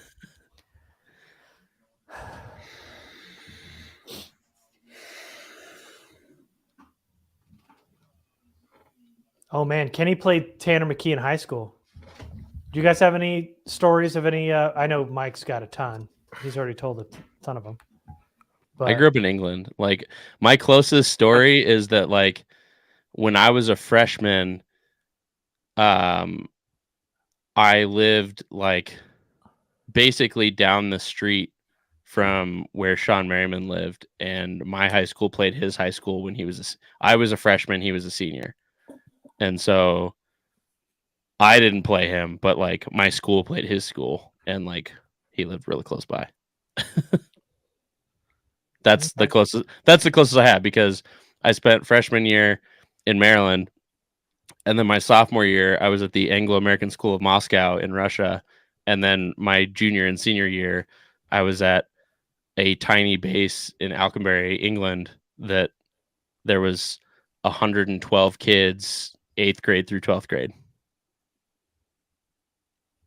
yeah, you don't have a good story. Yeah, no. Best story I can give you is there was a star player that was a super high recruit for several colleges in California, not like USC or UCLA, but Fresno State, Sac State, stuff like that. But didn't end up going because he murdered somebody. So that's the Oh boy, that's the best I got for you. Cool story, bro. Madero was not a hotbed for talent. What can I tell you? This is in Mike's wheelhouse, and he just walked out of the room. It's crazy. My rival high school in San Diego was Helix High School. I went to Grossmont High School, and we play fitness is close to my story. We played Reggie Bush, who went to Helix High School, who was the running back, and also just like whatever the hell he wanted to be. returner, and sometimes he was wide receiver. They lined him up at quarterback just because. And the quarterback for Helix the first 3 years Bush was there was Alex Smith. Oh, So we had a high school team that we played every year of Alex Smith and Reggie Bush, and we got fucking crushed. I was just saying you Not lost by how even much? Not even close. Ah, man. They won state a couple times. They were so good. DJ Fluker lost his cell phone at our high school. That's a pretty good start to the story. I don't even want to read the rest of that comment because I just want to leave it there. DJ Fluker lost his cell phone at my high school. This wasn't a past story. This happened last year. That's funny. I don't know who this Mathis kid is that they just that Nebraska just drafted. Ochan Mathis. Yeah. I love this dude. Mathis? No, just kidding. I Tell me have no about idea who he is. Nope. Hey, I wouldn't be surprised. You come in with some knowledge on some 7th rounders where I'm like, well, go off. I know. It's impressive, man. We got all of Mike's fat kings or big kings still Thick available. Kings. Thick kings. Thick King. He said Hey. he went straight out the gate and went with fat. Fat. So obviously we know you've never been fat. Uh, Oh my god. Oh, man. I said, yeah, those fatter fat kings. Tell us about them. What about Big those fat fucks? fat- Tell me more about them. Yeah, those fat fucks God. kings. Oh, there's Whippler. Whippler just went to the Browns. Oh my Speaking God, of that's big funny. fat I kings. swear you said fat. Yes. I swear you did. Thick. THICC. Got it. Okay. Thick kings. Oh my god. Ugh. Oh man, that was good. Clip it. Clip it.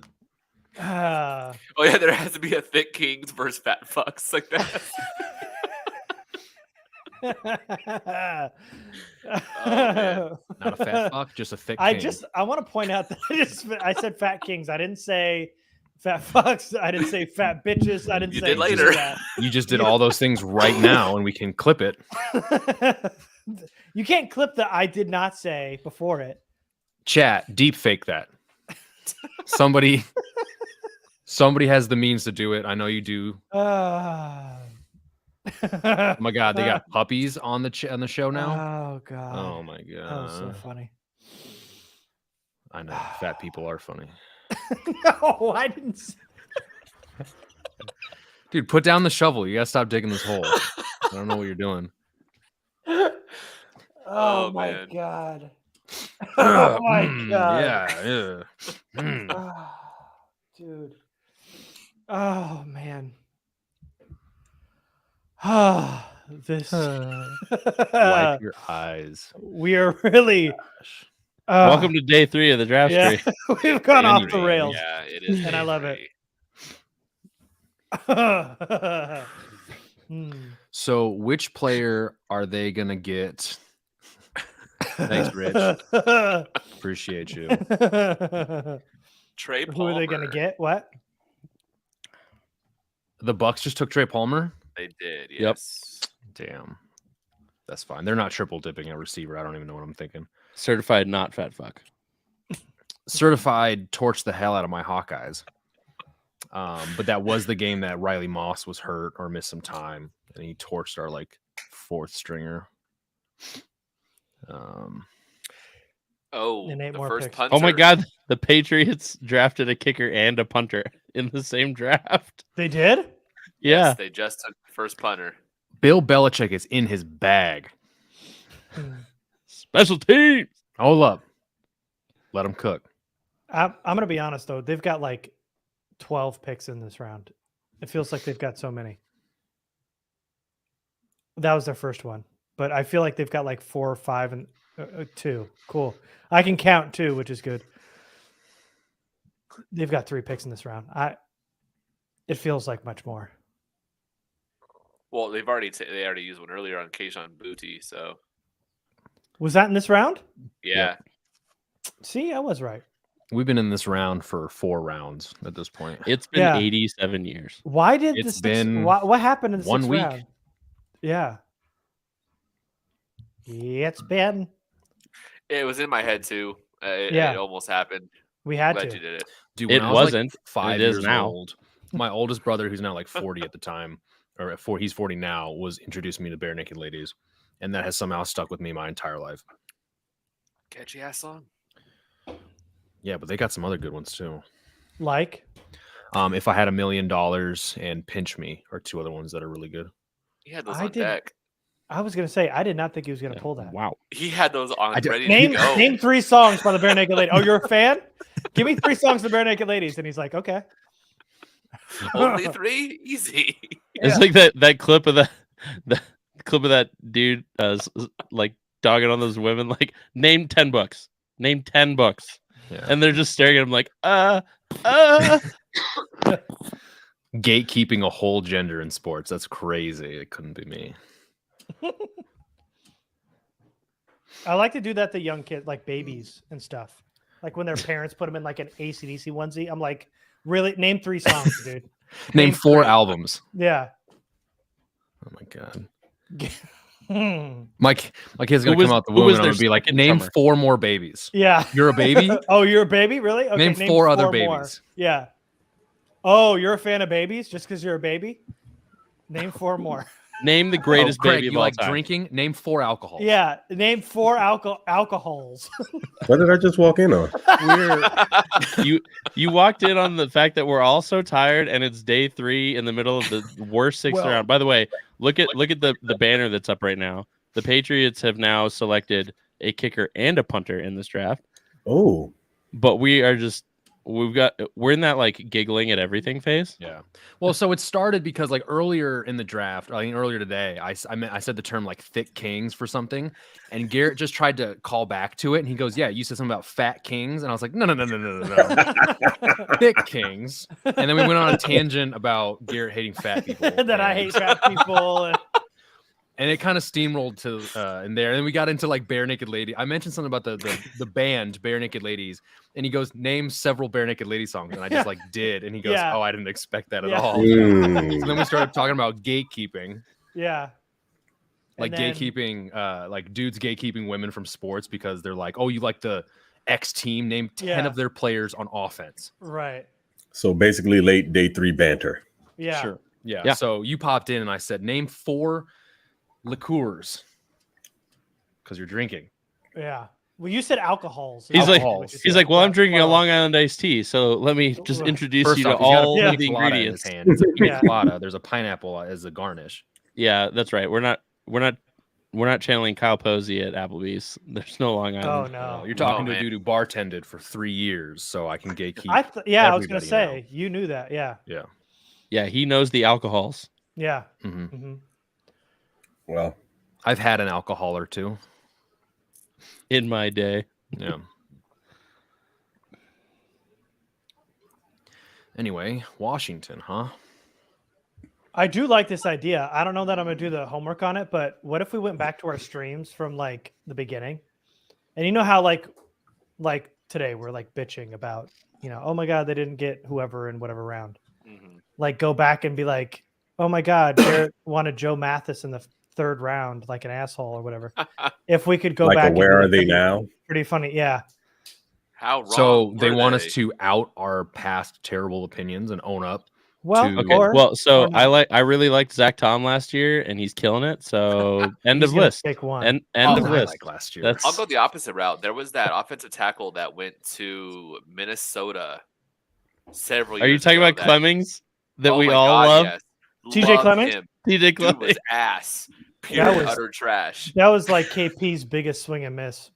I love I, him I too, don't know. man. I don't know if DeAndre Smelter may have been a bigger swing and a miss Yeah. because at least Clemmings like went to a couple different teams and played. Like Smelter did jack shit, Was Yeah. and Smelter then the was Georgia out of Tech the kid? league. You're Yeah. right. Smelter might be Yeah, up there. that's right. And he had Smelter as like his wide receiver 2 in that class. Like he was Yeah. like, this is the guy. Yeah. I have a lot of Jeremy Cash tweets out there that I probably don't want to go back and reread. I mean, my biggest swing and miss from a while back was I've said this before. I thought Greg Salas was going to be legit, and he did nothing. Is that the Hawaii guy? Yeah, Yep. I can see that. I was a big Greg Salas fan. Maybe that's it. What's our biggest miss? Because who's I mean, going to go back and do the honestly, homework? I would like to do that. but- Honestly, my biggest miss was probably Justin Herbert. Like, I was so out on that pick. I like watching his tape. I was like, he is trash. I don't have a lot of like big ones I can point to because I always kind of refrain myself from doing like big sweeping generalizations about players, like planting a flag of like this guy's absolute utter garbage or the absolute truth. But there was a guy a couple years ago, Skylar Phillips from Idaho State was this really stocky, powerful guard, and I loved his film. And he ended up being undrafted, and then like after 2 years in the league, he's out and owns like a trucking company now. So, Forrest Wade put it in the chat. There you go. That I might have would been say- mine. well, Yeah.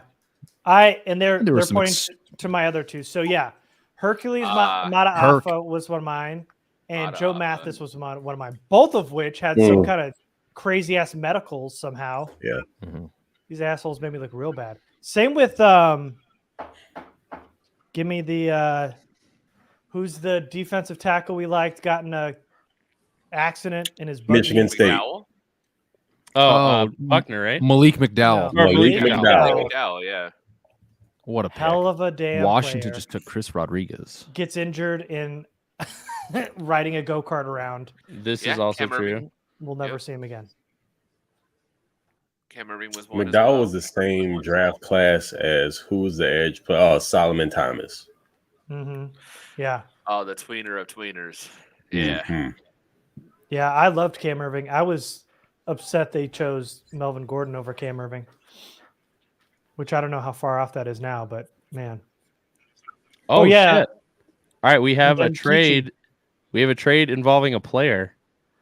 The Saints have traded Adam Troutman to the Broncos. Huh. Still Tight end. doing deals with the Broncos. Is that a tight end, I think? Yeah. Yeah, Troutman's a tight end. He was from Florida Atlantic and was either a finalist or actually did win the Mackey Award, I think, his last year in college. Yeah, he hasn't done shit on the Saints. Yeah. Well, yeah, he had the corpse But of Drew he I Brees. think he was like tight end 2 or 3 in that class. Mhm. They traded him straight up for so they sent Adam Troutman in a 7th for pick 196, Interesting. Are they picking which is next. Kuntz is really going to go here. I guarantee it. Before the Chargers. To the Chiefs? No, just in general. Oh, in the next, whatever, 5 or 6 picks. No. We haven't been spited enough yet, I don't think, today. So Broncos is traded for a tight end, and they're 2 picks away. Kim Dichie was a bad one, too. Baltimore so likes the- sporting tight ends. There's one of the interior defensive linemen. The Chiefs just DeAndre took Coburn. Thick King off the board. A fat fuck off the board. Mike's Fat King off the board. Mike's fatty fat Fat fucks fatty. who don't deserve any love per Garrett 60. They hate. Damn. Per what source? I've got sources. Sources say I don't give a shit. Sources say fat chicks need loving too, but they gotta pay. Hmm. I need to watch more Family Guy. Or do you? Yes. Okay. And Coburn went to the Chiefs too, didn't he? Oh, but the Broncos traded this pick. Yeah, so it's the Saints. Yeah, it's the Saints. Yeah. Gotcha.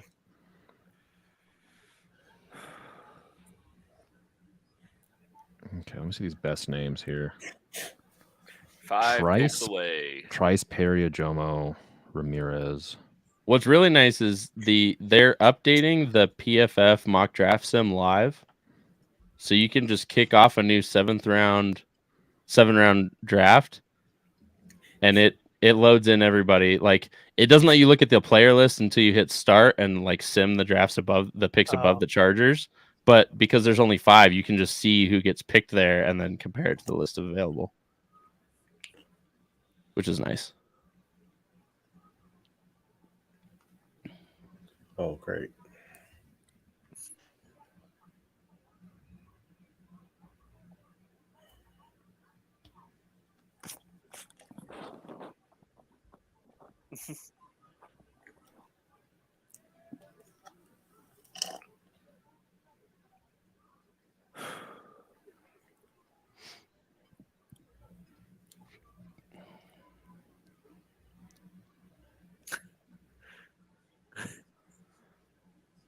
I see you, Oscar. Still waiting.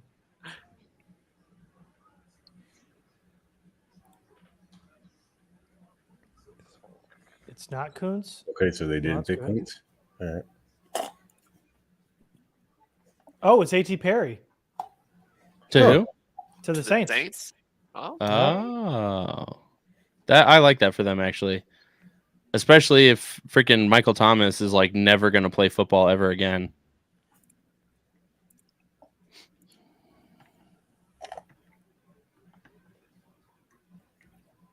it's been so long since I feel like I've seen him do anything. Because he keeps just like getting hurt and then it just lingers and he never comes back. Yeah.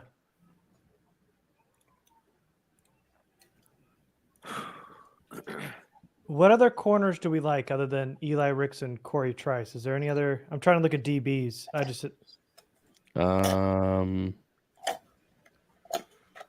I got a feeling that it might be a DB or safety or Trey Dean. Still I'm out of ones I've seen at this point. Oh, Trey Dean would be interesting.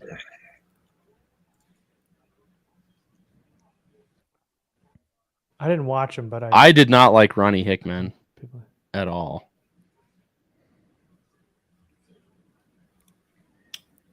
Where was Hickman out of? Being out there. Ohio State. A.T. Perry is okay, literally yeah, just yeah. going to wear the same exact jersey with the Saints. Basically.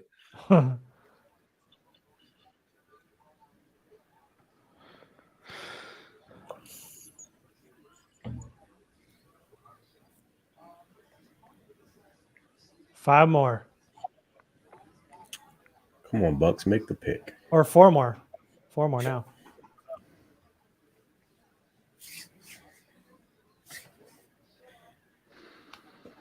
Man, So who's high Ivan up? Pace Jr. and Jarrett Patterson still being there is surprising. Pace being there is nuts. Yeah, for real. Zach Kuntz still hanging around. I mean, just like Sean the Tucker's still there. small kid. I know. Keaton Mitchell. Zach Evans. Yeah, I could do Tucker or Mitchell here for sure.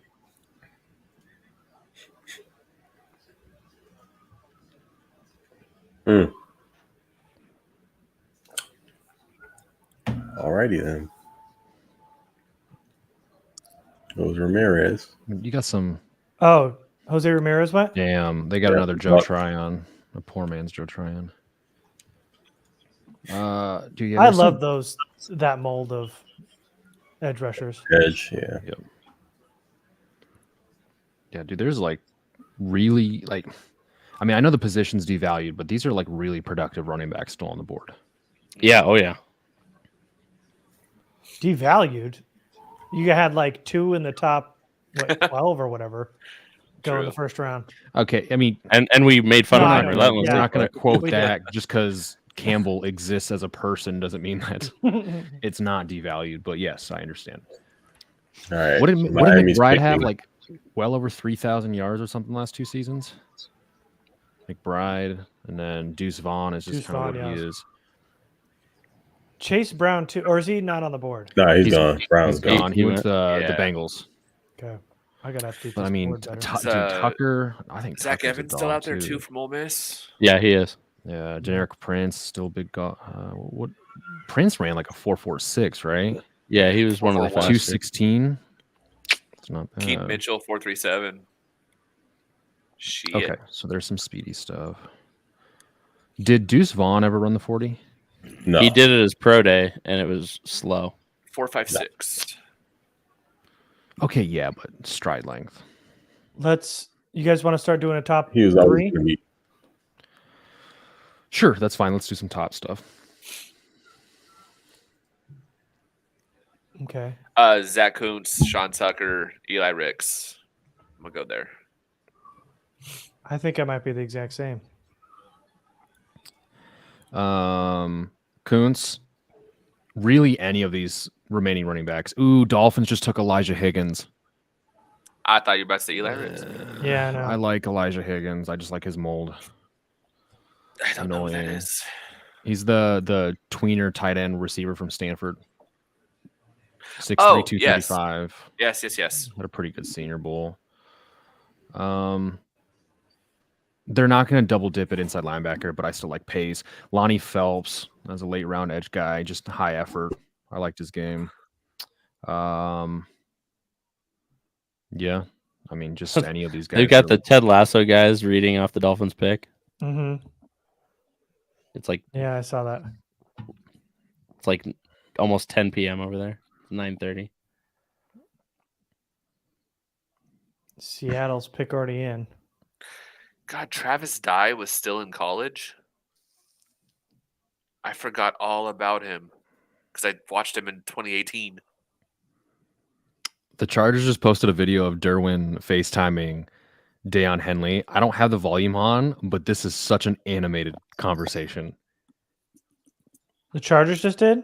Yeah, 5 minutes ago, the Chargers posted a video of Deion Henley FaceTiming Derwin, and like it's just so animated. They're both just super hyped. I'll pull it up. Okay. Oh, but the Chargers are about to pick, huh? Yeah, the Chargers are about to pick. Okay, all right. I'll Yeah, pull it up afterwards. Yeah, you should pull up the stream here in a second. All right, let's find out what this Seahawks pick is. Because Baltimore's already on the clock.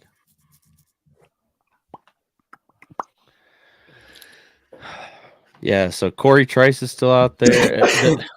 What's kind of frustrating is like they just went interior line, but there's like still a couple of guys that I really like here, like Patterson, Voorhees. I mean, we haven't had the Notre Dame box checked yet. Yeah. And Patterson was the Notre Dame Senior Bowl, combination. They Seahawks And he's Jarek Reed, safety out of New Mexico. Never heard of that. All right. So, Going dark. What's Baltimore doing? So Zach Kuntz, Sean Tucker, Ivan Pace is nice. Then these thick kings: Jared Clark, Jalen Redmond, Moro Ojomo, Eli Ricks, Corey Trice are still there for corners. Keaton Mitchell, Sean Tucker, Trey Dean is still out there. Deuce Vaughn, if you want to go there. Did anybody watch Anthony Johnson Jr. from Iowa State? PFF has him like they had him as the 90th ranked player at safety, and he's still on the board. It's the Iowa State tax. You said Iowa State, right? Yeah. It's funny. While I was watching other guys on Iowa State's defense, two others jumped out. Neither were that person. There was a Malik Verdon and a Miles Purchase. They both really leaped out on tape for me. This other one didn't, so I don't know. And those other two are not. They're future guys.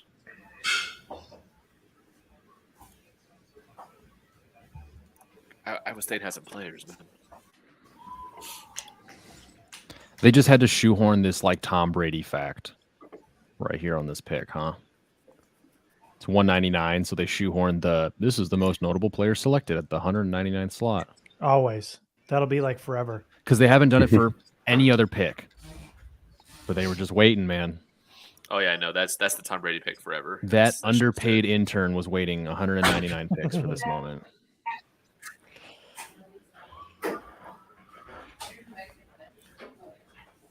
Where'd Xavier Hutchinson go? Iowa State. No. Did he get drafted? Was he drafted? No, he is not drafted. No, not yet. Literal Mike. I thought he was. Iowa State, actually.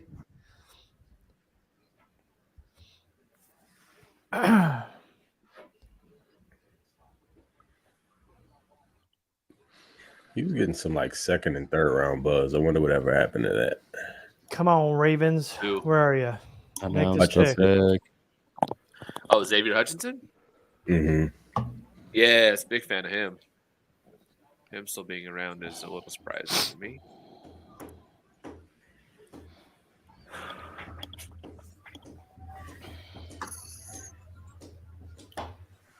Is that Sean Merriman's worst nightmare on the screen right now? MJD? Mm-hmm. Mm-hmm. It was.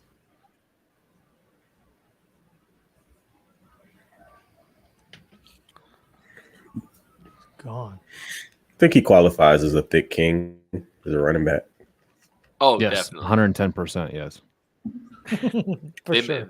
They make jokes about that all the time now whenever he's doing a broadcast or something. At the combine, there's at least 3 or 4 references to that. Malesela Almave Laulu. Oh, okay. I can guarantee that's not how you pronounce it, but yeah, that's I can almost guarantee that was With- incorrect. Oh, with how you talked about it earlier. Yeah. Then already. All right, so Interesting. just give us Zach Kuntz and make us happy, man. I'm just asking for a guy that we can go. Nice, Yeah. yeah, Nice. Cool. Yeah. bro. Like, nothing enough over- with the singles already. Enough. It doesn't need to be over the top. Just a guy that like, yeah, that'll hit. That'll do. That'll play. Craig is very happy right now, so this is a good sign. I don't think he saw it. Have you seen it, Craig? I'm not saying anything. Oh, Oh, okay. he loves You this saw it, Craig? No, you gotta he's- look. You gotta turn Craig- all that off. Craig, and look. I didn't. I'm sorry. Take a drink if it's a good player. No, it was- Uh-oh. No! sure. I pride myself on honesty. Scott Matlock. Sure. I watched Mount. He was the top defensive tackle remaining on ESPN's board for the longest time now, actually. He is 121 overall rank. So according to them, this is great value. 6'4", 310. Rugler quick. didn't like it. Yeah, there's no blurb on him, no status report on ESPN. 7 Interesting. sacks in 2021.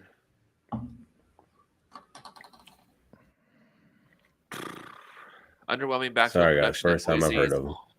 Athletic profile and upfield That's okay. skills to string together rush moves give him a chance to make an NFL roster as a 3-tech. Well, we got our thick king. Definitely Just not the right thick king. did. You always have to make sure your thick king is the right one. Oh my God. Okay. Oh boy, Charger select Boise State. do you guys know what he looks like, No. Probably like bro? Okay, nobody look up a picture of Scott Matlock, please. I'm literally Okay. writing about him. I will do that. Do not look up a picture. Yeah, this sucks. It's it. unfortunate. Okay, don't look. I gotta. The find- very next pick, the Texans took Jarrett Patterson.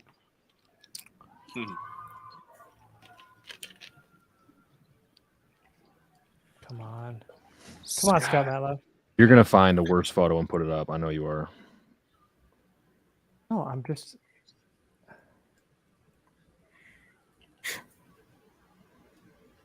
Oh, come on, man. Sorry, hold on. I'm getting there.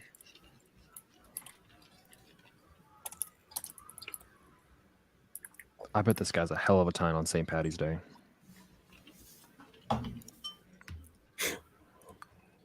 Why are you giving clues out? Can I Stop telling me what to do. Can I just Scott Matlock? Oh. So from his small picture, that exact photo, but on ESPN was much smaller. I thought he had a mullet, Oh, but this is Doesn't it kind of look like Hymus? question mark. They Well, there- redrafted Forrest Merrill. Oh, this guy's got a really sad backstory. oh God. Well, stop making fun of his looks Oh, then. man. I literally didn't. I said the guy who built this up for the last 3 minutes. No, I'm just saying that's what he looks like. That's his face.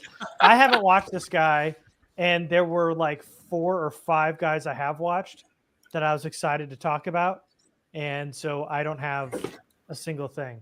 Yeah, no. So now we're about to find out he was a so make-a-wish real kid. quick.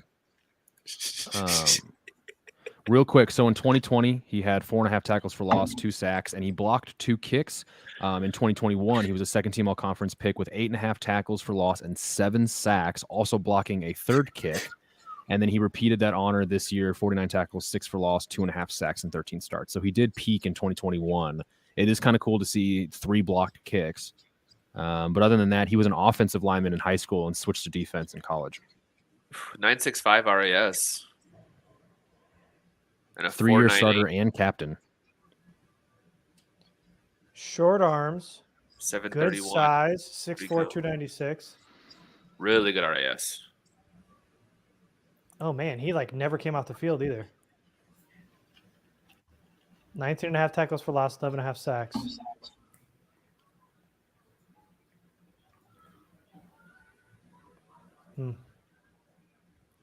Well, if we're going off the list, Yeah, the Chargers check, got their receiver or their returner. They got check their fat inferior, fuck off your board. Who? Check fat fuck off your Oh. board. Interior defensive line, and the next would be DB, or maybe running back, tight end, quarterback. But of the main 4 he gave me, 3 of the 4 are already gone. DB would be next.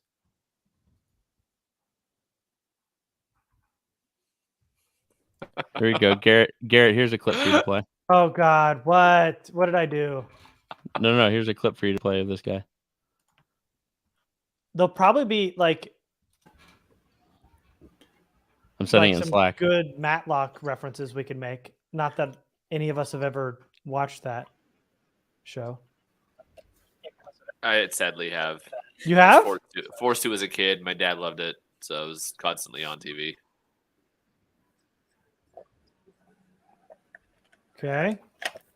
I remember Matlock. I remember. Did you ever watch it? Yeah. I spent a lot of time at my grandmother's house when I was a kid, so Oh yeah, that makes it all of the ton shows. sense. This is a Kellen Moore getting his Boise kid. All right, here we go. Ready? Let's watch this defensive tackle. Who can catch touchdown passes? I just sent you another one. He did it more than once. That's not the first time he did it. Wow. Huh. Well, good And for the him. other one was the second one's a contested catch. The second one looks better. Okay. Let's pull up the second one. So what's the background? Did he play anything offense at any point? Yeah, I don't know. They said he was an offensive tackle that moved over. Yeah, so he he's from Idaho, and he was an all-state player as an offensive lineman as a senior before moving to defense.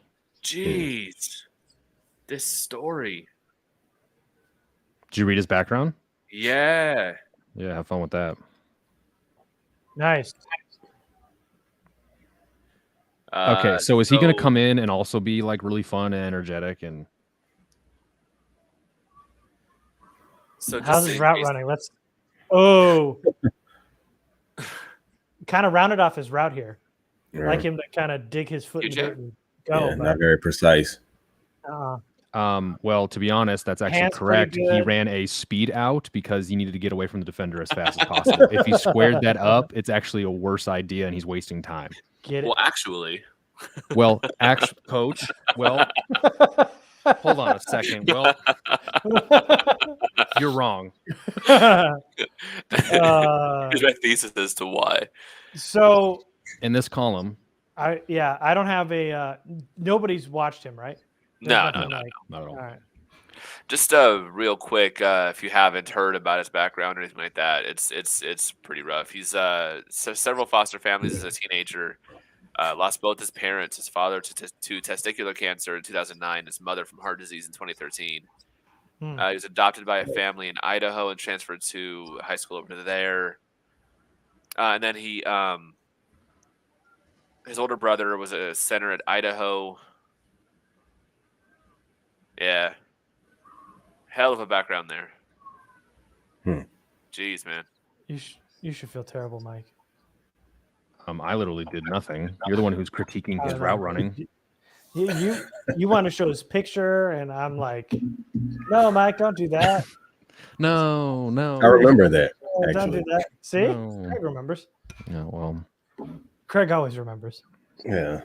Amari Burney. Well, one is drunk under the table, and one is got too much sun this morning. You know what? It's okay. I accept what I am. Which one is which? That's funny. Well, to be totally honest, guys, this kind of counts as maybe the Chargers getting their tight end. Get Herbert more weapons. Clearly. Get Herbert more weapons, dude. I mean, look, if JJ Watt can do this, Scott Matlock can do it as well. Absolutely. He doesn't look like a real thick, like, you know, 2-down run stuffer. I'm curious, just like looking at those two clips, I'm curious to see what he how he plays. If he's more like a speed end or, well, I guess he's defensive tackle, but I'm just curious to watch him. Sir, did he play any 5 tech? I don't know what Boise ran defensively.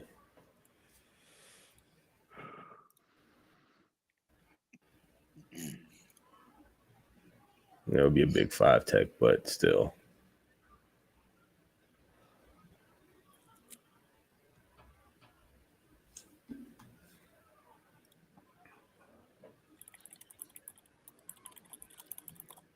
Other guy I got to go watch. Oh, yeah. It's exactly where NFL.com had him coming off the board in the 6th. 6th. Mm-hmm. So best fit as a 4-eye or 5, where he can avoid interior blockers a little more often while activating his motor and athleticism. He's not going to be a consistent block beater or take on double teams unless he's able to get bigger and stronger, but he does show flashes as a rusher and as a penetrator against the run. He could have late round value. Yeah, so 5, 4-eye. Yep, makes sense. I need to find his RAS here. I know we've already talked about it. These were at the pro day, right? He did not go to the combine, I don't think. So he had pretty good agilities. I'm looking at his RAS now. Yeah, it looks Speed like and looks like he's lining up on end. These clips I'm seeing here. So yeah, it's DT and DN. He's kind of going in and out. Mm-hmm. We're going to put that guy on timeout for a little bit. They don't like their space eating defensive tackles, man.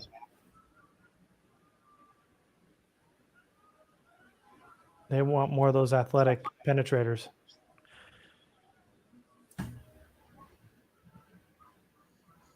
Which is probably why they didn't take any of our other thick kings.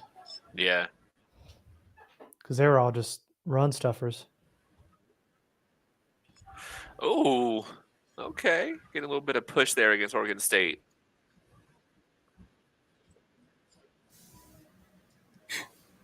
This little rip move. I see you against the left tackle.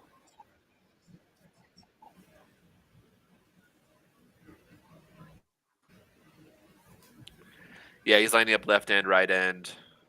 I think Brugler had it right, about a 3 tech or so. That's what he projected him as.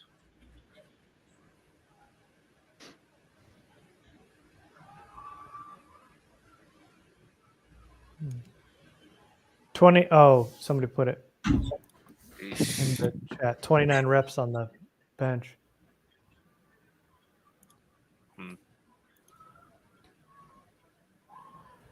He was at the Senior Bowl, wasn't he? Not sure.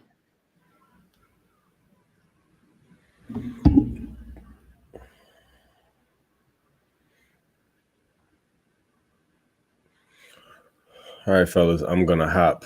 I'm going to go enjoy the rest of the day, hang out with my wife and some buddies. So, okay. Sounds good, keeping man. an eye out for the rest of the draft and see, what this 7th round pick is going to be. Doubt it's going to be a tight end or anything that I'm interested in, but still. Anyway, yeah, enjoy your birthday, man. Yeah, appreciate it, guys. Catch y'all later on. All right, man. You dude. All right. See you. Maybe I'm thinking of the Shrine Bowl. I swear I remember his name now. Dude, I'm just floored they're not getting a tight end. That's probably the most incredible thing. It was literally a potential 1st round pick for them.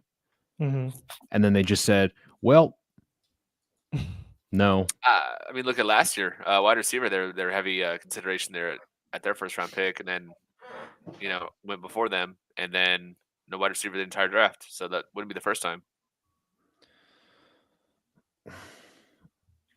I don't know any of these names that win. Like, after. there's just no way. I mean, imagining going through a season after what happened this past year is just really rough. Oh, he went to the Collegiate Bowl and the East West Shrine. He went to both. Okay, so he played well enough probably at the first one and then got invited up. That's not bad. I thought there was something there. He also has a few blocked field goals in his and a blocked extra point.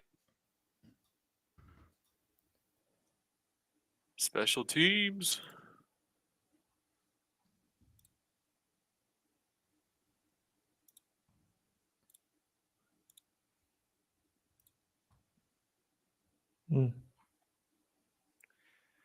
It normally right about now is when it starts to feel like, okay, let's get this pick over. Come on. I know. Because I don't know these last 3 picks. Christian Braswell, Amari Burney, and Jarek Bernard Converse. Yeah, that's super funny that there's 3 straight picks, and I've been scanning over like everybody on these rankings here, and like not a damn thing. Yeah. Got to go watch him, but not a name I was all that excited about. So I don't want to dump on these last 2. No.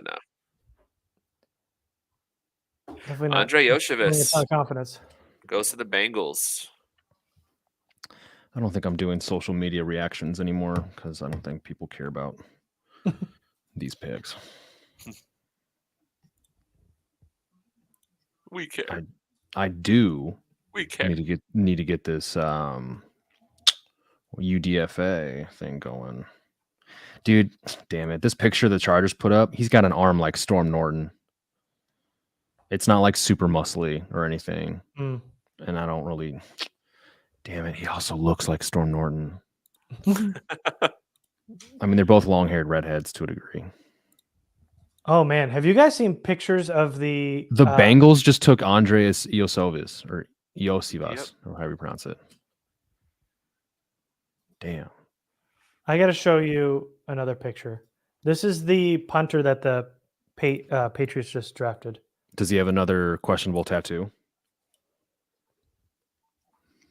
This is their guy. Oh. Well, he's got something questionable on his body. Whoa, this is something. Scott Matlock, baby. That was Matlock. Okay, hold on.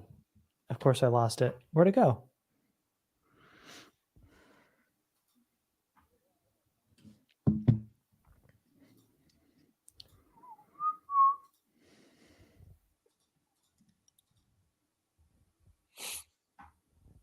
That is their punter. He looks like he's going to join Craig for his 40th. Dude, that's so crazy. Wild. Looks have you seen Cam Rising? No, Oh God. That's a Utah quarterback, but he's still in college. Oh, and he's another one of those. It's a site to he's a 40-year-old. This is 23. They're lying. Okay, I'm back. Welcome back. Okay, so what's your notes? Well, I was handing every time they make a pick, you gotta. Oh, I gotta go somewhere. So well, it's because like my wife will text me and say like, "Hey, you have to do this," and she'll usually text me like leading up to the Chargers pick, and I'll be like, "Okay, as soon as they pick, we'll come do it." Hold on. This time it was like because I still haven't found a job yet. Like we've been doing Rover and like watching dogs, and the lady came to pick up her 2 dogs. Hutchinson to the Texans. But it looks like he's definitely an interesting player and like takes that versatility thing to the next level. Like in addition to those pass catches, they brought him in as an extra offensive lineman 30 times last season. Like he had 29 run blocking reps. So he's got that dog in him. Yeah. Cool.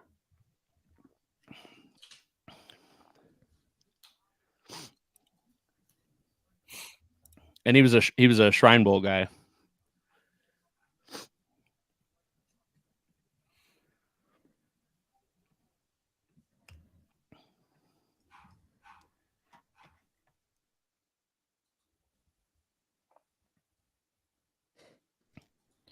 Oh, the Packers just took a kicker.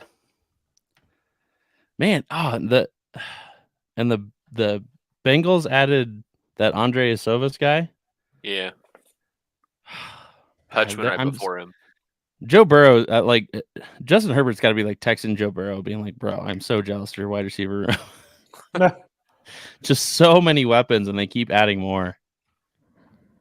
I'm gonna bring up that video, Mike, that you were talking about before we got on the pick. Let's see what this call. I haven't watched it yet. The call with Derwin.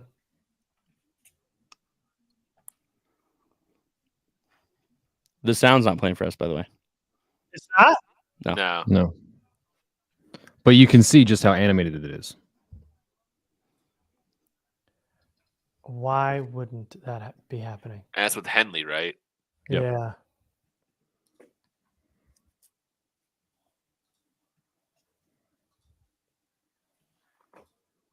Come on, guys, get these picks rolling. Let's go. Dude, why are the Bengals? So the Bengals drafted 2 wide receivers. Is that receiver room not long for this world the way it is now, or what? Because they're just really making sure that Joe Burrow will not have a lack of players to throw to. And the Chargers. Weird. That almost sounds like a good idea. Hey, they're 6 deep now with Guyton, okay? All right, tell me if you can hear this. No, Negative. because I got it muted. Cool, dude. Hey, man. All right, how about now? Yo. Yep. Big bro. It's good. It's up. Come on, man. Come. Hey, you said it. When you said first day we met, we brothers. Day one on guys you did it. Now we here. I'm in the building.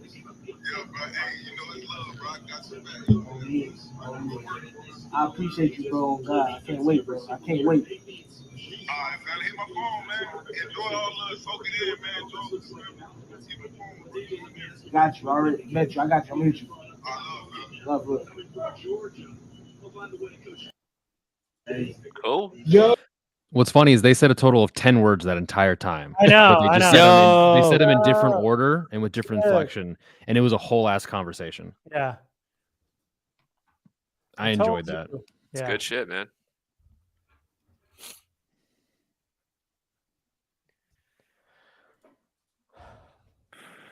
JJ signed by tomorrow, though, for sure. That's all hope, man. I mean, They should sign him before their 7th round pick, to be honest. You had Durbin and Keenan both going on TV saying, "Yeah, we should add to that safety room."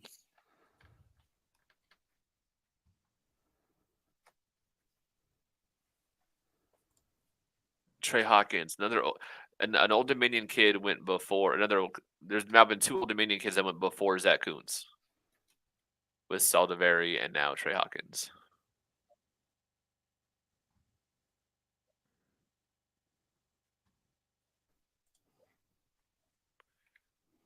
And Eric Hallett is the 2nd player that NFL.com has 0 info on.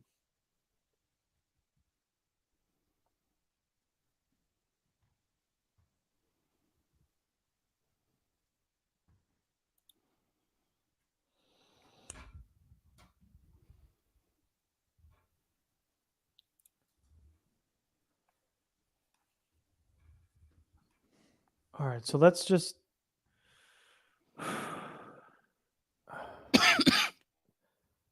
Is there anybody on the free agent market the Chargers could go after, not including John Johnson? Leonard Floyd. Yeah, as another edge. Yeah. Isaiah Wynn as like a backup tackle. Yeah, as a swing tackle. Mm-hmm. If you want another aging former Minnesota Viking linebacker, Anthony Barr. Marcus Peters. Now, let me ask you a question. How would you feel about on a 1-year deal for say $3 to $4 million? So we're talking like not like a vet min, but something a little bit more substantial. How would you feel about adding Ezekiel Elliott to the running back room for 2023? after Right. this draft if they don't go running back? I mean, I don't see. I personally would be against it because I feel like that is the role that Moore would carve out for Spiller. Like that's the role that Spiller should be developing into. So putting someone ahead of him on the depth chart in that role, I feel like is hurting more than it is helping. Like in my opinion, I would rather them try to add somebody who could do more of the Tony Pollard role. But yeah, I'd be against it. What about the rest of you guys? I'm not a big fan of adding a 1-year guy to a room full of 1-year guys. Also true. But do you think they had enough depth today if they don't take running back here and they, can't find a UDFA? Are you happy with the 4 that they got in that running back stable? For this season, yes, but I'm worried about going forward. I'm still pretty high on Spiller, even with what happened last year and him not ever seeing the field. I was a big fan of his, so I'm not losing faith in him at this point. So I would say I'm fine. I would like them to add another guy here in the 7th or UDFA, someone that you can see on the roster in the future. Mm-hmm. Sean Tucker, etc. We already said the names. But no, I'm good without Zeke. Okay. Mike? I'd probably say it's weird because I don't like the room they have now. Kelly took a step forward, which was great to see. I don't even really consider Roundtree as part of the room. He spent most of last year on the practice squad and only was given basically active game snaps on special teams when they needed him there, and then they kind of needed to bring him up for that. So he was active for running back as well on game days. But I'm not a big believer in him. Spiller was really, really underwhelming because of those 3 behind Eckler. He was the highest drafted. He had the most hype behind him, and he didn't test very well. A lot of the numbers and metrics that point to like running back success in the NFL, he didn't really meet those with his testing. And then knowing that, it wasn't super surprising what he did as a rookie, albeit that offensive line, unfortunately, apparently being one of the worst run blocking lines in the league. For a year, I'd be content and fine with it. I think that's how I'd put it. I'd be fine, but it doesn't solve any issues. It gives Moore a guy he's worked with before, knowing that, if there's anyone he can trust to know the plays, run the system well out of the gate, Zeke is that person. But past 1 year, no. But I think for 1 year, and the comfort that could bring more, I think it would be fine. Mm-hmm. Does Kareem Hunt move the needle for Stubbs or Stanley? Does for me. Sorry, what was that? Kareem Hunt. Would that move the needle? Depends on how much you can get him for. I saw a lot of Browns people talking about him earlier in the offseason saying like he really lost a step. Oh, did he? Because if he's affordable, I would prefer that over Zeke. Yeah, I'd take him over Zeke. That's for sure.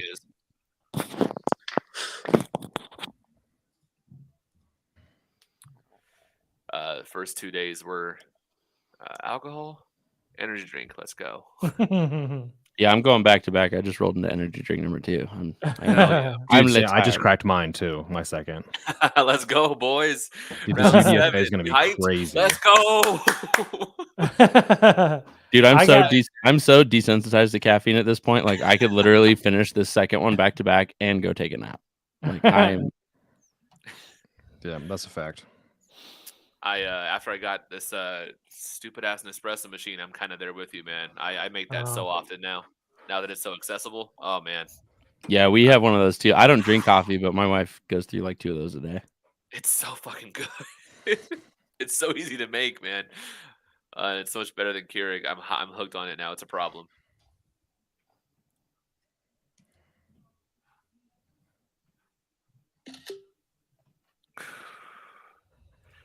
Charger Berries, I feel like we're gonna go BPA in round 7. Yeah, it's round 7, man.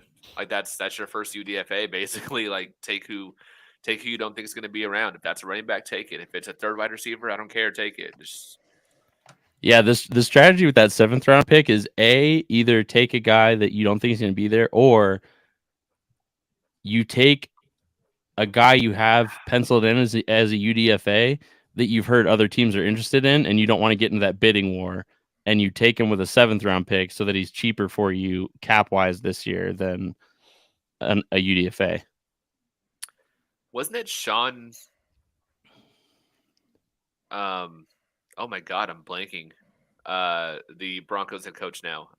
Sean Payton. Sean Payton. Thank you. Yeah, was it Sean Payton who did something super petty like that with their UDFA situation with like a quarterback with the Saints or something? Like he had heard some other team was gonna take him as UDFA, so he was like, "Fuck it, I'm taking you in the 7th." Then. No, I didn't hear that.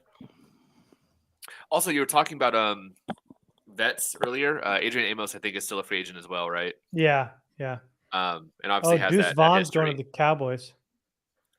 Ooh. And Interesting. his dad is a scout for the Cowboys. They've been linked all off season during this whole process. So that makes a ton of sense.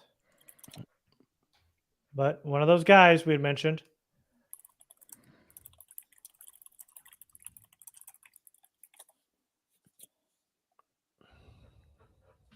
I'm probably going to be getting off here soon, guys. Just FYI. Yeah. Unapproved.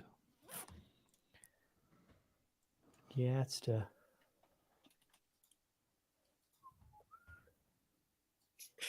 Ian Rappaport, short people unite. Cowboys take Deuce Vaughn. So we got short kings after fat kings, huh? Uh-huh. There's a clip that I just found of Matlock that apparently he has like crazy high football IQ. He apparently tipped off the rest of the defense versus Wyoming on what the play was going to be, and Skinner was able to intercept it in the end zone. Like he turned around and basically called exactly that it was going to be a pass on what the route was. That's awesome. Oh, he's done it multiple times too. If you scroll down the thread, like there's more instances of him doing that. You sent it to me? Yeah. Fab just put a great new gif of you. Of Stanley? Of you. Oh. Of you saying, "Oh, fuck me." I did? Oh, it's great. It's in the draft channel. That's hilarious. Let's see. I'm trying to pull up this video real quick. That video is really long. I'd pull up the next tweet in the thread after that, because that video is like 5 minutes and it won't even load properly on my computer right now. Okay.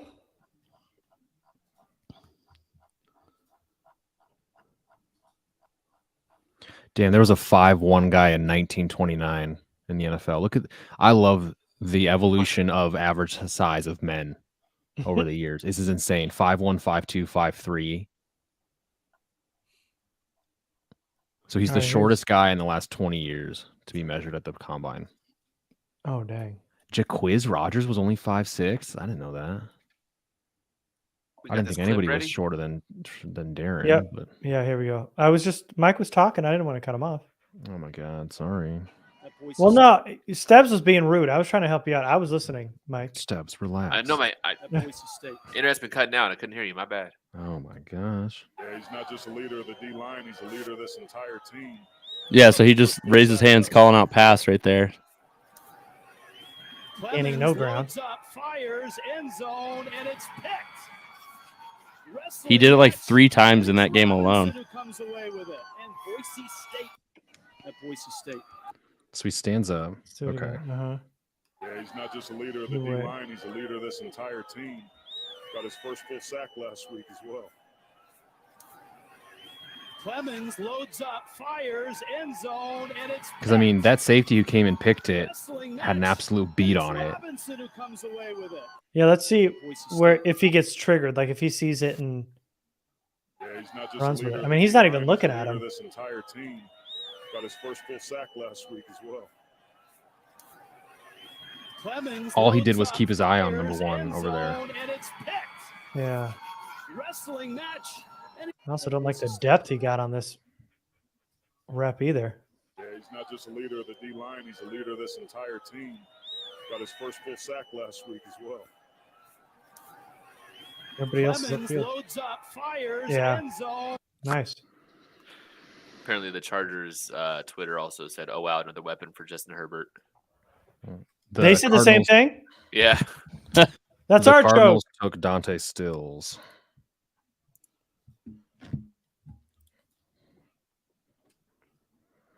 Okay. That was our joke. I got the free agent tracker ready to freaking rock. Hell yeah. I'm so pumped. So did you guys see anyone making jokes that like after everyone got their blue check marks ripped away that like free agency this period is going to be insane because like none of the news is going to come from like a verified person essentially unless they paid for it, right? But like before you'd be like, yeah, this is a notable source, of course. Like, I'm gonna take this. Yeah. You might see a whole other me on Twitter. Everyone's gonna get chaps this year. Dude, I'm not gonna lie. So when my like friends here in Minnesota found out I was verified on Twitter, they were like, that's amazing. You're verified on Twitter. I'm like, I guess so. Like it kind of comes with the territory, but that's so funny. Yeah. It was like a big deal. And then when you are verified, you're like, okay, like, oh, that's fine. I'm gonna make an @ZoneSmacks Twitter and just talk so much shit. Yeah. @Dolt fan in Denver. @B Pevins. Oh yeah. Hyatt wears 84. Ew. Okay, who we got best left still? Corey Trice, man. Kuntz, Real name, no Jalen Redmond. Still, I mean, there's like some good players that a lot of these guys are like 5th, 6th rounders for me. Phelps. Yeah. I thought Rejan Wright, the corner from Oregon State, had a lot more hype behind him as well. D Winters, he was on the all juice team, but he's small, 5'11". Thomas Incoom, I thought there was some hype around him. 6'2", 262. He was a Senior Bowl guy. Edge rusher. Oh, there's your Eli Ricks guy. Ronnie Hickman, Ryan Hayes. Oh no, RJS. It was a joke about Matlock being a receiving weapon. Yeah. Someone said, I want to watch the film of the 5'1" guy from 1929. That'd be so fun. There's a guy who's 5'4" in 1923. His name is Patsy Gugliano. Patsy. It's Herb. Patsy. Listen to this. Herb Clow. Herb, Herb, and then Clow. CLOW. That is such an old name. And then Dick Dobalate. That's the name for you. Oh, this guy's last name is actually Speed, of Meter Speed. Just like, oh, is that the brother of EJ? I don't know. EJ Speed, linebacker? This one's a corner, I think, from Michigan State. I mean, he did run a 4.33. You better run faster than me. I feel the need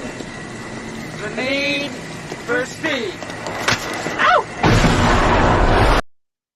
You missed your chance when they drafted Davis, man. Yeah, well.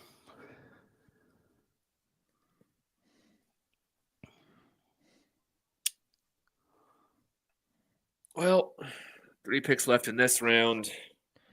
So Mike Clay listed the Cowboys running backs being Pollard, Ronald Jones, Deuce Vaughn, Malik Davis, and Rico Dowdle.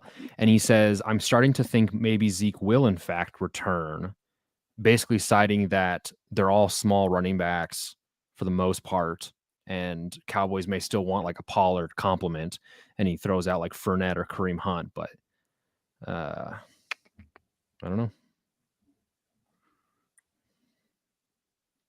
So the Patriots taking Boutte and Demario Douglas. It was the first time in New England history that they've ever taken 2 wideouts in the same round, ever.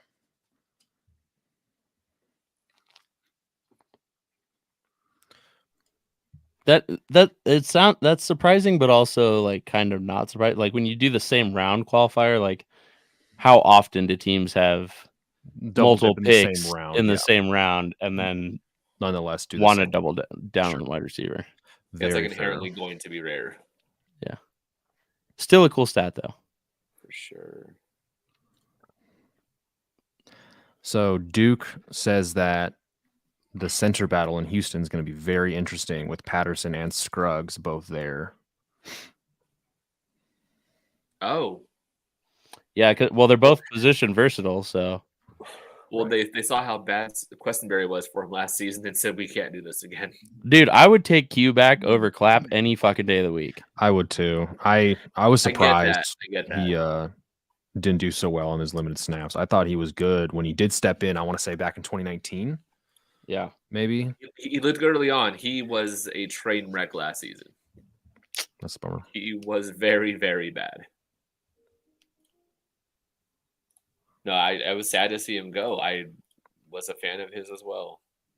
So Chandon Sullivan just signed with the Steelers. I only say that because I thought he was still with the Vikings, but I guess he was a free agent.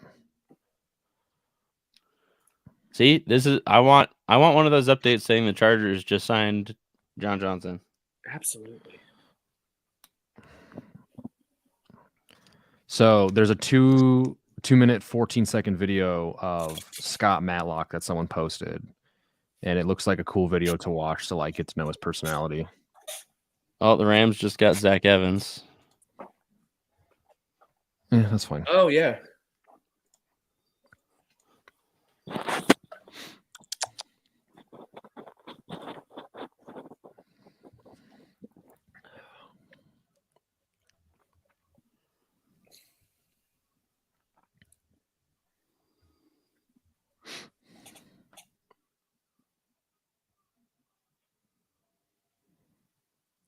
No, Kuntz has not gone yet, Nathan. Niners pick is in.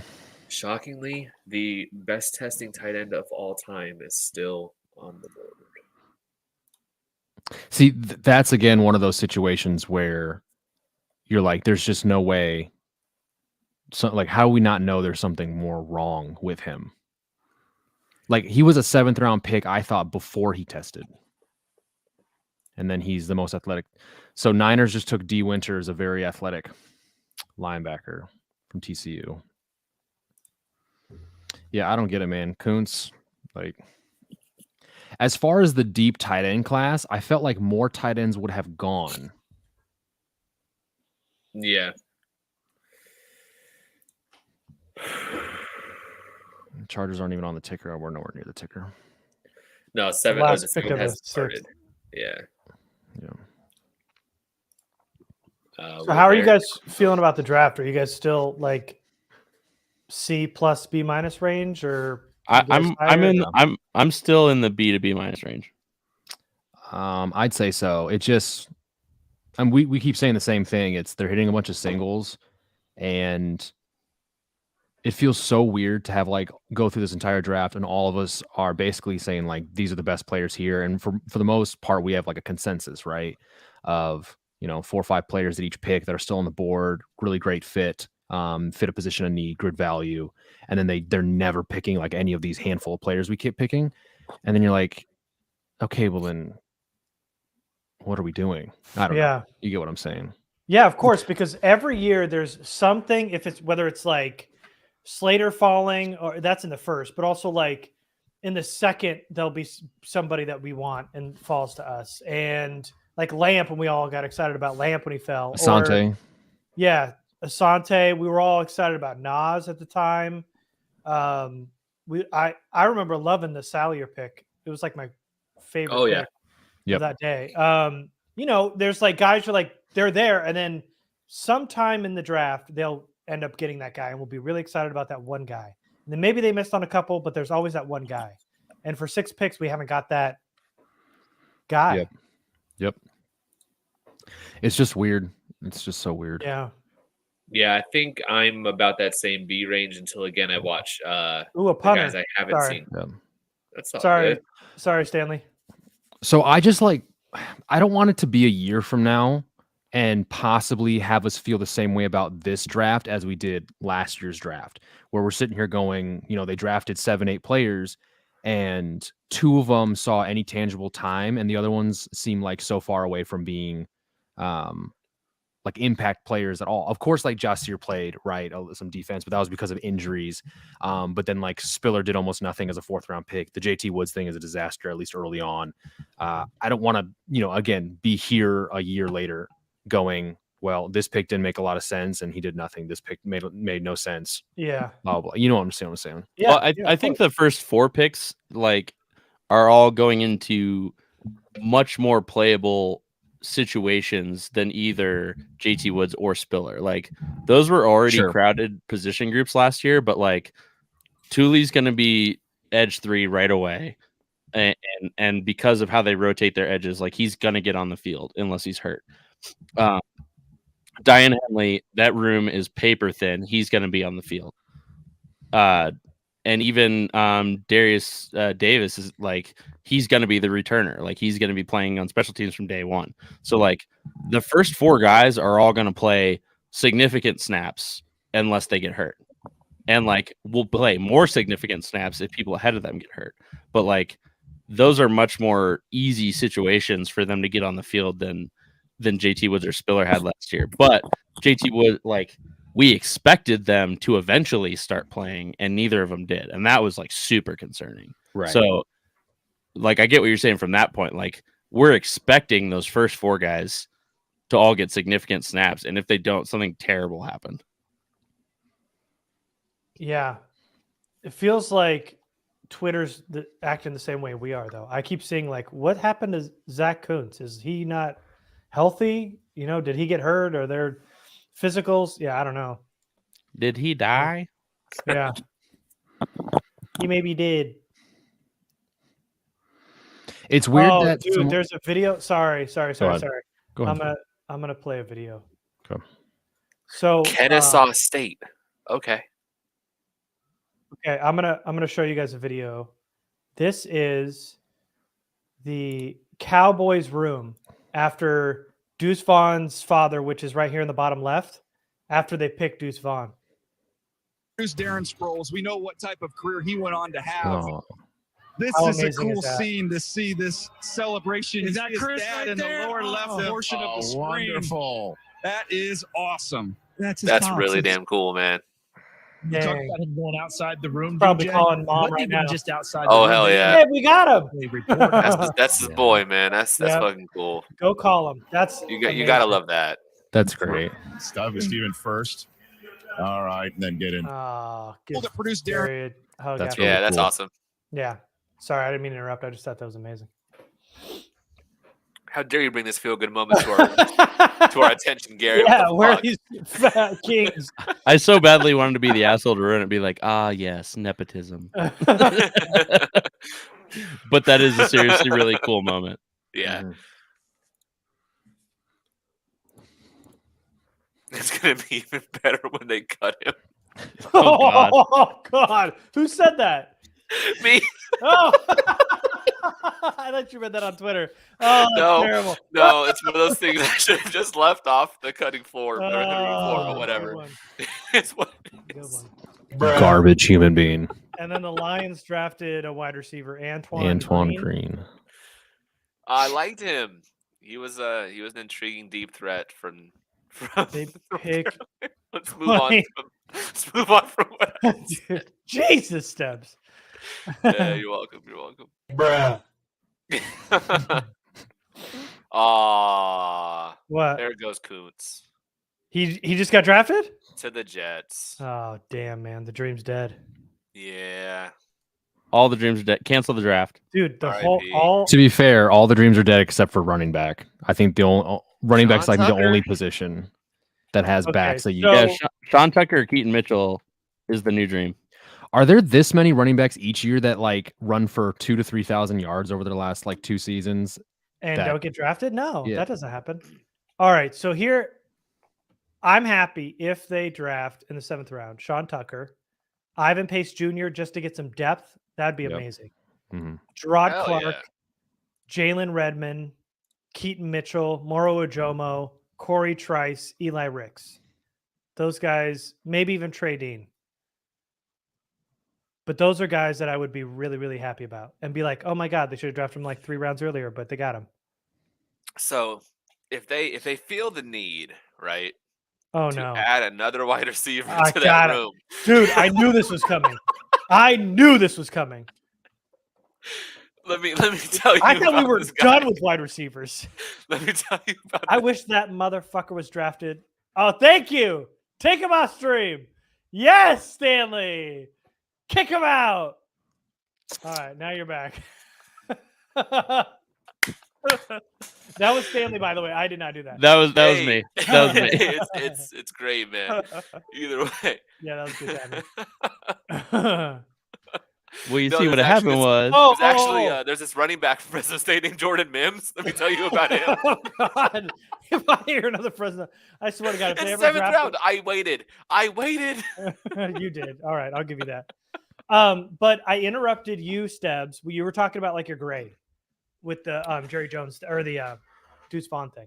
Yeah, the worst I'm going to go down at this point is a B because of the positions that they addressed and the absolute holes they needed to fill before we went any further with this team. Like they've been burned way too many times with having no depth, no plan, no future at the position other than an undrafted rookie like Zach Bailey at guard. Like, what are you going to do with that? You know, so I totally understand why they would go with all these guys. I want to see more of them before I give a real grade on the players. Right now, the worst I'll go is a B because they've hit those needs. I really like QJ. I was a fan of the pick when they took it. And watching him more even afterwards, I definitely see where they're going with that one. Tuli, after watching him last night, I'm a fan. I still think it's high, but I get why they would be that high on him because the flashes are some things that if they feel they can bring that out more consistently, I don't blame them at all for doing that. And they have at least a year with him being a rotational guy, not expected to be a starter. So I am totally with those 2 picks, 100%. Henley, I only watched 1 game on, so I'm still a little out on that one. But a lot of people that I do value their opinion on are super high on him. After that, I'm not going to complain about a kick returner and a speed threat in the 4th. Is it a round or 2 higher than I think he should have gone? Sure, but he's going to be a fun player. And these other positions, depth and offensive line, depth and defensive line, hell yeah, fired up. I'm in. So is it the most exciting draft? No, but I think you're going to have role players coming out of this. So B is the lowest I'll go. Like I said, I'll have more thoughts after watching them, and I'll be in the Discord. But that's where I'm at the moment. Yeah, you're just doing snap judgments. Yeah, that's all we're asking. What about you? Thanks, babe. Your check's in the mail. Oh, What? see, now I get the Go Broncos thing. That's my wife. That's his, that's Oh, that's my his wife. Wife in the chat. That's my wife. Mike. Yeah. What about you? I don't think mine's changed all that much either. I think the fact that they've just hit on needs keeps the grades overall a little bit buoyed. Like, I'm trying to like get that Darius Davis pick to feel a little bit better. I guess it's just like depends on how much you value those picks, because like a 4th round pick to me should be a little more exciting and have more upside immediately than the guy that's just going to return and stuff. And I mean, like, that pick's going to look really good if he does ball out as a rookie or grow into within his first year or 2 into the player that we hope he can be as a returner. But I just like, I'm playing the odds on it. Is he probably going to come in and like look fast and maybe do like 1 or 2 cool things? Fine. But like, there's also a lot of people his speed that come in and don't blow anyone out of the water at that point. I just wanted more things that move the needle, and these did not. Kind of similar. Like I talked about it, and then Craig kind of touched on it as well. There's no progress being made to catch up to any of these other teams. These other teams who were already better than the Chargers in terms of making the playoffs, winning games, getting closer to the Super Bowl, who have only added players that right away are going to help them be better teams a year from now, right? The Bills draft Kincaid. Mahomes still gets weapons that are athletic everywhere on the field. The Bengals gave Joe Burrow 2 more receivers, even though he has 3 really good receivers. And then they gave him another really good running back to work with. Like, it just, you can just kind of see the pictures continue to grow for these other teams, while the Chargers the picture's getting better, but they're still getting their team and their roster to a place where they're going to be competitive and a little more like feeling more complete and well-rounded. But you can't tell me that they're getting closer to those teams. They're making progress, but I think the progress they're trying to make right now is where a lot of people thought they were before last year. But injuries happened. Some players didn't pan out. Last year's draft wasn't as impactful immediately. So all of a sudden, it just feels like they're inching along at a little bit more of a snail's pace than they need to catch up to these other teams who feel like they're walking, sprinting a lot faster. So like we had mentioned about raising the floor, it feels like the Chargers haven't really like raised their ceiling, but they've raised their floor with all this depth and this draft. Yeah. Right. Yeah, I hear you.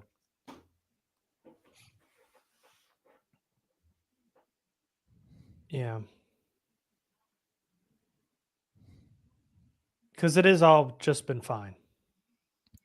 I would love to somehow document that, like they all went the players or the positions we wanted, but then like filling in who the guys we wanted in each round, and then where it'd shake out. Because this feels like because again, there's usually a guy or two that were like, hell yeah, this is exactly who we wanted. We're not going to get all 7 guys we want, but there's going to be 1 or 2, maybe even 3 guys that we love. This draft is like, okay, fine. Like wasn't the guy, but I get it. Even Quentin Johnson, even the first round, was just like, okay, fine. It wasn't Flowers or maybe even Addison, who some of us maybe wanted. Dwayne Bride just went to the Vikings. I think that's good. That's a really good way of saying Dwayne McBride. Yeah. Really, I'm only interested. Well, one, because there's obviously up in the air with the Dalvin Cook stuff. I think he still plays from this year, but whatever. But besides that, they still re-signed Madison, but they also just drafted Ty Chandler, who is himself still a pretty good back. And then they picked Dwayne McBride, who is himself probably a pretty good back. So interesting. You know what? That's probably just insurance with still not knowing where Dalvin Cook's going to play or how that's going to shake out. Because if he's gone, your starter's Madison, who has shown he can be a starter in this league when given the chance. And then you got 2 other guys who have been productive where they were in college. And hopefully it's the same thing going forward. So interesting. I like the pick just because, my wife's a Vikings fan. I'm here in Minnesota, so, I'll watch him play. But yeah, okay. Makes sense to a degree. Rams just drafted a punter in a college that I think is made up. It's probably online. Is it the South Harmon Institute of Technology? It's Wingate. Great accepted reference. Yeah, that was really good. You're very welcome. Nice. Yep. Stebbs, you were going to say something. I think you worded that really well as far as the players they picked. Yeah, there hasn't been an Asante Samuel Jr. or Lamp or even Sawyer from the 6 last year celebration of like, this is the guy we've been wanting. We haven't had that, but we also haven't had the Craig Mager, Trey McKitty, Trey Pipkins. What the fuck are they doing? Like, it's been a lot of like, I get it. And then moving on, Yeah. So line is the perfect way, I think, to sum up this draft is like, that'll play. That's fine. Yeah. Well, if we're being honest, if Darius Davis does not pan out as a returner, like that pick's going to look much worse very quickly. Yeah. I guess it depends on how important you see like them getting a returner, which I do think is important. I absolutely think they need to find somebody who gets that job and holds that job from year to year. But again, 4th round pick on a guy. Yes, he plays receiver, which is, still a need after a year from now or 2 when that room starts to look different. Cool. But if he's not a returner, if he's not doing what, we like him to, all of a sudden that looks a lot worse. And I think that's something we might be able to point to. But yes, I think for that, though, we do kind of need to have a little bit of, manufactured positivity because they need that to fit. They need it to hit really badly. Yeah. So we'll see. But I'll argue right as of now, that's a pick that you can kind of look at and be like, maybe, but for sure. Time will tell. Time will tell. Even as a 4th round pick, that feels like it has the most pressure. Quentin Johnson just has to be a wide receiver 3 right now. Henley is going to be backup. Tuli's going to be like an edge 3, maybe kick inside as some depth inside. But if Darius Davis starts fumbling or he makes wrong cuts or he's not getting enough return yards, to draft him that high and not be productive is a big issue. So, well, I think it's a tie between that and Henley because with the way like Staley put his foot down and overrode the board, true. Yeah, like that's a lot to hang there. Like if he doesn't succeed, and especially if he doesn't succeed, and Simpson is like making plays for Baltimore, like that's going to be a real rough look for Staley. Yeah, that's kind of more of a behind the scenes thing. I'm talking more like production wise, but yeah, totally, because that's his guy. They're going to be pinned at the hip if he doesn't work out. I can't wait for Twitter the first time they run a jet sweep or something with Davis and they have it like really poorly timed and it fools nobody and you're like, okay, so I'm not crazy, right? We all watch these games, but when they try to do timing stuff like that with backfield action and on the jet sweep, it never works out. But then like you watch like the next game later that day and it's the Chiefs or somebody and they run a speed sweep and it's just so much more crisp in terms of timing and how every player on the team makes it look like, you know, it could have been an actual inside run to the left, but they swept it to the right and stuff like that. Like it doesn't look nearly all as of their trick plays take way too long to develop. Exactly. As well. Like obviously the Chiefs are the Chiefs, but when they do, you know, like double screens, fake one way, throw the other or whatever, everybody just seems to sell it way better. But even when they did that like weird like ring around the rosy huddle bullshit last year, it worked for them. Yeah. The Chargers can't even do a reverse. To be totally honest though, like I think it can't be understated how intimidating it is to play the Chiefs and then watch them do some shit like that. Right? Like because they're like uninstall the game moment. Right. They've proven it over and over and over again, essentially, that like we're gonna literally line up however we want and run whatever play, and it's probably going to find success. Yeah. So like if 90%, 95% of the other teams in the league did the same thing, that defense is like, sure, do your dumb play and we'll stop it. And we're not scared of it whatsoever. But the Chiefs go out there and do the snow globe, whatever you want to call it, formation. Insane. So I get it. Yeah. So Garrett talking about Wingate sounding like a made up college. Joe Marino from he does the Locked On Bills podcast. He's the Draft Network guy. Yeah. He just tweeted back to Brett Kohlerman, "Sir, I attended Wingate and we are quite excited for our second ever draft pick." Wait, That's so who was from Wingate? Joe, the punter that the Rams drafted. Fun fact: I dated a girl who went to Wingate. Oh, really? Yeah, well, she was from Iowa City at the time when I was seeing her, and she went and played volleyball there. You were so busy trying to get those jokes off about online colleges that you missed that the school I was referring to. Well, to be honest, I saw his name was Ethan Evans, right? I'm staring at the screen waiting for them to tell me the university, and it just never did, and then I gave up. Apparently, the Falcons picked Jovan Gwynn, which is a guard from South Carolina, I guess. Never heard of it. Me neither. So they have the 22nd pick in this round. We're at 9. Somebody do the math on that. How many more do we? Several. There's several picks in between. Well, so they're pick 225. We're pick 239. So there's 14 more picks to the Chargers. But I like my math because it's like smaller digits, you know. 22 to 9. You know what I mean?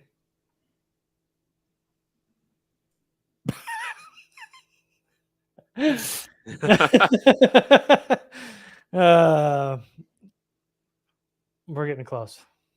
We are indeed. Chat says no one seems to be reacting to Kuntz being off the board. Oh, we said the dream was dead. Yeah, dream is. We said all of our dreams are officially dead. That's took the wind out of our sails. It's RIP the season, honestly. What, 3 and 14? Yeah, let's. Thank you. Shame, man. Boy, man, you had all these sound effects on deck, and that's what I'm saying. Like you spent hours doing this, probably, and you are muted, and you don't realize it. Yeah, you're not only are you muted. No, I'm pissed because I couldn't ever get it. I couldn't get for whatever reason. StreamYard just doesn't work well with the Stream Deck, and so I could never get it set up on the button. So they're I have to click them inside the StreamYard UI, but I'm also like updating these banners and stuff, and so it's a pain in the ass to click back over to those. And Oh, is it hard being a producer live on a show? Boy, with this interface, it is. If we're using OBS, then I could use the shit out of my Stream Deck and just be like beep beep. Bro, beep, if you beep. want to use OBS, go for it. It's too late now. Next year. It's too late now. No, everybody quit. We're done. Go to a new one right now before the 7th round pick. Staley, re-download OBS that you don't have on this computer anymore. Right now, Set we're up all a getting stream. out, and then we'll get back on. And I love that late day 3 that your wife's in the chat, just roasting you and your child. That's my favorite part so far. Actually, no. I think the Fat Kings thing has been a highlight for the last 3 days. No, I think the highlight was the guessing game when you came into the stream today. Was it? Oh. Cooper Hodges, Appalachian State tackle, goes to the Jags. How it just all kind of clicked. You guys got me on the right path. We got there together, I feel. Yeah, it was like a mini 20 questions. Yeah. Hey, but I can't believe that we are on pick 7 and there's as many people watching as there is right now. I can't even fathom. So we love you all. Thank you all for sticking through, especially on day 3. Oh, Richard. Oh, he's got a new team name for you, Mike. It's your fantasy team. A whole bunch of Please share for sure. Oh, is it the same joke he had earlier that we're just recooking? This is your new Michael's Fat team. Fox. Yeah. Do you want to know what my actual fantasy name has been for the last 4 years? Please. It's General Booty's Ass Armada. Cool. No, I'm assuming no one gets the actual joke there. No, but that means that you have to draft Keyshawn Boutte this year and change booty to the spelling of Boutte. Oh. Okay, so for those who don't, I guess, follow, I don't know, you just knew anything about high school football over 4 years ago, but John David Booty's nephew was a top high school quarterback in the state of Texas named General Booty. Right. His actual name was General Booty. He's now like a sophomore at Oklahoma playing for whoever that is over there. But yeah, so like when I found out his name was General Booty, I then created a name, and that's just been it for. Everyone doesn't get the reference, Richard. Literally everybody here. That's fine. I have a feeling we all get it, but don't think it's all that funny. And also, like, I'm not doing it for you guys. Also, like, that was just I thought it was so clever, and then I've won my league and have been nothing but successful. And so, I just don't change my name. All right, so real quick to fill time. Everyone else go around the horn. What's the the worst or most shock and awe fantasy team name you've ever had? Oh, shock and awe. I never did any of that. I never did the like play on word type team name. My team name's been the same for 4 years, and it's been since Game of Thrones. Wait, how long has Game of Thrones been off the air? Because I might have. It's been about 4 years. Yeah, okay. It's been a minute. My team name is A Team Has No Name, and that's been that way. That's so fucking lame. I know somebody who also has that. That is so lame. Listen. You don't watch Game of Thrones, so you wouldn't know. But let me tell you something. General Booty, who is such an outdated reference that nobody knows anything about. He never had any notoriety.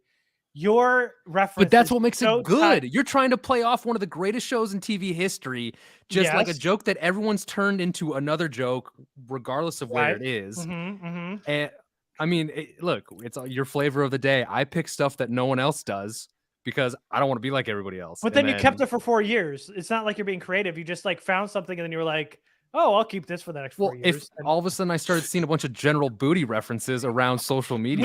Nobody's doing General Booty references. Yeah, so it's never going to get old. Nobody cares. So I don't want them to. So my shock and awe team name. Okay, go ahead. So in one league that I had, my team name was John Wayne Gacy's Clown School.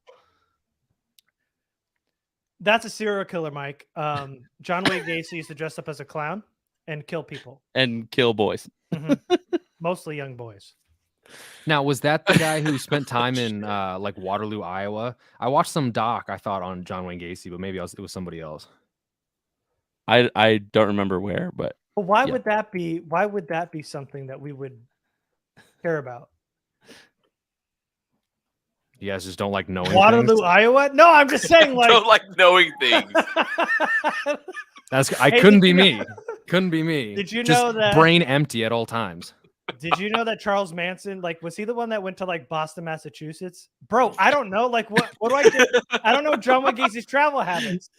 We Waterloo, live in a Iowa. world where there's like hundreds of serial killer documentaries flooding streaming services. At this point, if you don't know like general knowledge, I guess, about serial killers, it just feels like you're not a normal, I don't know.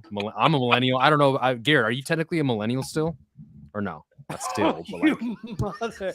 No, I'm with Craig. Man, this is getting I'm with contentious. I love this shit. All right. Stebbs and I are over here like, let them fight. Yeah, I know, this is beautiful, man. I'm loving this. Your references are bad. How old are you? Yeah. Oh, the Ravens did it again. The Ravens just took Voorhees. Oh shit. That's the second year in a row they've drafted a guy who's not going to play in his rookie season.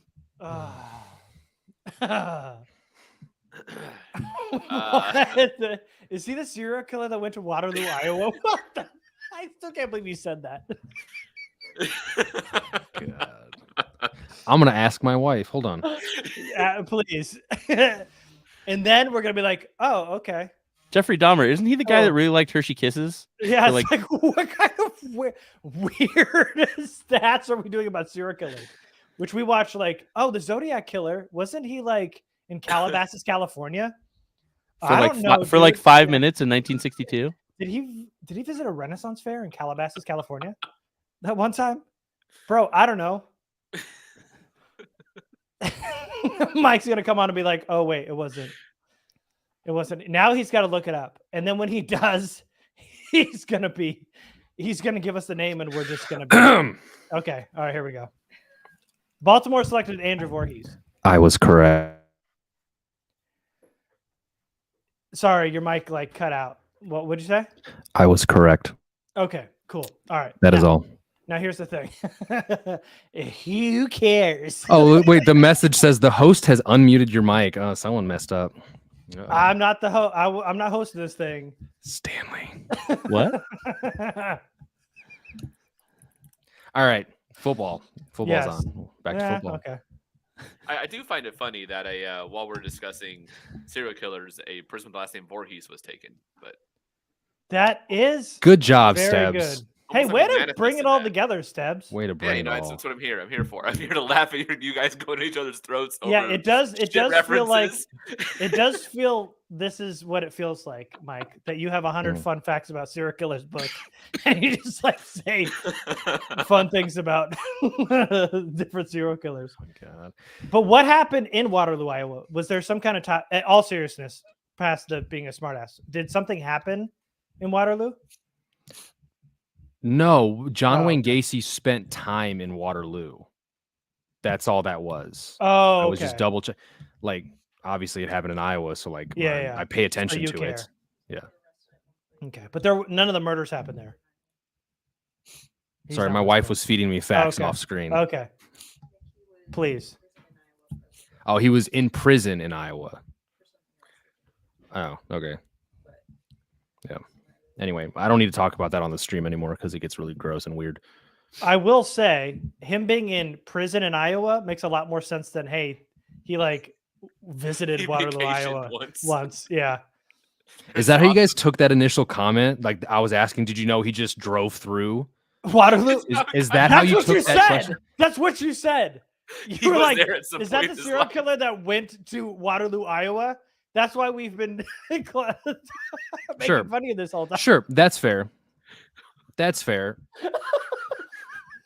John Travolta, one thing that the Denny's down the Well, street. John Travolta? Like, what So the fuck? Nicholas, What? Nicholas with this Wait, comment. hold on a second. No, Are just you a random comparing John person. Travolta? No, Serial- just a random person did a thing. Well, in I mean, Iowa look once, at him and these he days. knows about it. It's awesome. Did He just Travolta does kill one somebody? thing. So Chris, no, get out of here. Anyway, Nicholas. So beforehand, he made that comment that was like, so if you live in Iowa, you either grow up something or you become a serial killer.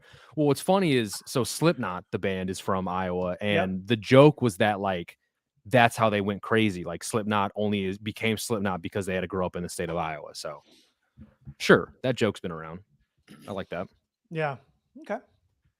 We're there. Yeah. Basically, Have you seen Hairspray? yes. He killed. He is a Scientologist. Yeah. Chris Where's is the right. button to shut off Garrett? Matt, where's the button to shut off Garrett? I also hated that movie. There's by the only way. a mute. Just There's only a God. mute Peterson button. Gotcha. There's been an alarming amount of people. Hey, we're in the 7th round. If you... Look, guys, it's not everyone can be as big brain. Yeah. As all of this. Listen, this is why things are funny. When you explain the jokes, it makes it like way more funny. Yeah, it's like a +3 to funniness. Yeah. How great is this though? That this guy comes in to the stream, like, and sees us bullshit for the last 15 to 20 minutes. And this is like the one time we're not talking about football. I think that's a very funny visual that he just came on and was like, oh yeah, I'm going to watch these guys because I love them. Or I just want to hear Chargers talk. Okay. And these picks are taking a lot longer than I had hoped. Voorhees went, and then I don't know who Nick Broker is, Mississippi guard.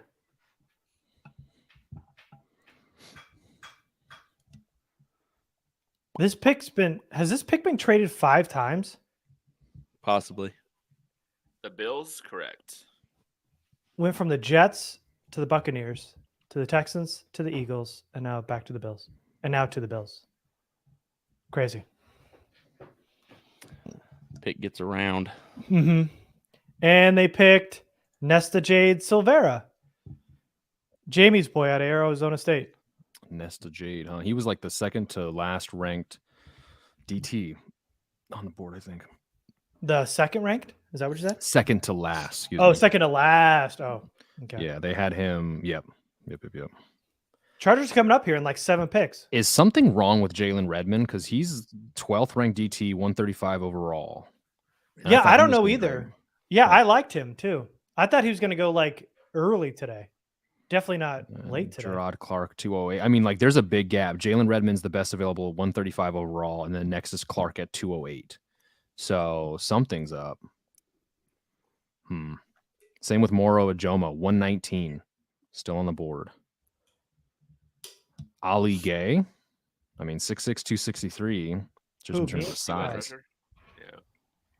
Ollie Gay. Got it. Oh, Jamie's not here for the only ASU player to get drafted. I today. know. Is that the only one so far? I Yeah. think so, yeah. Damn. Because their team sucks. Yeah, that program's terrible. And I will tell. In fact, that exchange that you saw of Henley and Tuli, that's what I say to Jamie anytime we meet up in person. Yo, Garrett, where did you go again? ASU sucks. SDSU. San Diego Oh, State. you went to San Diego State? Okay. Mhm. Yeah. Oh, Did yeah. you- Aztecs are right here. Cool. My connection to SDSU is that Chuck Long's a family friend. So Oh, cool. Awesome. One time while I was at ASU, not football related, I saw Kawhi Leonard in the library. This was when he was still playing for San Diego State. And we were both buying books. Like, he was ahead of me in the line to buy, like, your textbooks for the semester and all that. And he was up there buying books. And he was a senior, so he was going to declare. We all knew he was going to.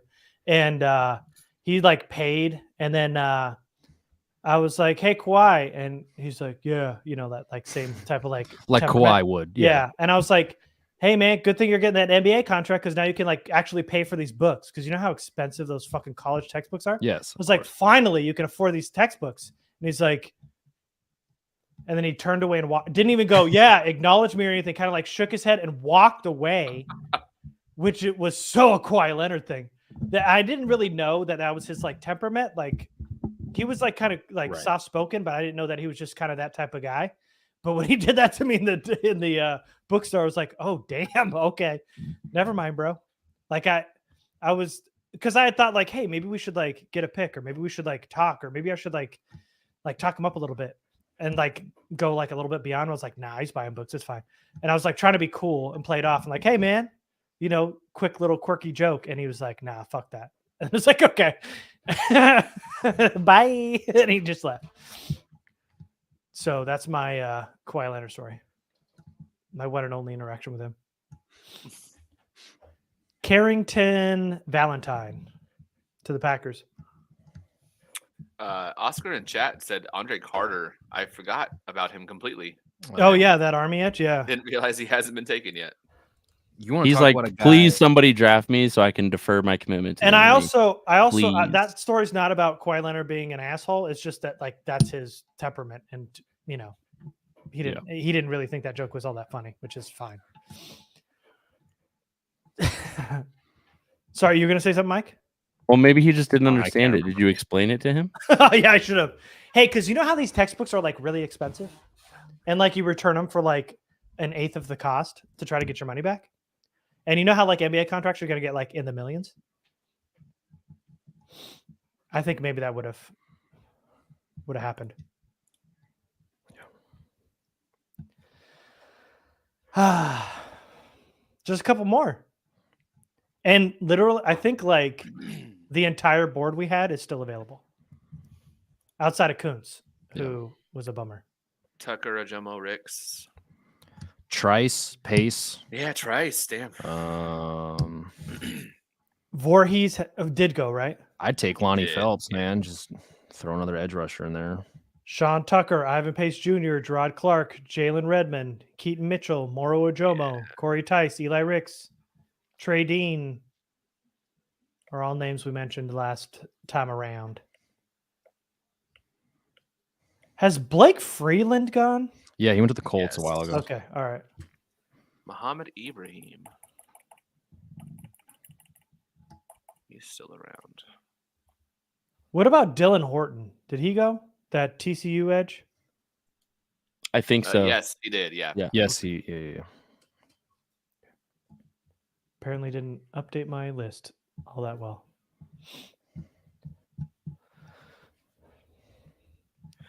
Muhammad Ibrahim had 4,600 rushing yards in college and 53 touchdowns.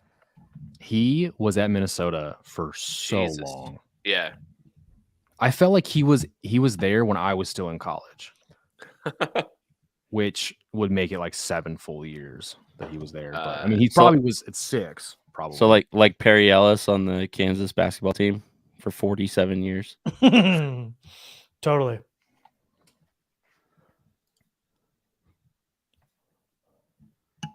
What about any other wide receivers? I got one. Yeah? Shut up. Dude, I teed him up. Yeah, you did too easily. Okay, but Ronnie Bell. A lot of fans of Bryce Ford Wheaton. There were some fans of him because the speed, probably. I mean, do you want to add to this basketball team? 6'4", 221. Matt Landers also, there were some fans of him as well. 6'4", 200, 437. Andre Jones Jr. goes to the Commanders. Edge out of Louisiana. Jason Brown Lee. Malik Knowles. Got some taller guys still. Grant Dubois. However you pronounce it. David Durden. He met with the Chargers. What? The guy, isn't it? Who's that defensive tackle you threw out there, Stebbs? Defensive tackle. DJ Dale. Did he get taken? Oh, Nope, from he's still Bama. there. No, not yet. He's Oh. the last ranked D tackle currently on this board. Oh, really? Yeah. Hey, did Stanley's boy Puka get taken, or is he still on the board? No, his boy was taken.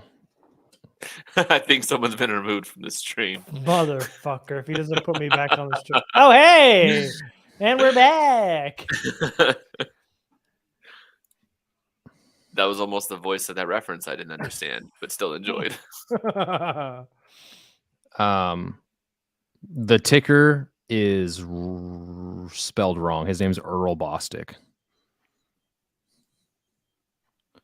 You're welcome. Good. I'm not fixing it. I'm just taking it off. Okay. I would do the same thing. That's okay. 100%. Some Bostick. The very Rams- athletic tackle from Kansas. Rams tick 5. to a cornerback. Green Bay's on the clock. Has Jake Andrews been taken? That center out of Troy? Yeah, he went to the Patriots like all the other interior offensive linemen. Okay. Yeah, they've literally taken 3 interior. Cities offensive linemen. they took City Sal, Mafi, and Andrews. Okay.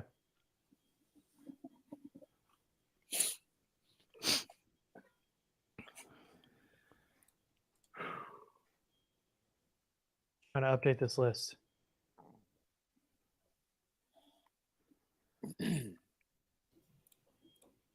Has Ted Bundy been taken? Yeah, but they couldn't get a hold of him. He was in some backwater town in Iowa. Oh, Mike's not here. Damn it. I looked over to see if he was as well. Yeah. Come back. Hold on. Empty Let's pretend that chair. didn't happen. We're gonna have a take 2 of that, okay? Cue it up. Cue it up. Nobody tell Mike. Chat, Shut be up. Quiet. Don't Oh, ruin this for man. us.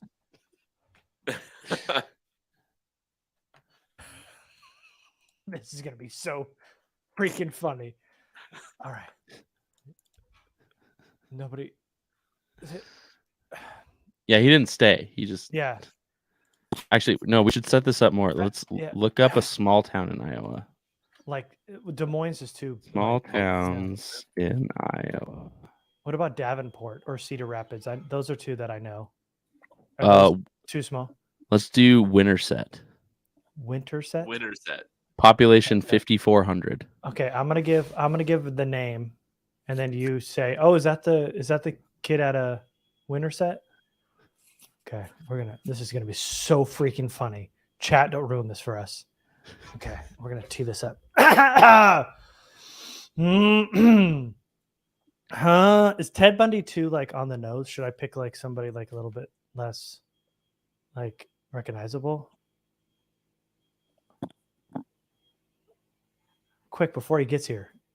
Trying to think of the dating game. The guy that appeared on Dude, Robert Durst, that guy that was in The Jinx. Oh yeah, okay. That turns out is a serial killer. Or what about Richard Ramirez? Oh yeah. The Jack the Ripper? No, okay, all right. Okay. Damn, what was the guy's name who went on dating game and won it while being a murderer? Shit. And instead of a small town, I'm gonna say like a small college. Like I'm gonna say Hawkeye Community College. Okay. Rodney Alcala. Do whatever you want. I'm gonna say Richard Ramirez because I think that's still like close enough, but not like too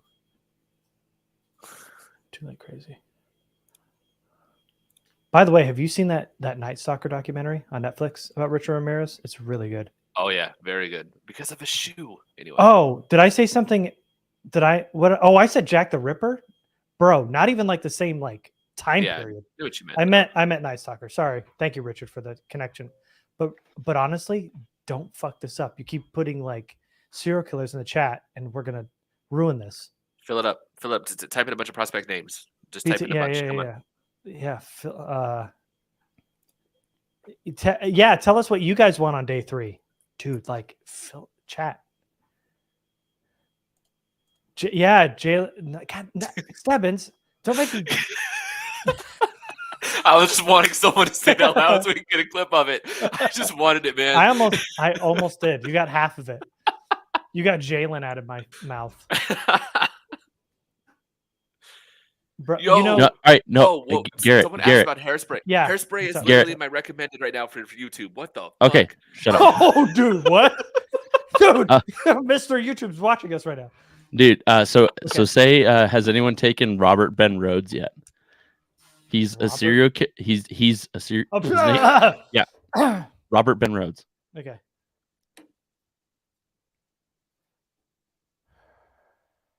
That he's still available here in the seventh is kind of crazy. Like he should have been gone a long time ago, man. Yeah. There was a guy, Bryce Ford Wheaton was the wide receiver I liked out of West Virginia. Would be like a good speed option here at the end. Would they really triple down though at wide receiver? Well, like if this is your first, potentially your first UDFA pick, like why not just grab a guy who's 6'4", jumps 41 inches, runs a sub 4.4, Yeah. and like all of that. Like it just seems like such a no-brainer of, well, just throw the pick at it. Yeah. Jason Taylor II got taken by the Rams. What? I don't know who that is. Jason Taylor. Is that literally One, Jason Taylor's two, son? I three, thought he was four. still in college. Maybe. That's what I'm thinking. 4 more picks. Did anybody watch Mo Abraham? The kid out of Minnesota. Oh, Mo Ibrahim. Ibrahim. Live games. Didn't watch. I mean, I've watched him for 6 years. That he, was at Minnesota playing against Iowa. So he's just like they literally handed him the ball 30 times a game, and so he rushed for 1 billion yards. But it was mainly just like all that team does is run the football. They don't want to pass it. They haven't had a good quarterback in 10 years. So yeah, I see his name popping up a lot. What about Richard Ramirez? Has he been taken yet? I've never heard the name. What He position? was from an Iowa school, right? I think so. Yeah. What position? Tight end. Really? Yeah. Well, it kind of they had him as like an offensive weapon. He's not on. Well, I guess he's not on tight end here. Yeah. Or Robert Ben Rhodes. Has he been taken?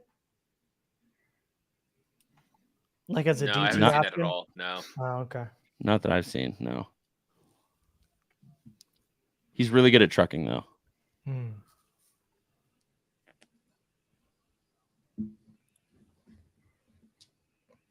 Why are you smiling like that, Mike? It's weird.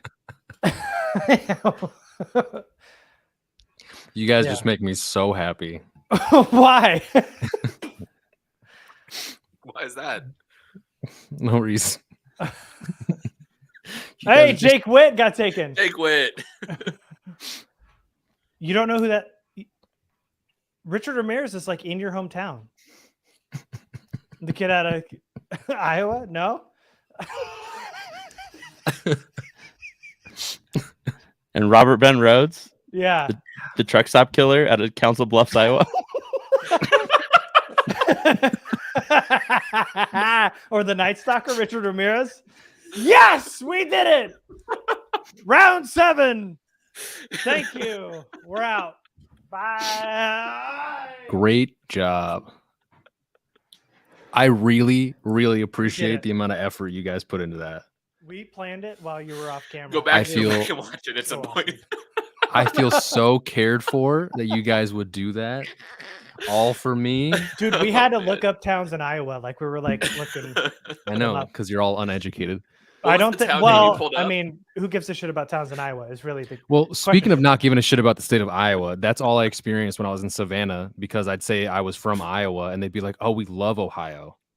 Like, it's just, dude. Hold on. The Seahawks just took Kenny McIntosh, the running back from Georgia. They just picked a running back, didn't they? Yeah, they picked Zach Charbonnet, and they still have Kenneth Walker. Yeah, and Kenny Walker. Yeah, the Kenny and Kenny. Yep. Kenny and Kenny. Anyway, yeah. So people like literally without missing a beat, though, I'd say Iowa, and they go Ohio. I'm like, it's literally not what I said, you dumb. But I'd be their bartender. Do you think I'm that bad at speaking that I meant to say Ohio and I said Iowa? Like, do I look that dumb? But it happened multiple Ryan times. Hayes goes to Michigan. Chargers are on the clock. Cool. And I'm not putting it up on the screen because it hasn't worked for 6 picks. We're just gonna let it roll and see who it is. Is somebody gonna announce it, or are we just gonna all react? I mean, together. you guys are going to probably see it before me, right? Okay. I don't know. Sean Tucker, Ivan Pace, Gerard Clark, Jalen Yep. Redmond, Keaton Mitchell, Moro Yep. Ojomo, Corey Trice, Eli Ricks, DJ JL. Let's go, Bryce Sean Ford Tucker Wheaton. here. Let's go.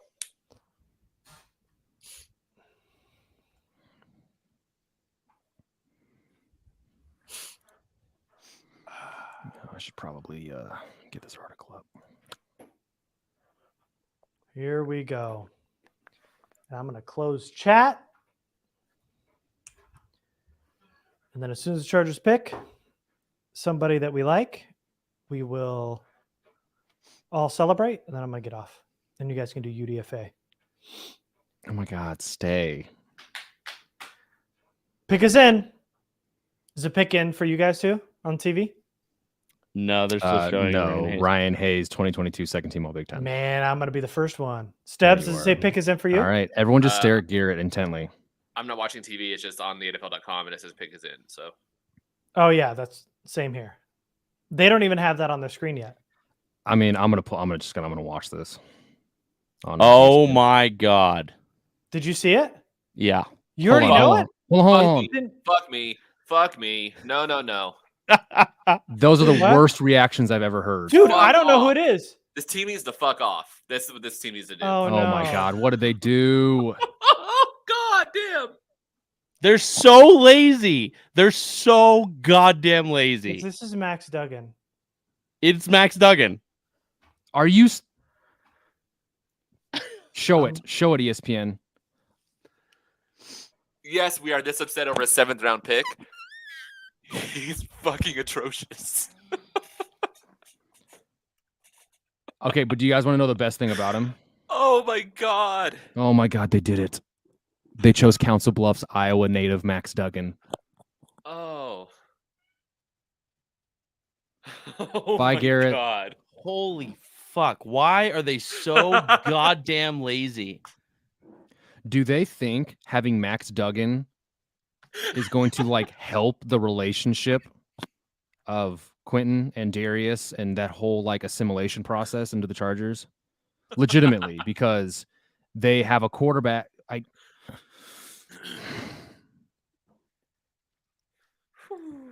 Make it make sense. So there was we used to have a quarterback with the phrase clipboard Jesus. We now just have the terrorist. This is so bad. Oh my God. Man. The I don't Chargers care if fell peop- in, I don't fell in care if love. anyone says we're being negative. Fuck that pick. No, dude. this is honestly terrible. And honestly, what this like at the first Quentin Johnson, fine. Darius Davis, okay, we can like take amounts of copium and like figure that out. But then when they pick Max Duggan, it tells us they fell so madly in love with the team that Max got Duggan. murdered by Georgia in the national title game.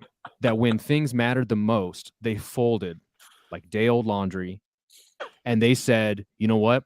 This is the team for us." The Eagles are like, you know what? Back-to-back national championship. We're just gonna take all these guys. Chargers are like, yeah, these guys lost one national championship. We're gonna take all these guys. So if anyone wants to have the whole like these guys are so negative, yes, about this pick, 100%, 100%. This is awful. This is terrible. This Because is what's the not- process? He was yeah, going to this be there is- as a UDFA. Yeah. No. What? Seriously. So the fuck?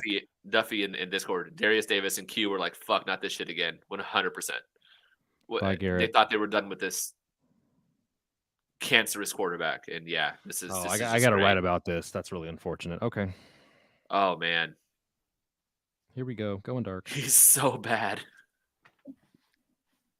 Dude, I love them like trying to spin this on the on the stream. Like on TV. Oh my God. What a dude, this so bad. Literally just throwing picks away.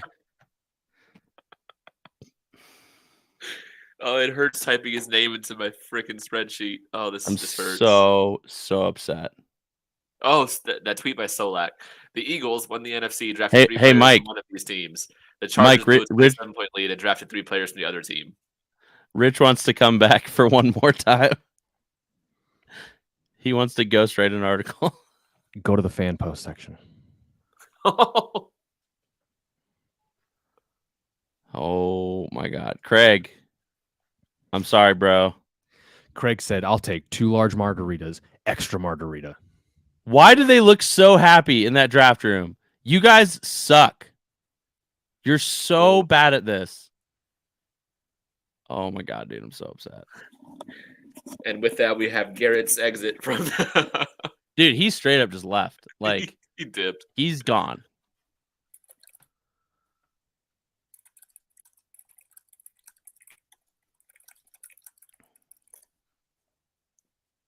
Man, I'm extremely annoyed. I love this.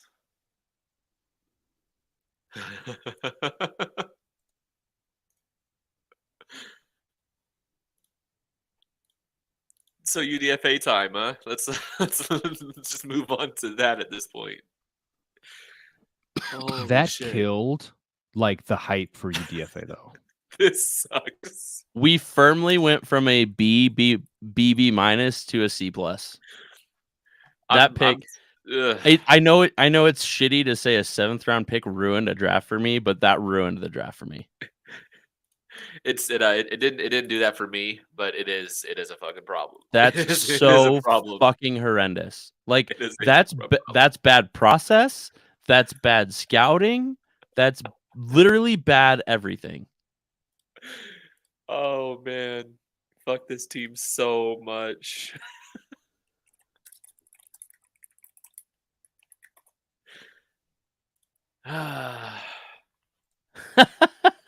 Richard. Oh, what? I've had breakups that were significantly more. Yes, 100%. I've had text message breakups better than this. This is man. I swear to God, if they carry 3 quarterbacks because of this, I'm gonna lose my fucking mind. Why do you throw away a draft pick on a camp arm? Oh, like this is the future, man. He's gonna be Zach Mettenberger bad in camp, like just throwing hospital balls to everyone. Oh, when so many reviews of Quentin Johnson were talking about how like he's gonna have such a better quarterback throwing to him now, right? We're gonna be able to unlock him. You have to draft a guy who everyone is happy they moved on from. You have to. Craig's about to not remember. Craig's about to get so drunk that he's gonna sleep through his birthday and wake up a 40-year-old. I mean, he's gonna be coping with. And of course, the fucking Steelers just got Corey Trice. They did. They also got Darnell, didn't they? So yeah, just drafting players we like, Okay, come on. Let's just run through this now. Let's get to UDFAs. Let's knock this out because that shit hurts. I could probably spend half an hour and not find a single positive tweet about what just happened.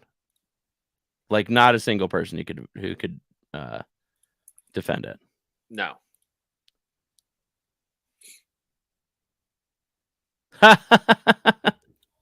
Joe Reedy just tweeted, the first week of the preseason when the Chargers play the Rams is probably going to be a rematch of Stetson Bennett versus Max Dugan.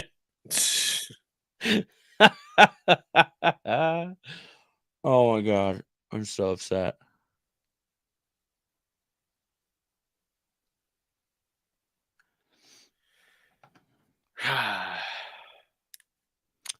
All right. I might be back in a little bit. I got to go do some stuff. All right, Stebbins, carry the show. Yeah, I'll probably be able to hop back on in a little bit, but I gotta head out for just a bit, and then I'll at least be able to get back on to like kill the show at the end, because neither of you have a way to end the broadcast right now. So you guys actually no, that's perfect. You guys have to stream until we come back. I'm not getting paid by any of these people. I don't have to do a damn thing. just leave dead air. Just like, or just like leave the camera on your cat for a while. That's fine. She is asleep on the chair. All right. If I don't make it back in time, thanks everybody. This has All been right. awesome. I can't believe there's still 120 of you still watching, especially after that Duke pick. Like I would have expected it to drop down to 3 people. Damn. All right. Fuck. All right, guys. I'll talk to you. It's been fun. I'll talk to you later. All right. See it. Oh boy. Does this mean that he left? That comment from Craig is gonna stay the entire time, and it's honestly a vibe.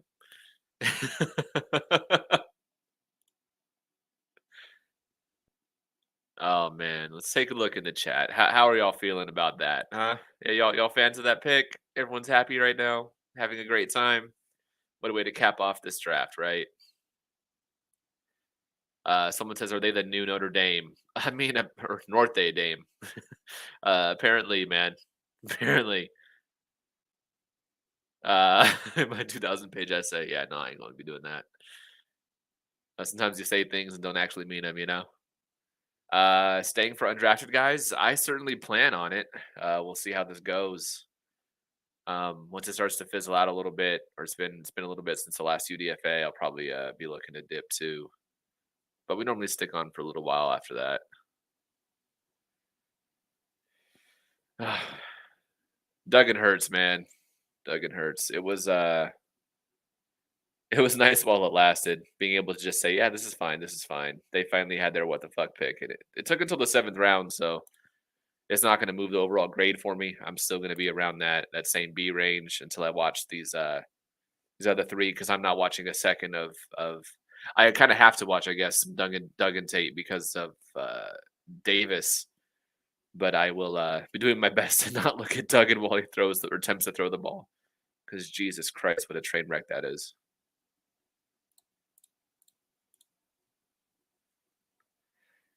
Let's see. Yeah, overall feelings of the draft. What you guys got? I see a very underwhelming draft. Shut up, Nick. 2025 started when we don't re-sign Herbert. That's yeah. It's exactly how this is going to go. I'll be joining Richard as a lifelong Eagles fan at that point. Fab, serious theory is that they think the Easton Stick Scout quarterback role is so important they wanted to lock it in for 4 years instead of seeking him out as a UDFA. I mean, he did run a 4.52, right? So hey, that's fun. It was a meh draft. I mean, maybe it's just a fit. Depends on how you define the word meh, but I would say it was a totally fine draft. I get where most of the other picks went. I'm excited to see the other 3 non-Dugan day 4 or day 3 picks. You fear Herbert is Carr 2 point? Yeah, no, I don't see that at all. As someone who likes Carr, Herbert is miles ahead of anything Carr could ever touch. Alec Oval show Solak's recent tweet. I neither of us had those controls to do that, but that was it was a very good tweet. See, I don't even know if I can post. Yeah, I don't think I can post that in the chat.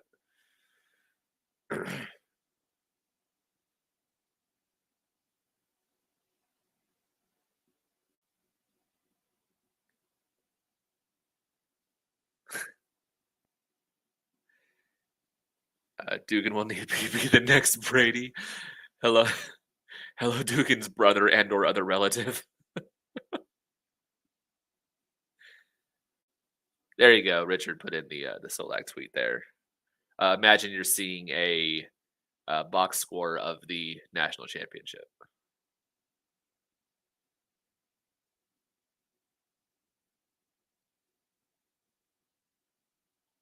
Let's see, who else has been picked since then? Oh, no one. It's just time is going this slowly after the Duggan pick. Okay.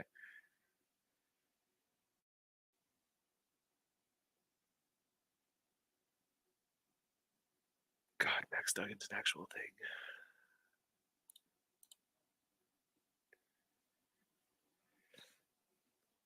Okay. This is unfair. I don't think I can even get someone to. I reported it. I reported that message in the chat. It's misinformation.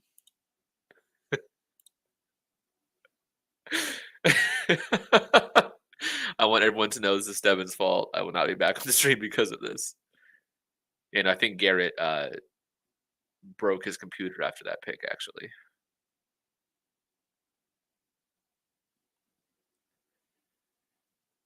Apparently, DJ compared Duggan to Stick. That is... Yeah, that's a thing. Sure.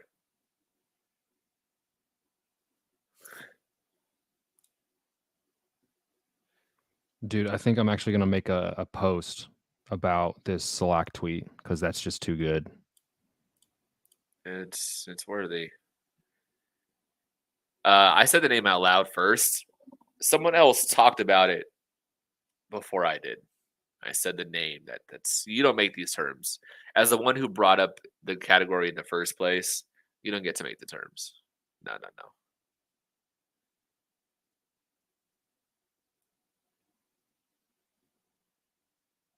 I bet you wouldn't have been so angry if it was Jalen Crawford now, are you?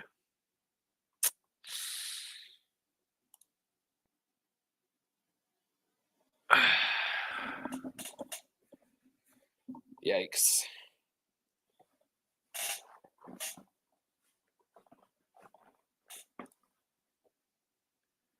Man, why are these picks taking so long? It's the 7th round. Hurry it up already.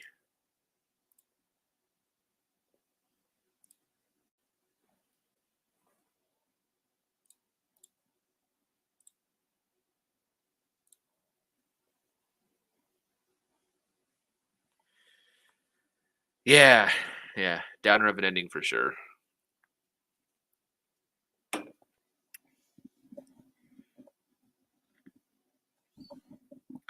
Okay.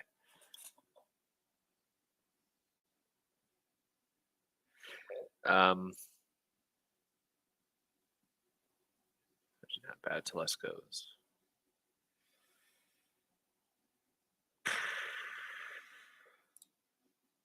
Jalen Brooks, wide receiver to Dallas Cowboys.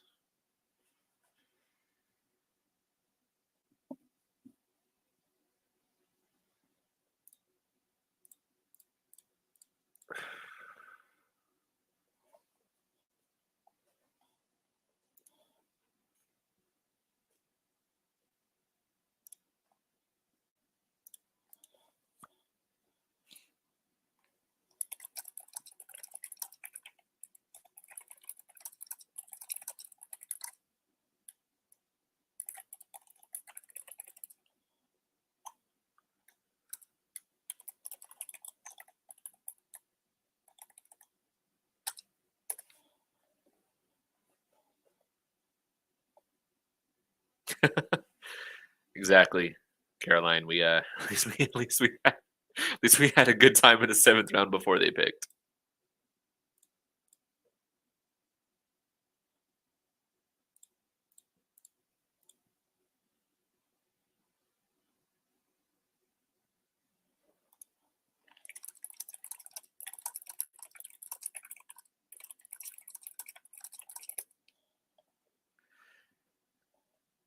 Peterson, check the live draft show Discord if you get a second.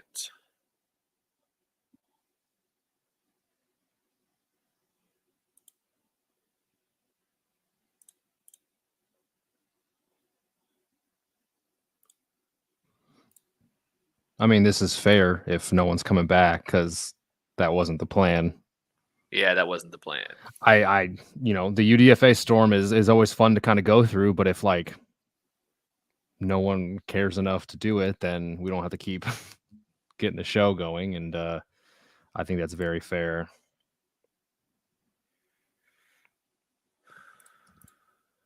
I don't have that button. Yeah, I agree.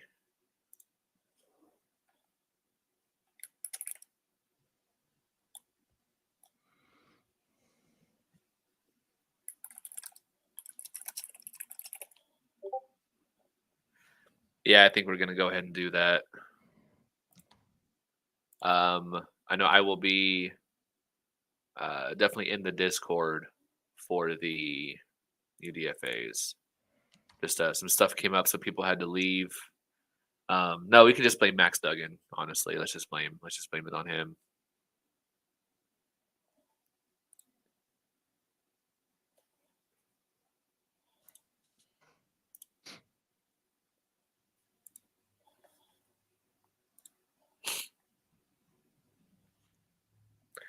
No DB, no tight end, no running back depth. But yeah, that's the thing, man.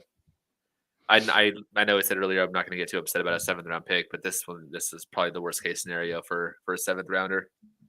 I think I'm of the camp that like having a strong and like synergistic quarterback room is like really important for a good successful team. I think that's true to a degree, but I think it's extremely archaic to believe that that notion is so important for you to spend a pick on a QB on your 3rd quarterback when you do have Justin Herbert, and then of course they re-sign the guy who is going to be the backup, and you could have just found like arms and stuff like that for camp.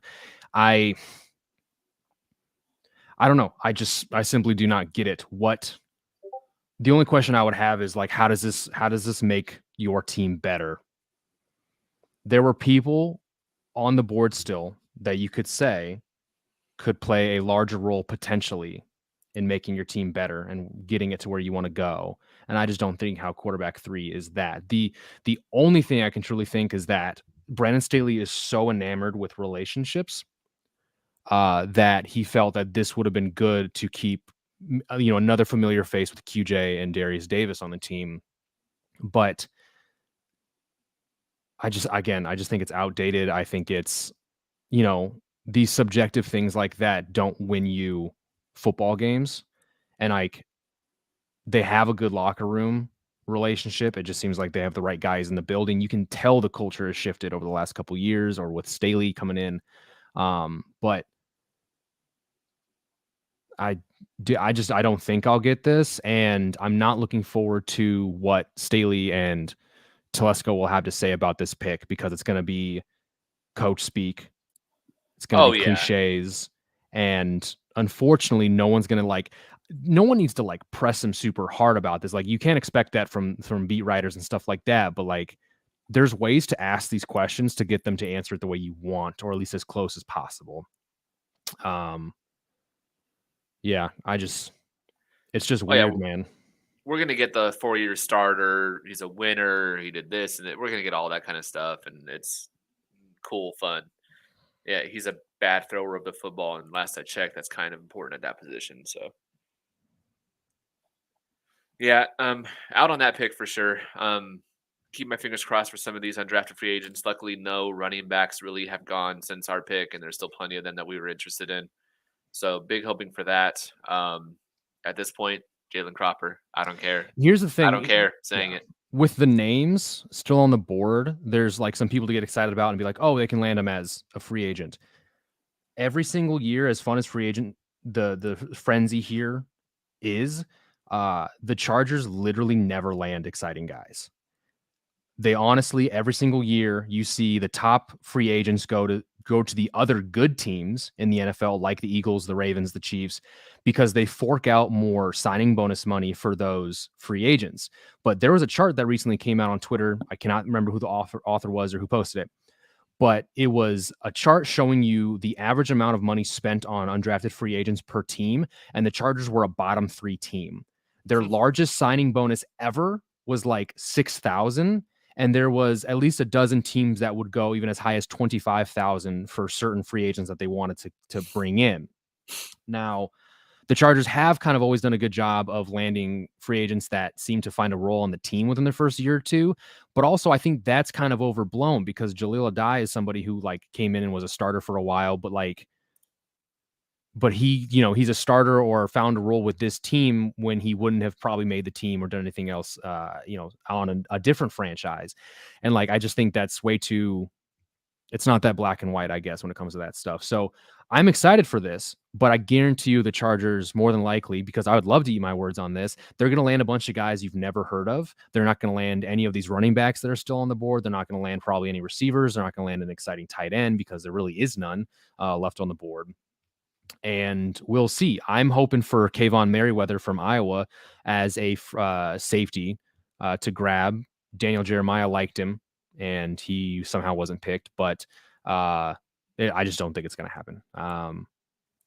Damn, it's tough to not be pessimistic because I don't want to. But this was seriously an underwhelming draft. It wasn't exciting whatsoever. It's not fun to just simply say, well, yeah, they landed some needs. Like they still hit on a lot of these things. Because it just is what it is. Sure. I think that's still pretty much like the standard. Like, I guess, why be excited about a team hitting on its needs when that's literally the baseline, what you want a team to do? It's okay to be positive and optimistic about it, but I'm not going to celebrate a team that just did what is expected. But we'll see. So that's what it comes down to. Like, until things start to be proven wrong, for us to be proven wrong, that like all this pessimism was unwarranted, like it's deserved, honestly. Yeah, and I think the Eagles just took Moro Ajomo, so their defensive line gets even better. Wealth of riches. Cool. I think there's also a difference too in saying that they don't get good UDFAs, and I think some people are misconstruing what you're saying. They don't get the free agents or the UDFAs that are like the bigger names that we all talk about. Like they get other guys that end up being good players, like Eckler. It's actually why I brought up the 2019, whatever, the year with Eckler. Because even when we were doing the UDFA thing, it was like Austin Keeler. Like we had no idea who the hell he was, and he turned out to be great. But I agree with you as far as like they never get those guys that are the bigger names that like we expect to be like going off the board quickly at UDFA. The biggest one I remember was Titus Davis, that wide receiver, I think from Iowa, actually, if I'm not mistaken. What was his name? Sorry, Titus Davis. He was not from Iowa. No, it was a black and yellow school. But it was someone it Southern Miss. Maybe. I remember being very excited about him, and it was like Brugler's like he was a 4th round grade on the kid, and it was someone, and he ended up being one of the first cuts in camp. So just because we haven't heard the names, or it's not, maybe they don't get names that we're all saying right now, like it doesn't mean they're not going to be good. Of course, they have had a ton of success with UDFAs. It's well documented. But will it be Sean Tucker? Historically, probably not. I hope so. I don't know. Do you have anything else, Peterson? Honestly, no. It's yeah, I don't know. I'd be saying more of the same thing. It's, you know, I just wish like we waited so long, and of course it's like a bummer that the draft came and went and it wasn't all that exciting, and now we have to wait until OTAs and training camp to start hearing buzz and being excited again. And yeah, I don't know. No. We're gonna get the JJ signing tomorrow. Sure, yeah. Well, dude, I'm hoping for some sort of splash again in free agency. Just there's just no way. I'm gonna like add in all these players, and then obviously by the end of the night, because I have that spreadsheet thing set up, and then I'm gonna add in the UDFAs and kind of see where it sits. But gosh, just a bummer, just anticlimactic, you know. Yeah. Still, with all that, thank you everyone for tuning in. I know there were several people in the chat, a lot of people that were there all 3 days. Hell of a long time to be streaming and doing all of this, but it's always a blast. I can't always do it again next year. But yeah, thank you all for coming in. I'm Daniel Stebbins at DStebbs. I'll see you all in the Discord for sure. Yeah, I echo Stebbs. Thanks a ton. We still had fun. Don't get me wrong. I know it's totally. a little bit of a bummer. Going through all these stuff, and like to be honest, every single pick came with the same skepticism, which it probably got heavy by the end of the draft. I know I'm feeling it. We just really wanted to be able to cheer about something, be excited about anybody. And even if it wasn't a team need, like if it was an exciting player, we'd still be like, I don't know, we'd still be positive about it. We'd still celebrate it because, like, yeah, it doesn't fit a need. Still a heck of a player. There just wasn't any of those situations. Everything was not that heck of a player, but team need, which is just a different kind of vibe, obviously. And that kept happening throughout this draft. So is what it is. But that's another one in the books. This is year 1, 2, 3, 4, 5, 6, 7. We've been doing this. I want to say that's kind of crazy. We're going to be closer to 10 than 5 next year. Yeah, so it's a long ass time. Look man. at that, dude. The 10-year. Hopefully we're still able to do the 10-year, and hopefully you're all alive. We will. That's not an old joke. I apologize, but we will. no, it's going to be a ton of fun. Take it. So before I trimmed this up the other day, I had a little bit of gray coming in. So it is what it is, you know. It is what it is. Yeah, I think if the lighting was better on my side, I might have to start finding some grays too. Time always wins. Gross. All right, y'all.